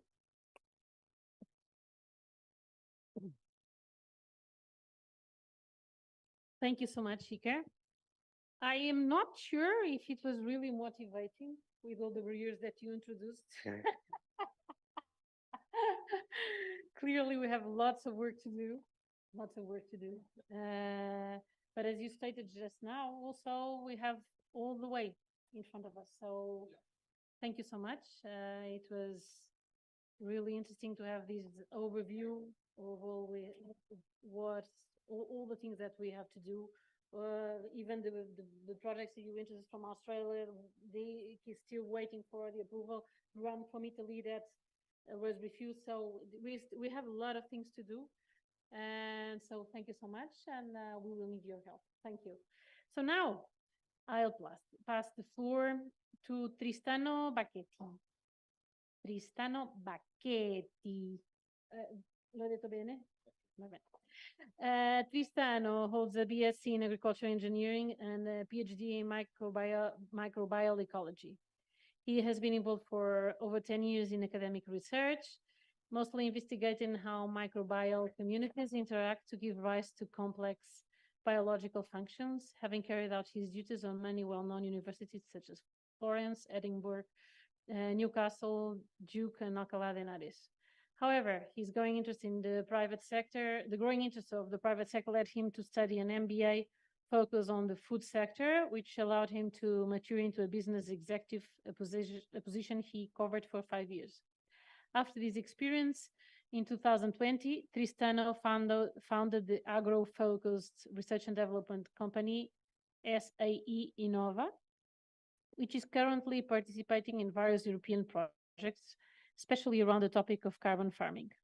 Out of this research and development firm, the spin-off Spherical was born, which offers software for managing carbon farming projects at regional scale, allowing project developers to easily monitor soil carbon fluxes and generate technical reports for the carbon scheme of their choice. Today, Spherical is filling the first Spanish project for soil carbon using Veras methodology, focusing on almond orchards located in provinces of Granada, Almería, and Murcia. Spherical's mission is to accelerate the diffusion of carbon farming practices in woody crops across the Mediterranean. Okay. Yeah, that's the next one. Okay. So, Tristano, the floor is yours. Tristano, sorry.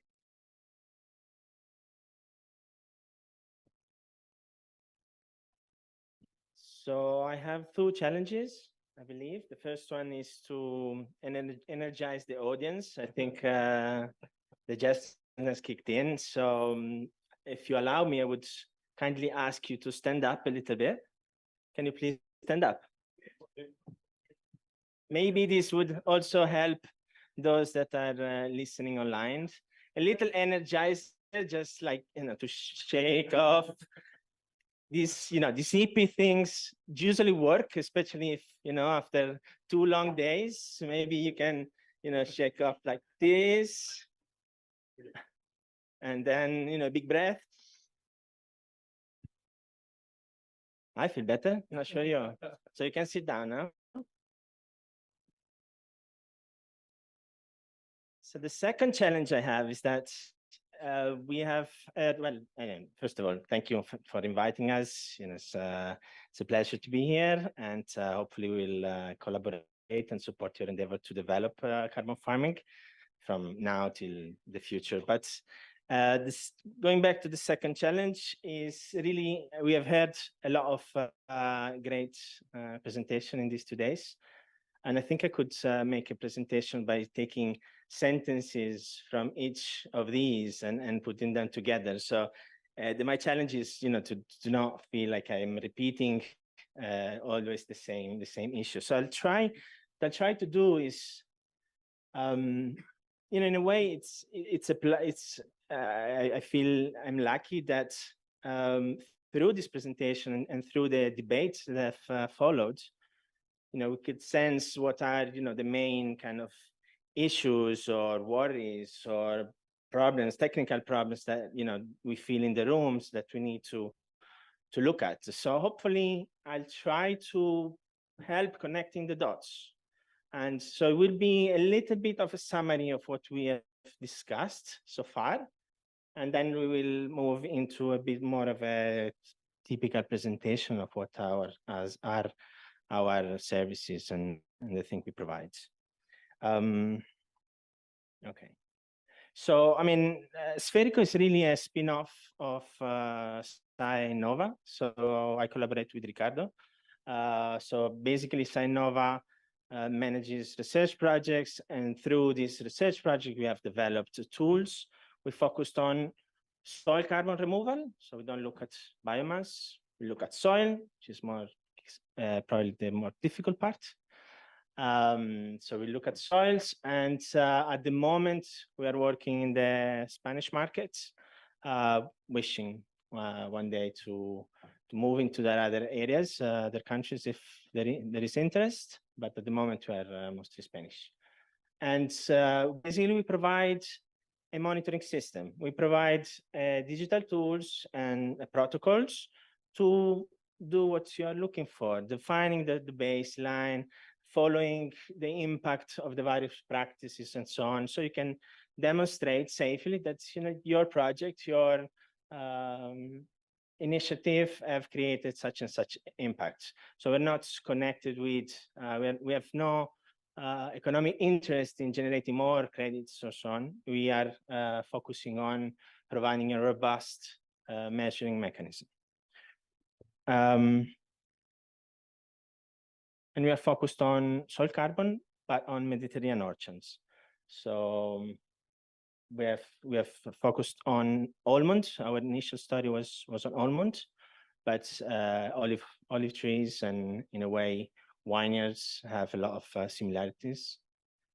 So going into this summary, if you like, and connecting the dots. So how does carbon farming work? And I think it's important for us all to remember this. So the basic mechanism that would allow a claim or a credit, an offset to be generated is that there must be within this voluntary market framework, in a way, is that it is through the intervention of who pays to get the credits that something happens that otherwise would not have happened.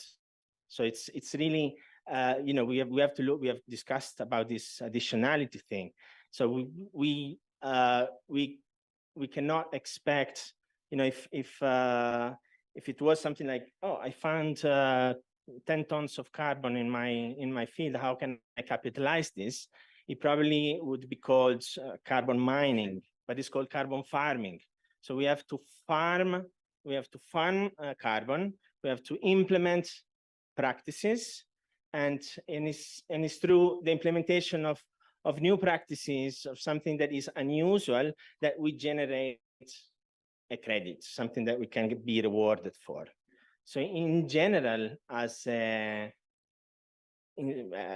guiding principle, I think it's interesting to think about carbon markets as, especially carbon farming, as project-based. It is we have to think, this is my landscape, this is my territory, this is my farm, or whatever the scale you're looking at. But what should we do here? How can we decide what is best? And perhaps as a council, it's really, the standards are emerging, mechanisms to develop baselines are emerging. We can provide baselines. The Commission is attempting to provide regional baselines. So it is important that you understand how those things works, to be ready and to kind of lobby on to make sure that those standards will include or will be useful for your agrosystem, for sure.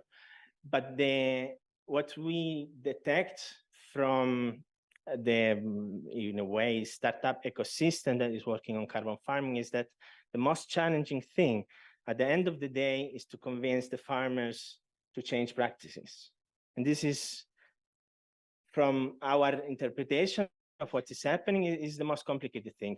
Perhaps you have a lot more knowledge on, which are, and we have seen it in various presentations, which are those practices that can generate impact, can sequester carbon, and is understanding how the various, we've seen the variability that there is in olive groves.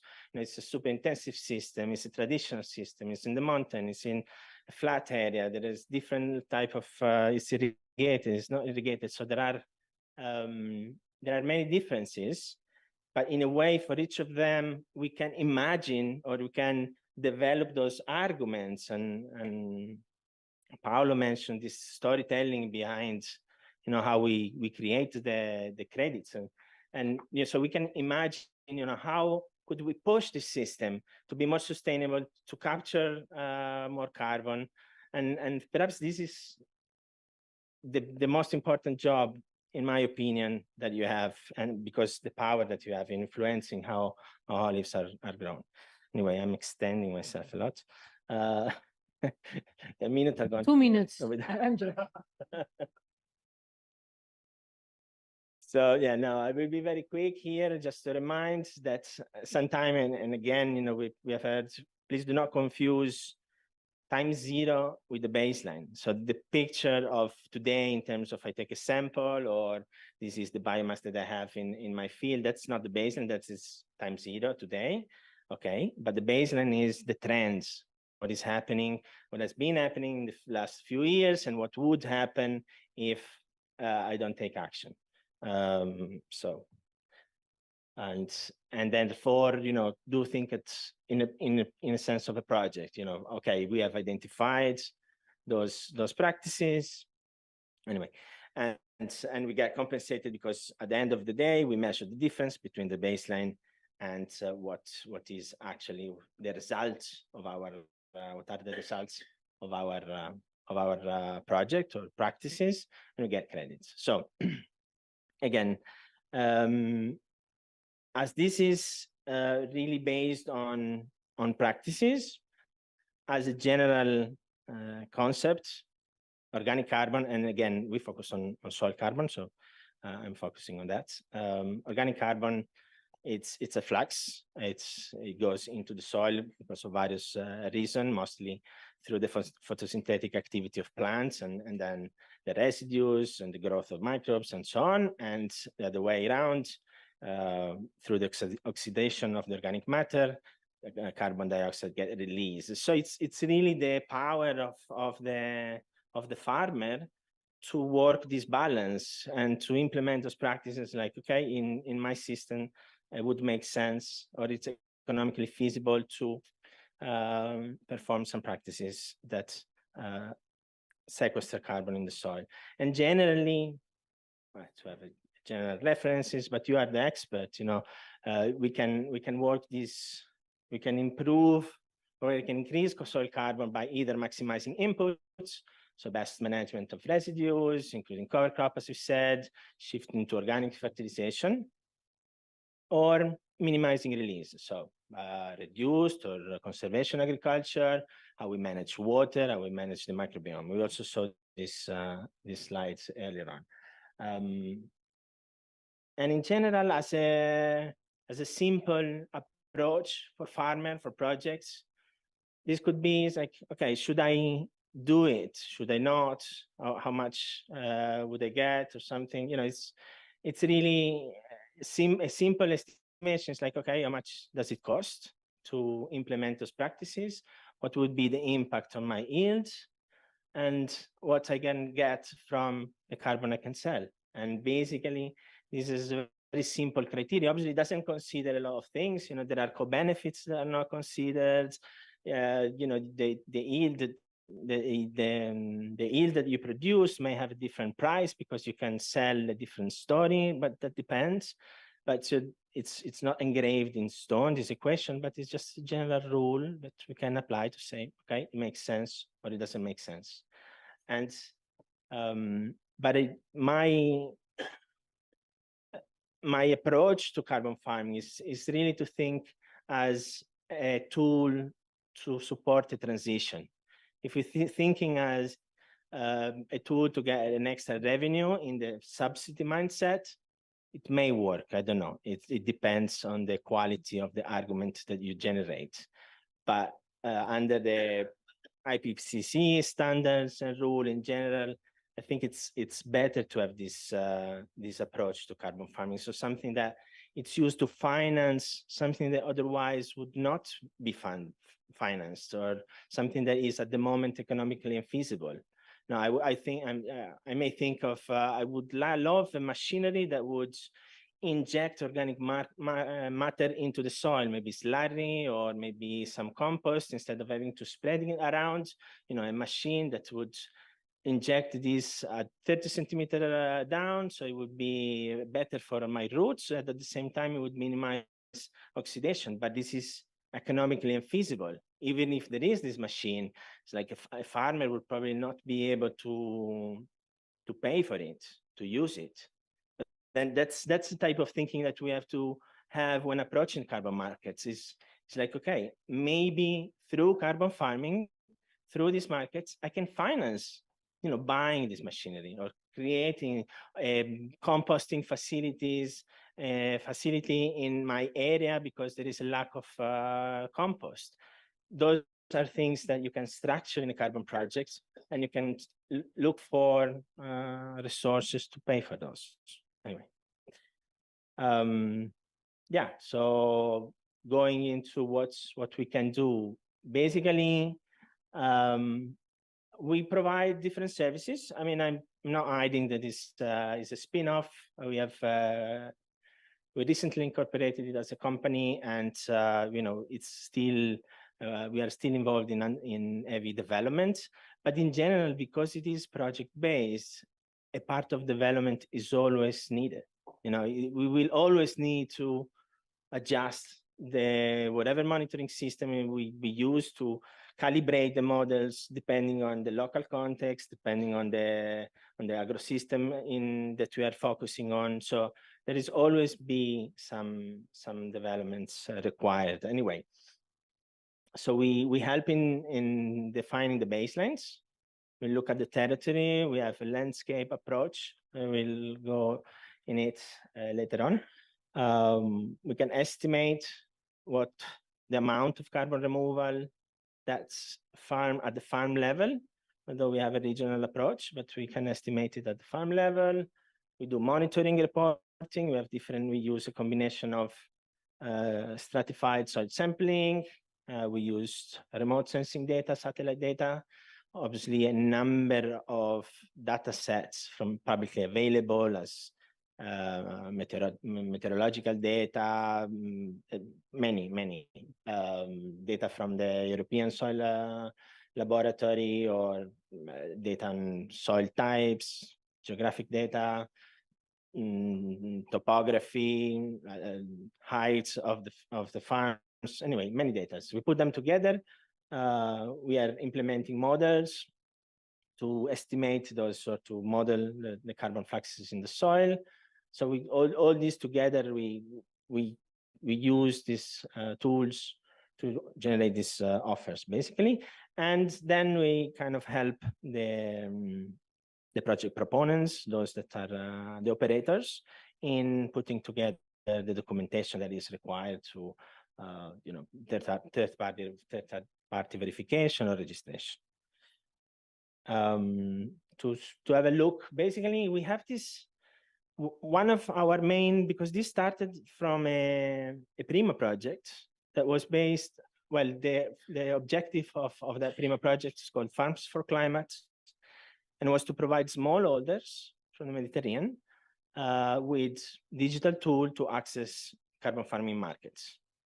So the key challenge that we faced at the beginning was like, okay, now, and we have seen it in few presentation, generally those farmers that can access the market have more than 400 hectares or something, or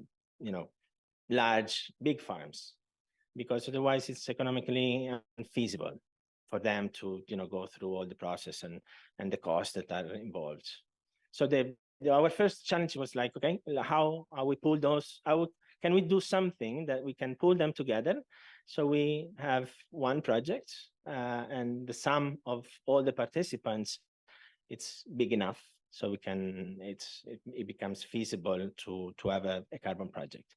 So we have developed this tool, and it's very easy, user friendly. You know, once we create a project for you, but then to add farms, obviously, as I said before, unfortunately, we're working only in Spain at the moment because we use data from the catastro, I'm not sure. Anyway, property data.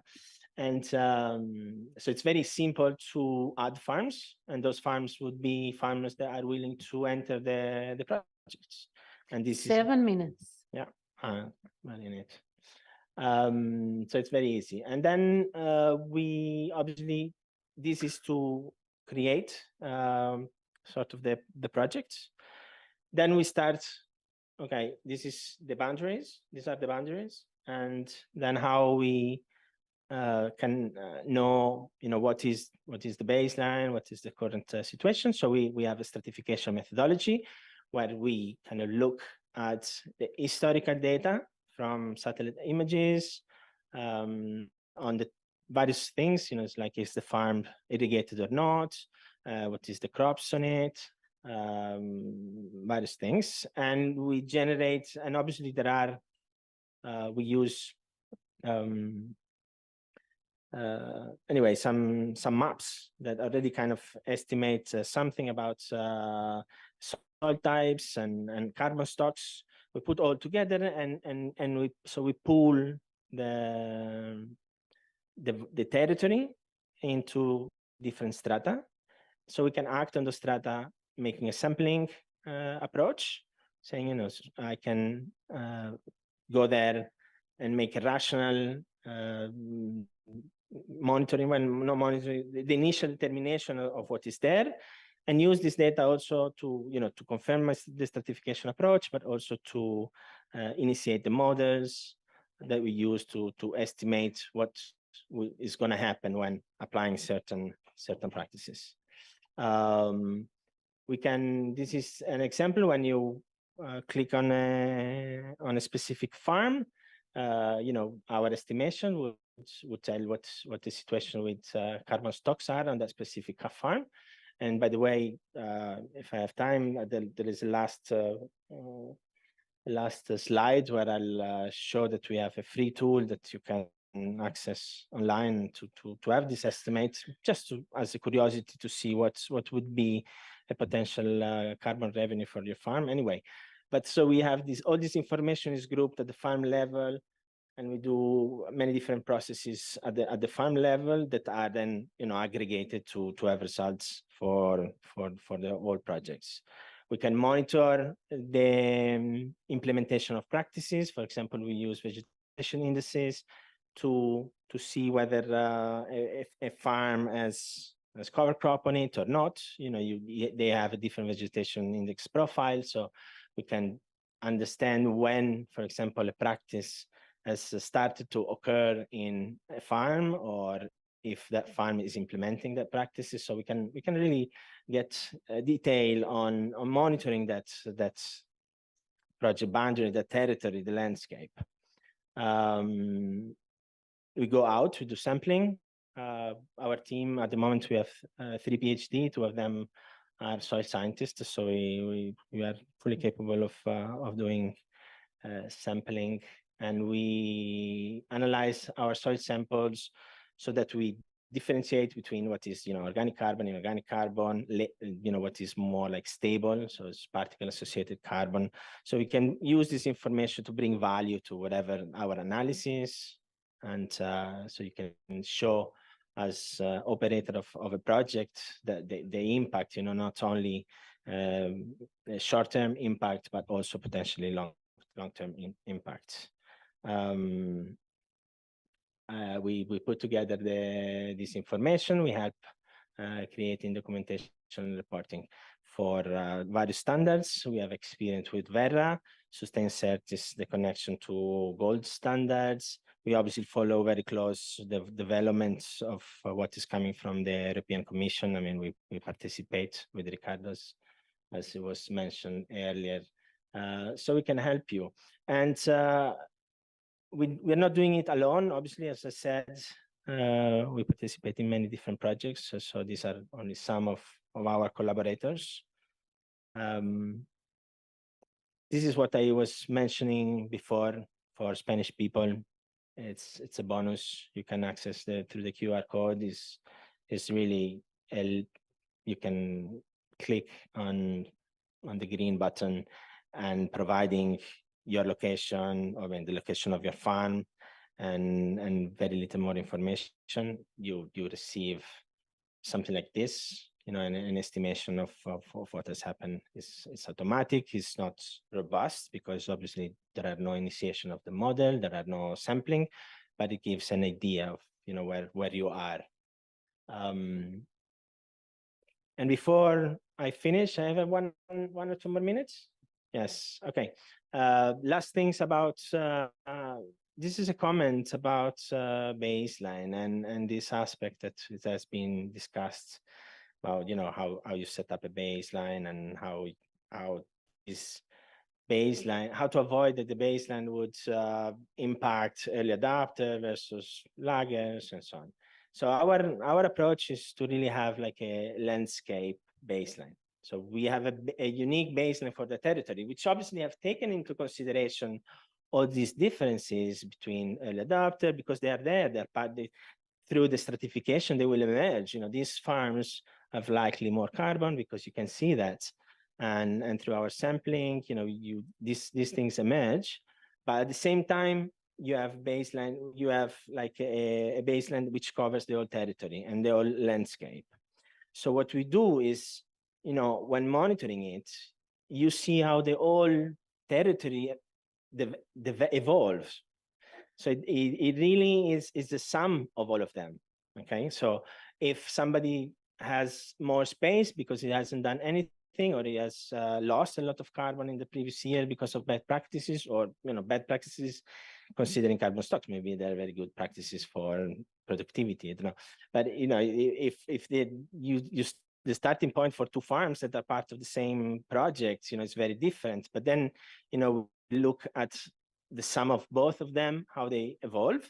So we generate what would be a value or claims or offsets, or we have generating offsets for the sum of all of them. Then somebody would argue that this approach would, if you generate, for example, a cooperative could be a project proponent and would kind of organize the carbon farming project for all its members all together.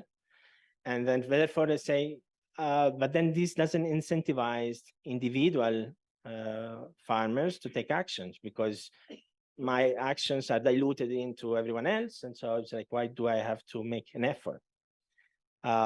This could be an issue, but this is, for us, is really solved because we can see who has implemented the practices.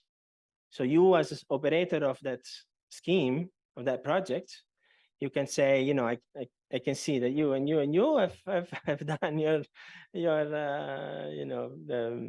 have you worked well. So I as an operator decide how to, then I split the carbon credits that are generated in a way. So this is an option. You can say, those that have implemented the practices receive a compensation according to whatever I decide. The operator, the project proponents. So it's the cooperative, the consortium, the whatever. So this is our approach to landscape-focused baselines and grouped projects, which we hope would simplify access to the market for smallholders. And with this, I finish. Thank you. Thank you. Thank you so much, Tristano. I think your software is visually very easy to use, and I think it's could be a good tool to help us go forward. I think when we look at it, it's something that gives very clear the information that is needed, and it's everything as you explain. The way you explained it, everything seems very simple to have a baseline. Everything. I think it was really nice for you to have you sharing it with us. So now we have Miguel Calero. Miguel is a serial entrepreneur. He's a consultant, a lecturer, a teacher, a mentor, a tech freak. He's an agronomist by the University of Córdoba. He's a digital innovation catalyst and a very important thing, father of two. It is. For me, it is also. That's why I'm underlining. Miguel was co-founder at Realize, a digital product studio with the upper hand in blockchain, conversational agents, cognitive services, mobile apps, and web development. Realize was acquired by Xertis in July 2022. Miguel is now the lead in emerging technologies chief at Xertis, as part of a team that wants to lead the way to self-sovereign digital identity, tokenization, smart contracts, and other blockchain DLT applications and conversational AI-related products and technologies. So Miguel, the floor is yours. Thank you so much. Okay, so thank you very much for inviting me here. Okay, I'm a tech guy, even when I was an agronomic engineer before, okay? But now I can say that I'm taking that role anymore. But anyway, what I wanted to, yeah, I've been hearing you, all of you talking a lot about carbon credit, and I think that one of the concepts that arises in almost every intervention is trust and registries. I think that most of you identified that as a challenge, and yeah, I wanted to focus here less in the how to calculate the baseline and how to calculate the CO2 or the carbon credit, and more about how to bring trust through technology. And how we have done, we are doing in shared markets like this one, in different consortia and customers. Okay, so well, okay, it's working. Yeah. So Xertis is a tech company, and we help organizations in their digital metamorphosis. That meaning evolving the business model and value to the society when it involves technology. Okay, so we not only focus on technology, but also in the change. Yeah, we are. Yeah, that data is even outdated, and that's why it's not even translated, because we are more than 1,700 people now. We have offices mainly in Spain, Portugal, and Mexico, but also in Egypt and some Latam countries. I think that right now we are opening our office in Tokyo, and yeah, we are 25 years old company, growing, one of the 1 in 1,000 companies growing in Europe, and all our accounts are public in the secondary market here in Spain. Yeah, we work with mainly most of the IBEX 35 companies, but also do a lot of research and development in through Europe. Okay, so right now we are working in mainly Spain, Europe, but yeah, I will mention some details on that. I'm Miguel Calero. I'm the lead of emerging technologies. Thanks for the presentation.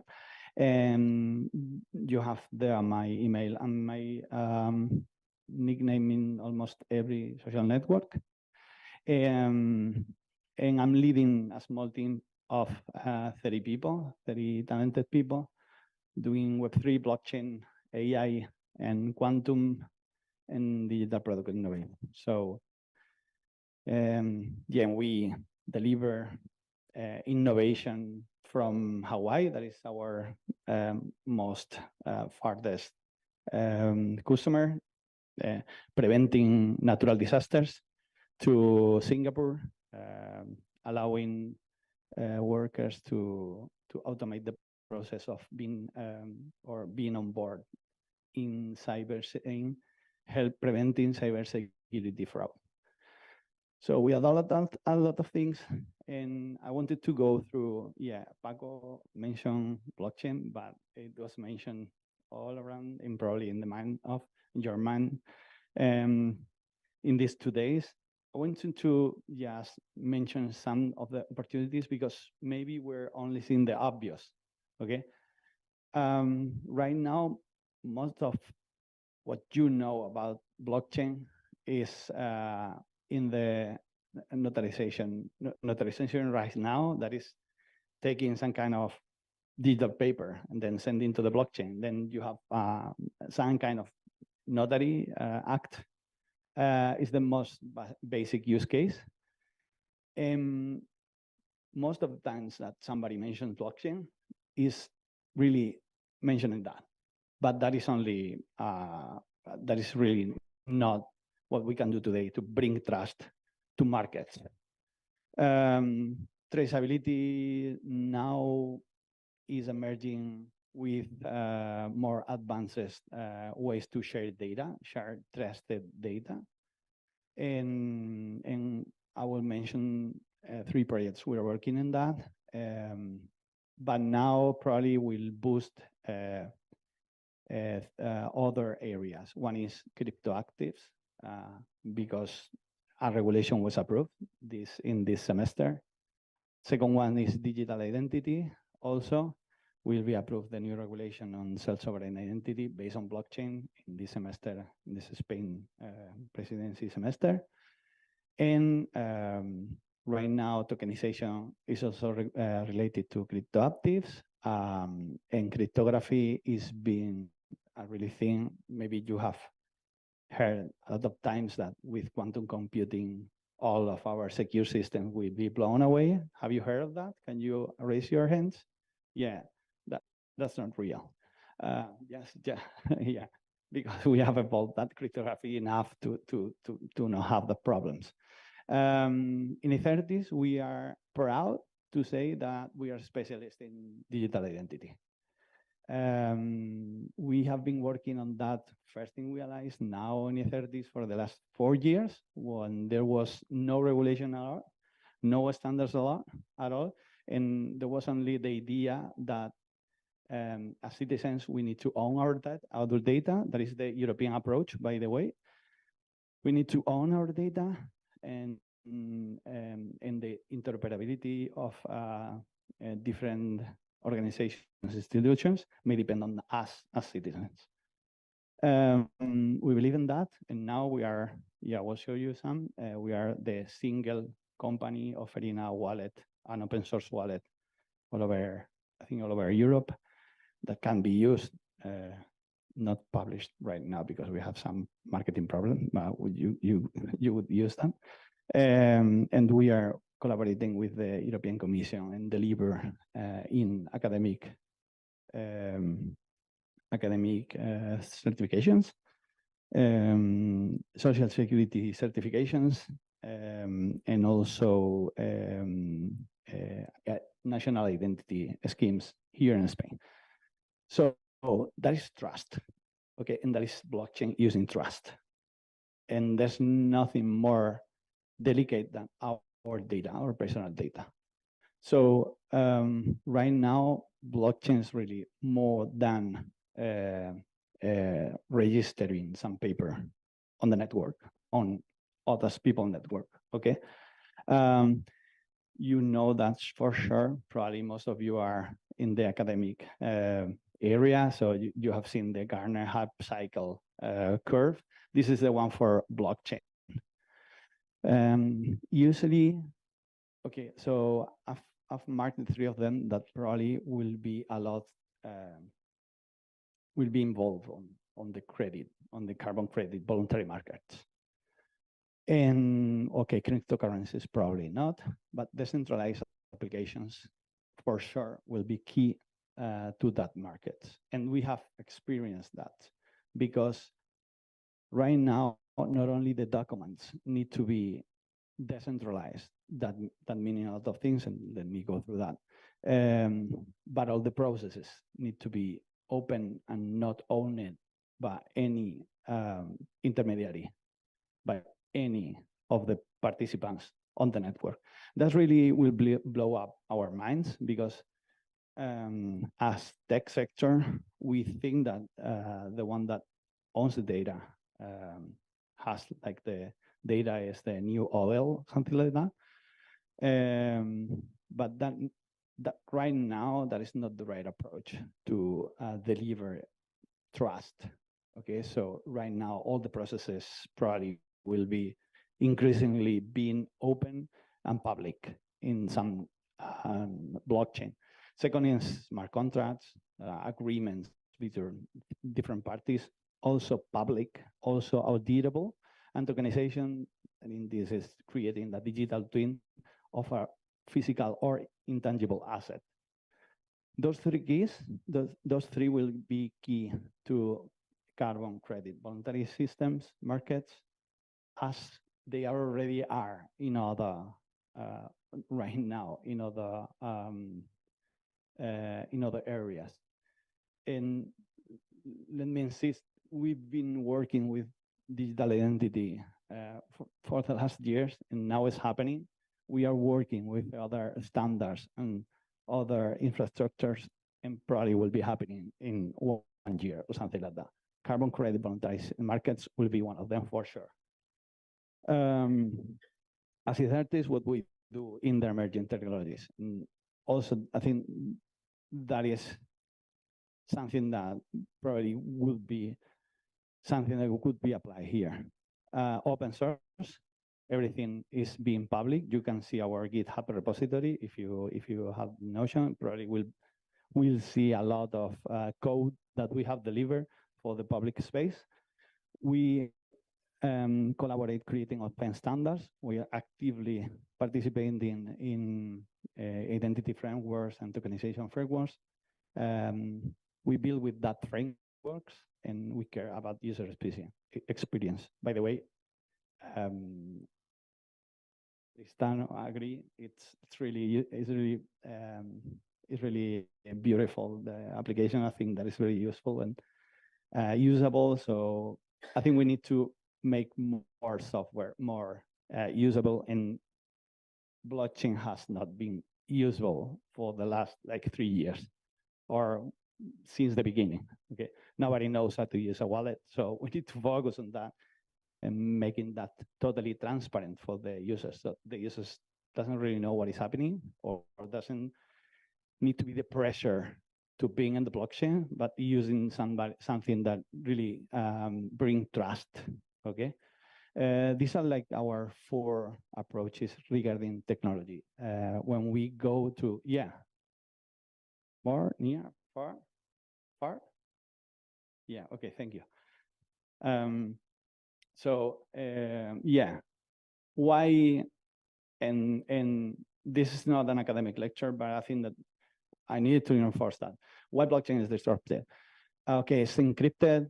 Maybe you know, maybe you don't know. That brings immutability. What you write in blockchain, it stays always in blockchain. It's distributed. There is a lot of nodes around the world, but the more important thing is decentralized. Nobody has the capability to manage that, to change something or to alter how it works. That is really important because in the end, if you tokenization, so you can register assets. So if you think about that, probably the property registry in Spain or in any Latin country was that. although it was not encrypted and was not immutable, or we were not sure about that. So we needed to trust in people. What we think is that we need to create trustless systems and markets that where we don't need to trust on people, but we can trust in the system. A system that is so transparent that everybody can audit how it works and be sure that it's behaving correctly. Okay, we use this every time that somebody brings us an amazing project, and yeah, I can assure that we hear amazing projects all the time to really know if blockchain applies.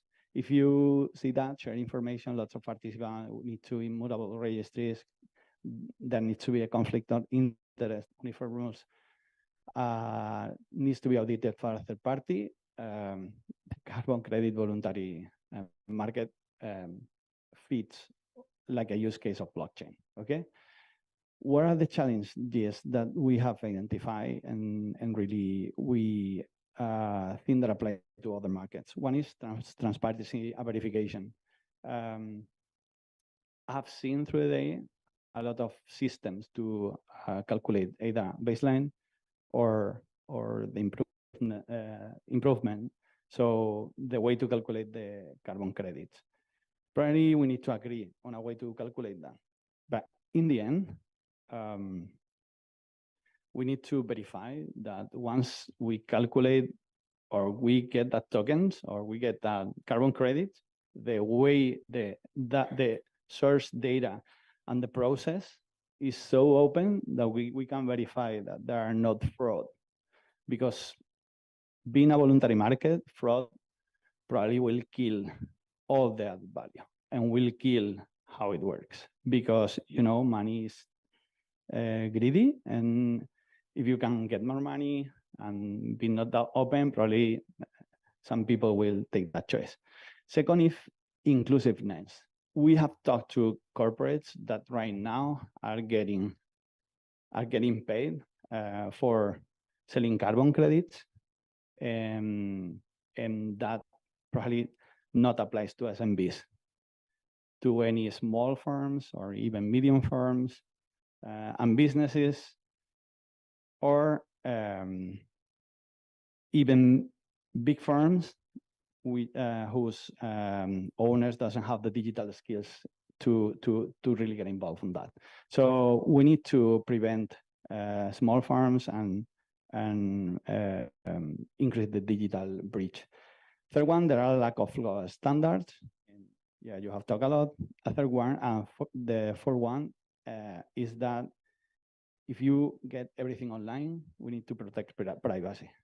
And yeah, probably the openness, keeping privacy while you are improve openness is difficult, but it is already been done in Europe with data and with health data and digital identity. So we have the techniques to apply on that. What is our approach to this? I wanted to make an approach on the carbon credit voluntary market. One is a decentralized platform to generate and verify carbon credits. So all the software, smart contracts, decentralized apps is stored in any blockchain. Okay, Polygon, you're using Polygon. I checked that. That is a good choice. It's even environmentally friendly. So one is to put all the process on chain, so anybody can audit that. Second one is to create the market, to exchange that value, the discovery, both the discovery and the discovery of the buyers and the sellers. And third one is to make the agreements also on chain. And second and third one are different because probably in the corporate sector, as Iker said, agreements are not always done in the standard way, so probably they will need to agree on different clauses, on different agreements. So we need to provide a decentralized way to do that. Once you have that, probably you are transparent enough to be compared to regulated markets and to bring more value there. Okay, see, most of you have heard about that. Blockchain is really consuming the energy of some countries, a lot of countries. For some of you, when we go to environmentalist, okay, so in forum where there is a care or a specific care to environment, I bring this slide because blockchain is not Bitcoin, and we have mature enough technology to be compared in terms of energy efficiency and environmental care as any other technologies. Okay, so if you want more information, I can send articles. You can email me, and yeah, we have checked also.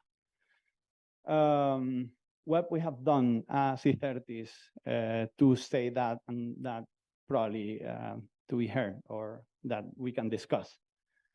One, we have been selected by the European Commission to test digital identity for European citizens. Okay, we're one in several companies. It's the first and only one Spanish company open sourcing our technology, so everybody can audit that technology. And we are working with a lot of the institutions, both at a European scale and Spanish and national scale. Second, there's a list of 8 projects that I want to go over there just to mention some specificities. But again, if you want to know more about them, you can ask later in the Q&A round, or you can talk to me directly. One is a support. We're working with the Puerto de Santander to notarize. It's only notarization. Well, it's calculating with AI and then notarize the results of some maritime in the maritime port ecosystems, and I don't know what to say in English, armadores and so on. So they can get a certificate of their carbon balance. Okay, that is, yeah, interesting. We have been also working in delivering a concept. Right now, we are not aware that we get the funding for that. With a tokenized management, a tokenization of carbon credits related to energy for ports. Ports have a closed ecosystem. They need to implement some energy reduction activities that also being measured by CO2 reduction. It's a complex system, but also a closed system. So we are bringing them a solution to account all of that with blockchain. Also, well, we have side projects like monitoring real time all the energy that renewable sources are providing. But yeah, we are pending. All the concept is done. All the technology have been. We have the modeling the technology. We are waiting for the funds to be deployed. We are right now collaborating with the Xunta de Galicia, doing a centralized marketplace for forest in Galicia to get carbon credits and then sell to companies in Galicia. That is a CPI, I think. It's a Compra Pública Innovadora, so we are getting in the process right now. We are working with, I think, more than 50% of the volume of Spanish wine right now, putting in place a traceability system at sector level.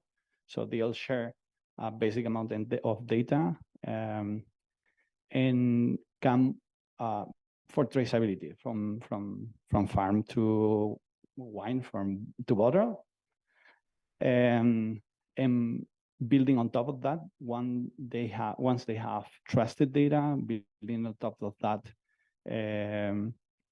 other value-added data like CO2. We're exploring that right now, or origin certification, or other kind of certifications that they are right now they're delivering to the customer. It's both focus on the customer experience, but also in consolidating all their data, both at sector level and at company level.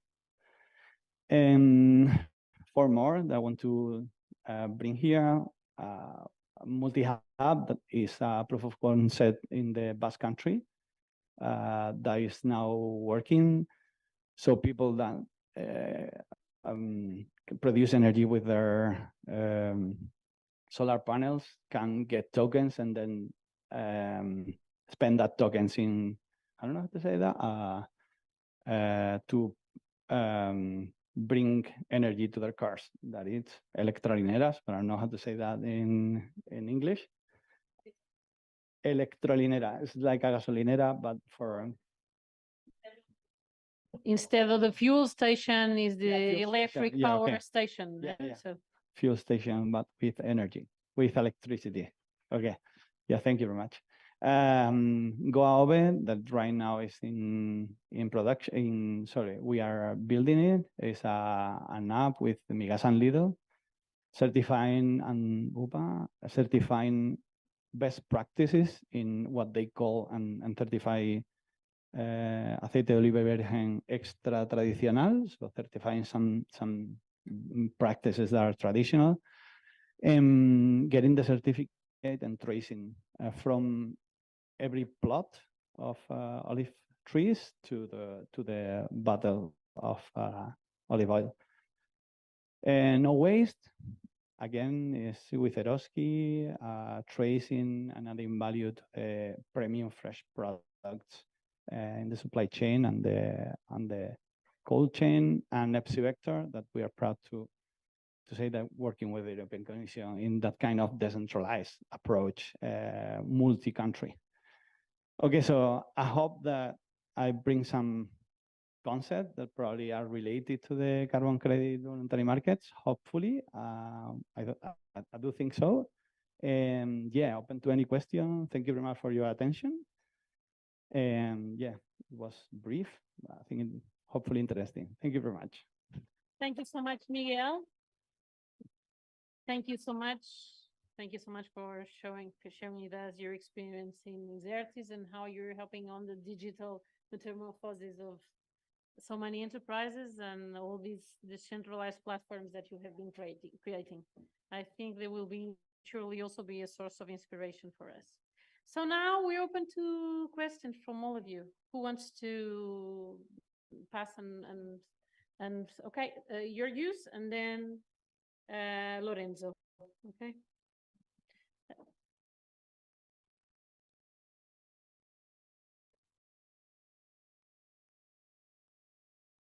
Hello, it's Georgios Koubouris from Greece, from Elgo Dimitra. Very nice, interesting presentations and a different approach from the previous days. I think that we need some information about the cost of certification, because the IOC tries to bring some benefit for the farmers, for the oil farmers of the member countries. And we should see who can benefit from this effort.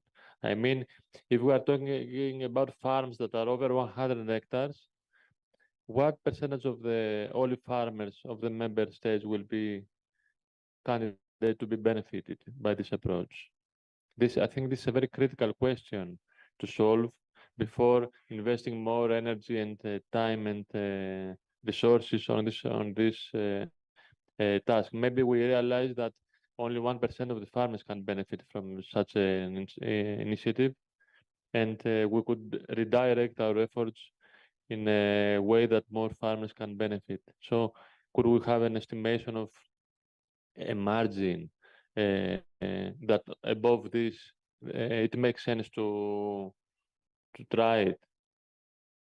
I don't know if my question is clear. Is it about the acreage of the farmers?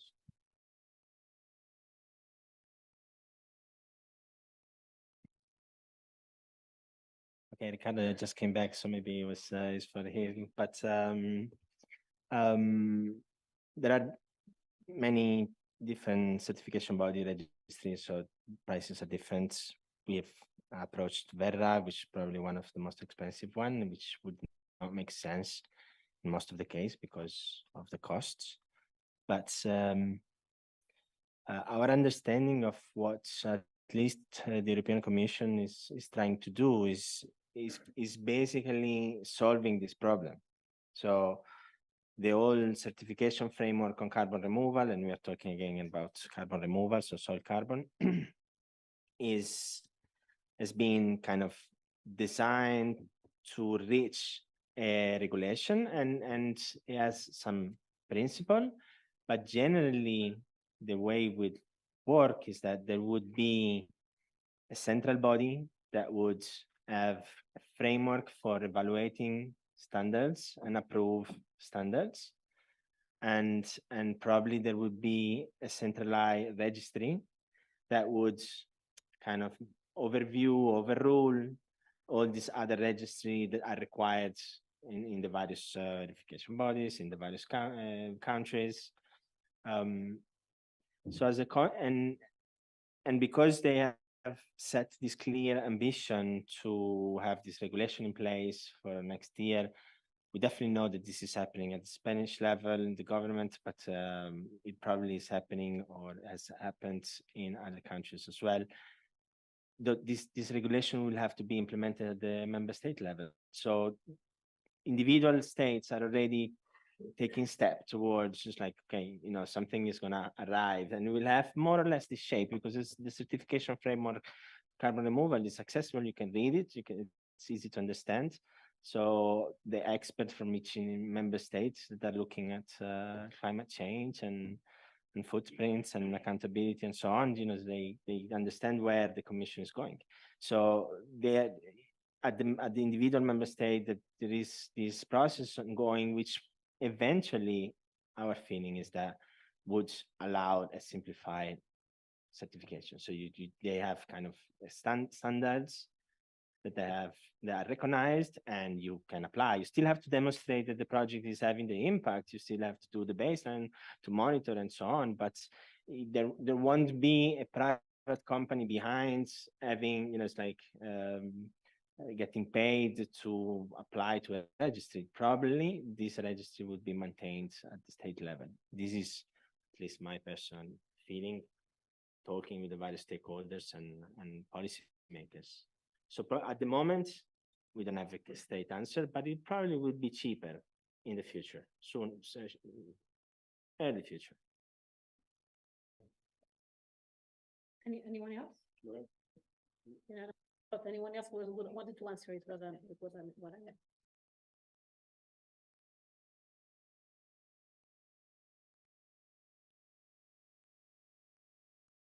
Okay, thank you. Yeah, you know, we don't know exactly. Okay, we don't know. Okay, I don't know if you know how you're doing that. So it's early to have a number.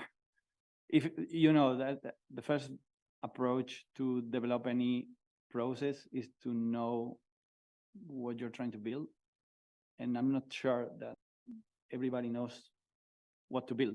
The standard approach is that company certificate and goes to a standard registry, and then that is right now tokenization is operated by a third party. I don't know if that, my opinion, probably that data and assets framework will be, as Tristano said, deployed in a public infrastructure in Europe. That is, right now we have the European blockchain services infrastructure, but probably that will deploy at some point there. So infrastructure won't be a problem, and the other part, I think it's early to know. Well, I think it's I don't know. It's my response, but infrastructure, we have the infrastructure. I'm not sure if we know how to deploy that, and it will depend on how it is deployed. Okay. Anyone who would like to answer? Anyone else? Any extra info? Okay, so Lorenzo, if you want to make your question. If you please introduce yourself also, if you're okay.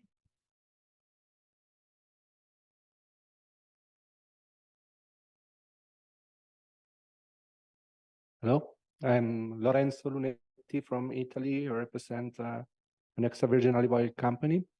I would like to ask to Mr. Conde. I appreciate your presentation, especially for the ISO approach that also we consider a solid and robust standard. But I would like to know better for your baseline approach, because I thought to think that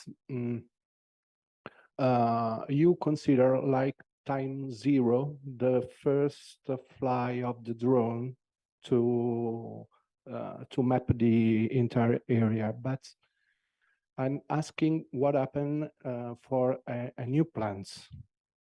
If you consider the time zero, or if you are considering what were before the new plants. I mean, if there were an abandoned area or instead a cutted forest, I think that you have to consider that, because the balance are not positive for a long time, and it is not starting from zero.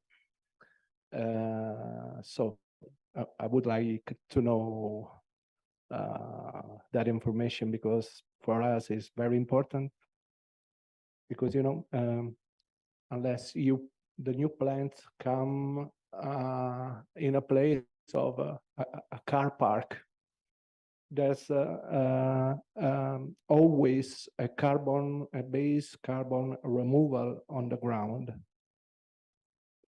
Thank you. Yeah, I try to answer you. Well, our approach is based on the trees, not on the soil. Okay? Yep. Taking into account this point, of course, we don't consider the sequestration of CO2, which has been done in the past, because that's not fair. Okay?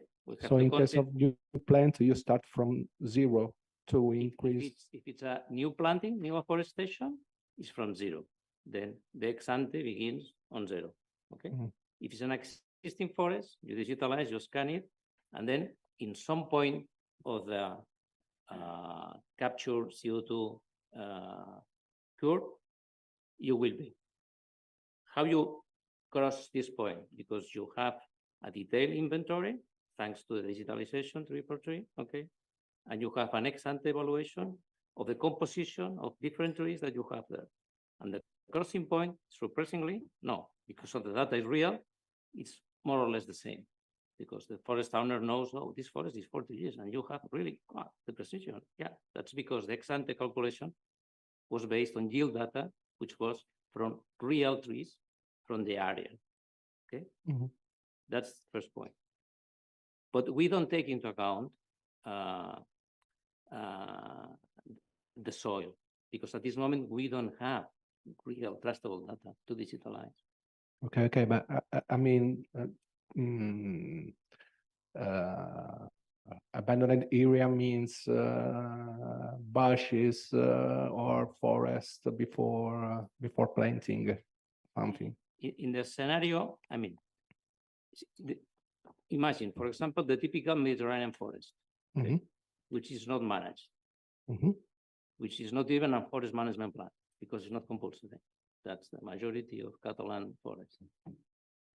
This forest, in our procedure, okay, before it comes to our platform, has to be thinned. We need a forest management plan, and you have to do the first thinning. In this first thinning, you will take out most of these dominated and co-dominant trees, because they are bushes, okay? Then you clean all that, because you have to reduce the biomass.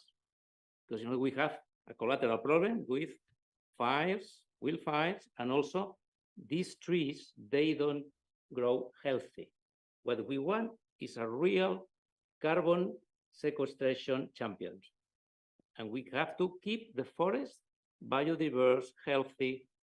Of course, we have to give support with the soil in order they grow very healthy. And when they begin to, let's say, plateau, yeah, then even in Finland, you have the right to cut this forest year 50, and it has still a very big, strong carbon sink chance. Then this is part of the additionality. The final cut, of course, because you are doing different business as usual. And business as usual is defined because the forest management rules are very clear. Okay, then what you are doing different of that is additional. And we don't take into account, at this moment the soil. Then you have your forest. Then you have how forest management is managed is through blocks, rodales in Spanish. Okay, then in every block, for example in Euskadi, every block 1 hectare is 1 tree species. And this is a biodiversity, of course, because you have eucalyptus, you have pines, you have radiata, you have spruces, every hectare, okay? And this is the way Euskadi manage their forest. You can have, in part of these blocks, no trees. Then if you plant these trees, this is going to be introduced in the platform as a new afforestation. Okay? Always considering no soil effect at this moment. Okay. When we have the information trusted, validated, that you are here, I mean, the ecosystem is here. I mean, you are who are going to decide all that. Of course, we will introduce this data in our platform because our platform is dealing now with forest. We are going to introduce also green kilowatts because we have won a public contract in Catalonia about this. 30 Carbon is a platform for net offsetting different types of tokens, and forests are the first ones. Second ones will be, I think, kilowatts, green kilowatts. Third one, hopefully, soils. But that depends on the level of maturity and really the trusted values that everybody agrees. And that's your role.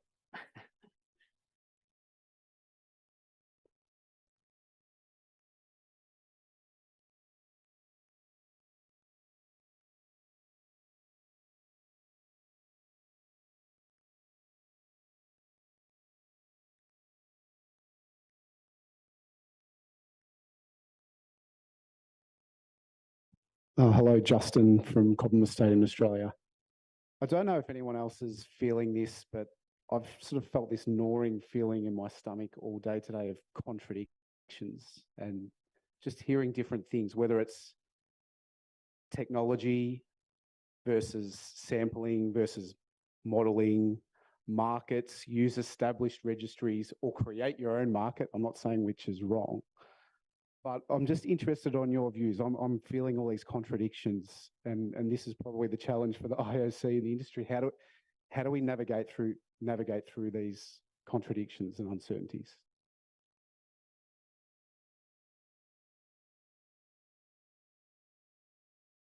Anyone would like to answer?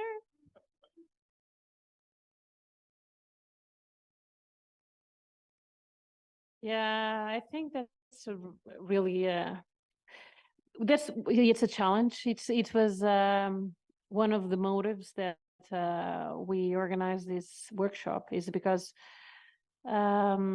we saw there was this need. It's a need that we all feel, that it's something that is coming and is coming fast. And what Juan Antonio could see while he was also gathering the pieces for the program is there are so many different approaches, and that's why we wanted you to be here with us to help us to it's not today, it's not tomorrow that we'll find a path, but I think that during this next period we will try to find a path for this. Juan Antonio. Yes, really one of the main objectives of this workshop was put face to face the several approaches, the several point of view between science people, technician people, technology people, private companies. So it's logical that appears seems contradiction, but I don't think that there is discussion, scientific discussions about how is the best methodology to assessment any concrete issue. Is logical. Scientists is the role for the scientist people, so it's logical. But really now, after 2 years, two days, sorry, 2 days, sorry, on work on this, we will achieve 2 years for sure. But after these 2 days, I think that we have more or less a 360 degrees approach about the problem or the opportunity of this.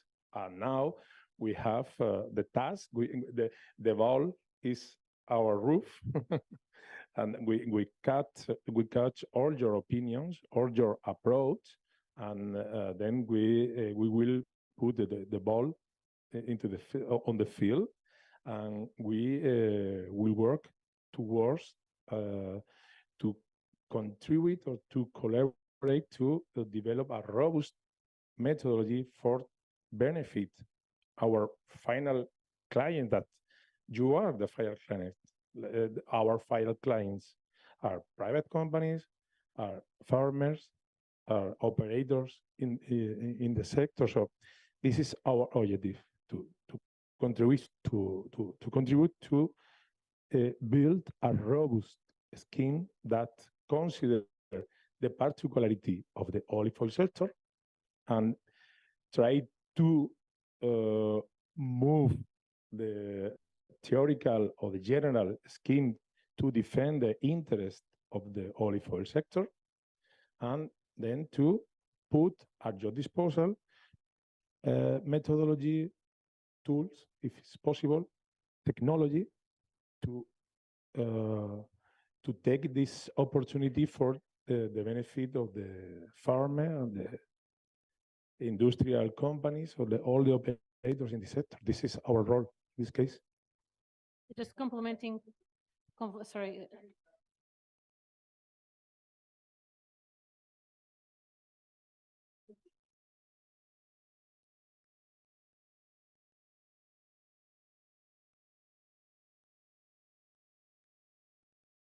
What I have the feeling during the 2 days that the carbon credit market is controlled by private companies. I miss to see public services doing this kind of things, on modelings, on technology, on artificial intelligence, but all the things that is controlled by companies, so private companies. So the farmers will pay for that. I don't know. Perhaps also just to complement what Juan Antonio was saying, I will make here a little bit of parallel. At the IUC, we have another unit, is the standardization unit that makes standards for physical-chemical analysis, organoleptic assessment analysis, standards on olive oil and table olives.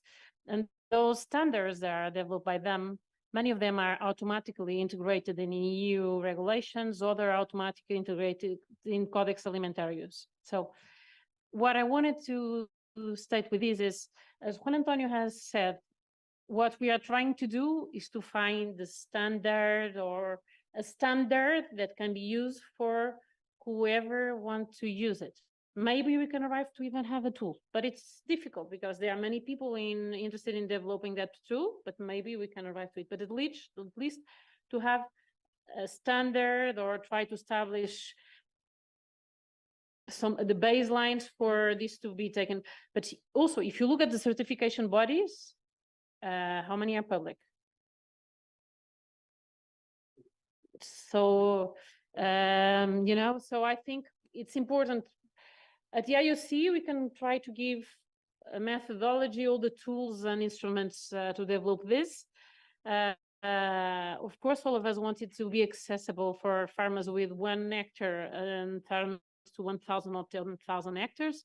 We want this to arrive to all publics and to millers, and but what we can do is to develop or to help to create the base of the pyramid for them to achieve the other steps. No, Juan Antonio? So it's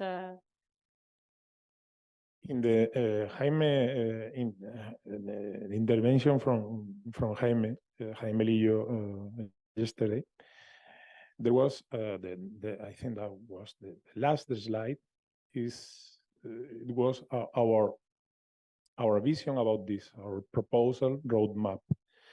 Tomorrow in the conclusions, maybe we will explain with more details what is our vision ex ante this workshop and our vision with your opinion and with your knowledge expressed in this workshop. So let me, during this afternoon of this evening, I don't know exactly when, you will receive a very, very short survey with a very, very short list of questions that is with a numeric evaluation. You can fulfill the survey with your device, with your phone, with your computer, etc. But it's very useful for us to build the conclusion of this workshop. It's a very, very short survey. It's not take more than 2-3 minutes into fill, or more if you need to think more your question, but your answer, please. Sorry, but it's very useful for us to have your answer to this survey. Okay. Okay. Thank you. So now let's make a group photo outside because many of you are going away. So, and tomorrow will be raining cats and dogs. So let's make a group photo outside near the building or the dove. Okay.